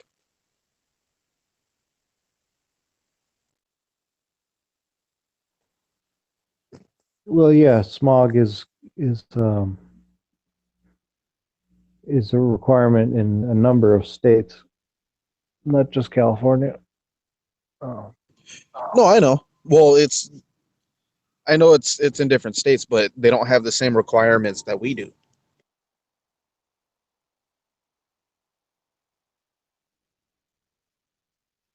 Yeah, and no, you're right. I think, yeah, I just thought that was strange that a brand new car would burn oil, but I guess what you're saying is that that's part of the lubrication of the cylinders. Yeah, it's I mean, like right now, I drive. Oh, sorry, jumping in my truck. Right now, I drive a 2006 GMC Sierra 1500 HD. Okay, and I haven't had it that long, but my first oil change, I did it when I first got the truck. Okay, my second oil change, I just did it the other day, and I've always checked my oil and everything. I've always made sure, because that's just how I am. I'm a car / truck guy or whatever. I try and maintain my shit as best as possible. So the other day, I changed my oil, and the last time I checked it, it was good. Okay. This time I checked it and it was 3 quarts low. So it only holds 6 quarts. The last time I checked it was, I don't know, maybe 2,000 miles ago. And in those 2,000 miles, it burned 3 quarts of oil. Now, my truck's fine, it runs great. I mean, it's only got fucking 80 something thousand miles on it, but it definitely burns oil. So that's really just gas motors in general. It doesn't matter unless it's like a Honda or something like that, they never fucking burn oil. But you bought this gas truck used. Yeah, I bought it used. It's a 2006. Because I have a 2005 Dodge Ram, and it only has 35,000 miles on it. And it doesn't burn any oil. I never check the oil. I mean, I just, the reason I bought a new vehicle over 10 years ago, it was about 11 years ago. That was so that I wouldn't have to worry about, is this thing going to break down? I got to check the oil. I got to worry about replacing the alternator. I didn't want to deal with any of that. So, I mean, I never check the oil. And just last week, I brought it to Jiffy Lube for the first time. I had gone to a bunch of different oil change places, but this time I went to Jiffy Lube, and I really wasn't that impressed. But yeah, the guy was all like, "It was half a quart low." I'm like, so I start thinking, I'm like, no, it wasn't. That's bullshit. That's the first time anyone's ever told me that truck was low in oil. And basically what it was that the previous oil change place had filled the oil up to the middle of the range, because there's an upper limit and a lower limit to the fill range. So what the guy at Jiffy Lube saw was that it was a half a quart below the upper limit, which, okay, when Jiffy Lube filled it up and showed me and I checked it, they actually overfilled it, and it was above the upper limit of the range. So, yeah, I think it is really fascinating to think where you go to get the oil changed and what these people are taught to do and how the business operates and all this different stuff. Yeah, I wouldn't expect. I also have a '94 Jeep Wrangler that has some 180,000 miles on it, and if I get that oil change at 3,000 miles, that doesn't burn any oil. The oil may be very dirty, but it doesn't leak oil. It doesn't burn oil. That thing, it's got high mileage oil in it, so that helps. But I expect my motors to run clean and efficiently, and if I'm just not used to motors that burn oil. Maybe it's the operating conditions that I run them in that are fairly mild. Maybe I don't tow, I don't speed, I don't know, but I've never owned a vehicle that burned oil like that. I will say, avoid Jiffy Lube at all costs. Fuck Jiffy Lube. They are garbage. They are pure 110% grade A trash. Do not go to them, dude. Yeah, you don't have to sell me on that. I'm not going to go to them. They seem very convenient because they have a lot of locations, but they were just trying to scam money off me, and I'm just like, dude, this isn't my first rodeo, but it was amusing. But they were the only person who's offered me conventional, semi-synthetic, and full synthetic oil options. So that was interesting. No, fuck Jiffy Lube, dude. Okay, I've had two different instances. Okay, where I took it wasn't even my vehicle; it was my grandmother's vehicle, and she wanted me. This is when I was fucking young, dude. I was like 17. I had just got my license, and she wanted me to go take her car to get an oil change. So the first time I went, they fucking did the oil change, and they didn't change the oil filter. They didn't change the oil filter on it, okay? So they said they did, but they didn't. So I let it go because I know that my grandmother, like, she always took care of her vehicles. She always got everything done on time, and I know oil filters are good, beyond 3,000 miles. So I didn't worry about it, okay? The second time I went, these fucking assholes left the oil pan plug. They left it loose, and like the fucking thing fell out, and she was driving it around for fucking like 3 days with no oil, and then the motor blew on it. So yeah, fuck those guys, dude. They're not legit. I mean, honestly, they really aren't. I mean, you said you have a Dodge Ram, right? Yeah. Okay. Yeah. I mean, ever since then, I've always done the oil changes on my vehicles myself. I mean, Yeah. I don't know your situation. I don't need to do that. There's many other places like Speedy, and I also do Pennzoil. There's plenty of places that aren't Jiffy Lube. But what my criteria is, and it has been for a while, but now I'm going to reestablish it as imperative criteria, is that I stay in the vehicle during the oil change. I don't need to go to a place where they have me get out and go sit in a waiting room and then come back 10 minutes later. There's no reason for that whatsoever. I can simply find a place to stay in the vehicle, and there, it does. I mean, I'm not really going to be able to see what they're doing underneath the car, but I can kind of see what they're doing through the little gap where the hood is.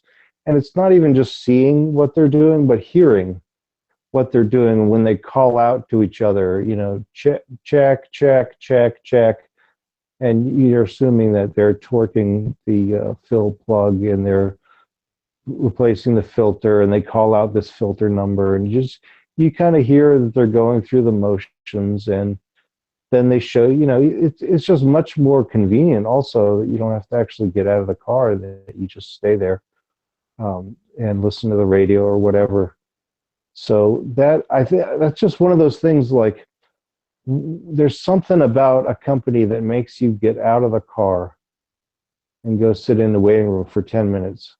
That's fishy to me. Right. Okay. Well, the next time you decide to go get your oil change, just take a permanent marker, just something simple, permanent marker, and just put a small dot on your oil filter and see if they actually change it out, because a lot of them don't, dude. And that's what fucking wrecks people's motors. Huh. You know, Well, I mean, that's- yeah, they're that's, draining the I hadn't thought of oil. that. Yeah, I mean, don't get me wrong, they're draining the oil and they're changing it, you know, but you also have to remember your oil filter fucking holds like half a quart to a quart of oil. You know what I mean? So the next time you go get it done, put a little mark on it and see if they change it out. Yeah, I'm gonna need Because that. Thanks for the tip. Yeah, I'm serious, man, because they definitely skimp out, you know. And if you think about it, a lot of these places, they're not that big. You know, they don't have a lot of storage, and the amount of different vehicles that come in, like, you can only hold so many fucking oil filters, you know. So how are they going to have oil filters for every fucking car, you know, every make and model, and do oil changes all day long, every day of the week? You know what I mean? I never thought of it like that, but now I'm actually kind of concerned. Now you've actually made me think that I could have had an oil filter on one of my vehicles for far too long. Yeah, no, I'm fucking dead serious, dude. You know, and another tip is stay away from Fram. Fram oil filters are fucking garbage. They're trash, dude. Yeah, I don't even know what kind of filters I use, but I will tell you that I replaced my air filter with an H&N, and that's made a world of difference. Yeah, air filters, they're not really, you know, they're not too bad. I mean, as far as I'm concerned, air filters, they all do pretty much the same. But oil filters, dude, like, oh fuck, that's a vital part. You know, that's gonna determine whether your car lasts for fucking, you know, 80,000 or, you know, 380,000. You know what I mean? Well, yeah, now that you mention it, that is the little underbelly of the oil change that you don't know about. You can't, unless you do what you say and you mark it, you can't verify. Although there is that point. So that's the other thing. When I'm sitting in the vehicle and they're doing the oil change and I feel the vehicle rocking back and forth, that's where I'm assuming they're unscrewing or torquing on the oil filter. And you should be able to feel both, them taking it off and putting it on, right? Because the drain plug should only be like one short turn of the wrench if I feel that, but then the oil filter is quite a large diameter, so that I should actually feel that. Do you know what I'm talking about when you in the car? If you've gone into one of these places and you're sitting in the car, you start to feel the car rocking back and forth. The only time you should feel it, I mean, you shouldn't feel like a consistent rocking. The only time you should feel it is when they take it off and put it on. When they have to break it loose, you should feel a little jerk, and then when they put it on, you should feel them torque it down with both the fill plug and the oil filter. There's like an O-ring seal on there, right? So that's got some friction as they're putting it on and taking it off. Nope. No. The O-ring that you're talking about sits right on top of the oil filter. There's nothing that they have to replace, and right. But I'm just saying the only thing friction. What I'm trying to say to you is, if I'm sitting in the waiting room and they're doing the oil change in the garage, and I can't feel them actually putting wrench to filter, then I don't know if they're doing it. But if I'm sitting in the car and I feel things moving around, I can kind of tell, okay, they're taking the filter off. Okay, they're putting the filter on.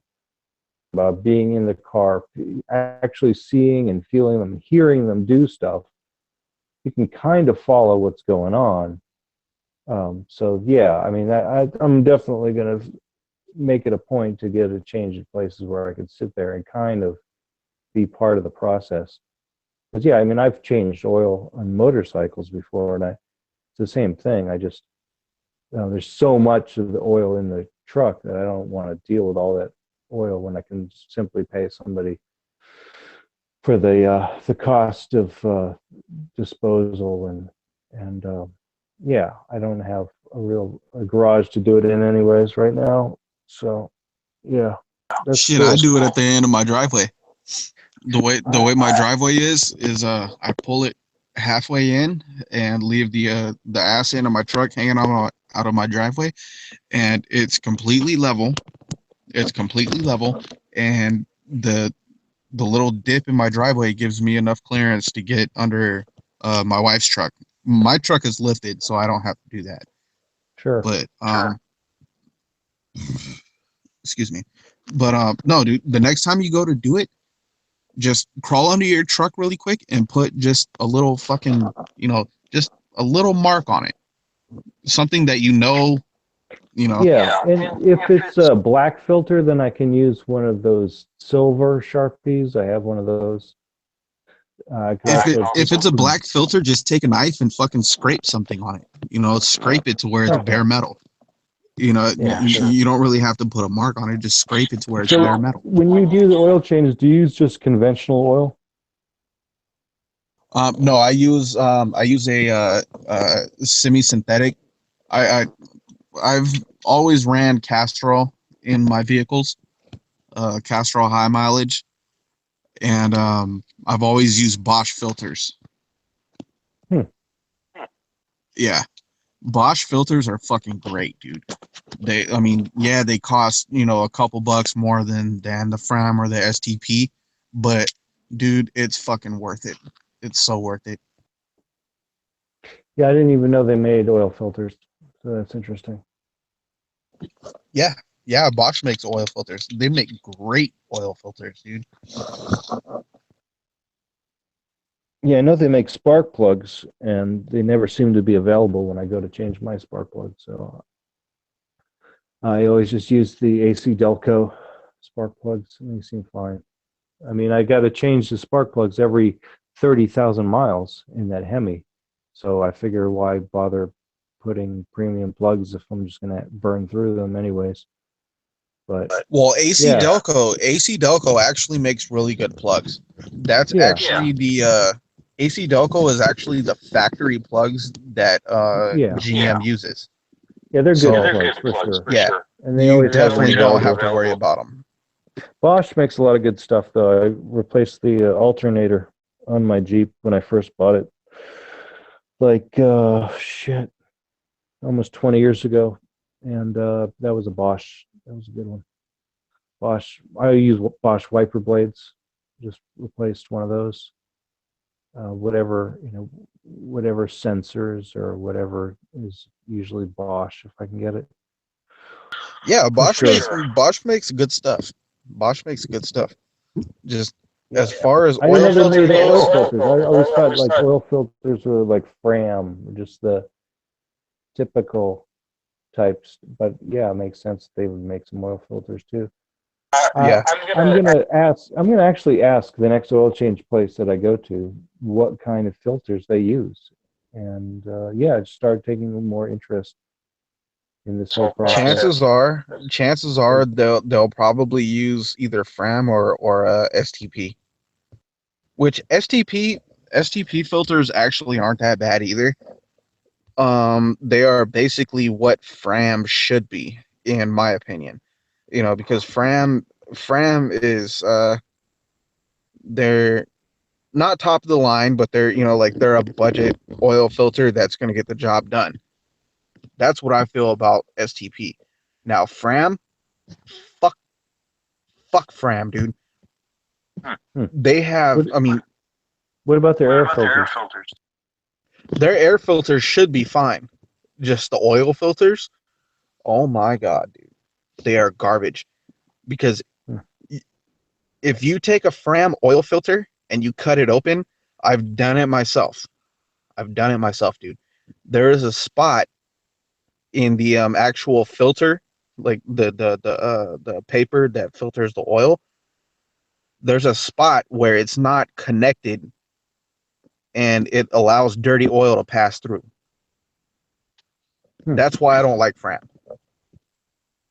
Well, that's really good information. I'm definitely taking a mental note of all this stuff about the Bosch and the Fram, and excited to go get my next oil change.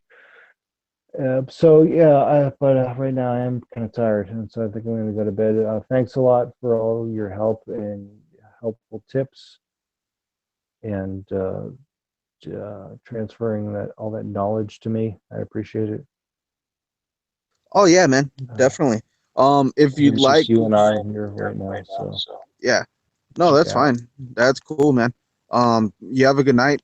But if you can, or if you want to, fucking send me a friend request on here or wherever, dude. So that way, you know, I can contact you later on if I have to, or you know, vice versa. If Okay. not, it's all good. Can do. Right on. All right. Thanks again. All right, brother. Have a good night, man. Talk to you later.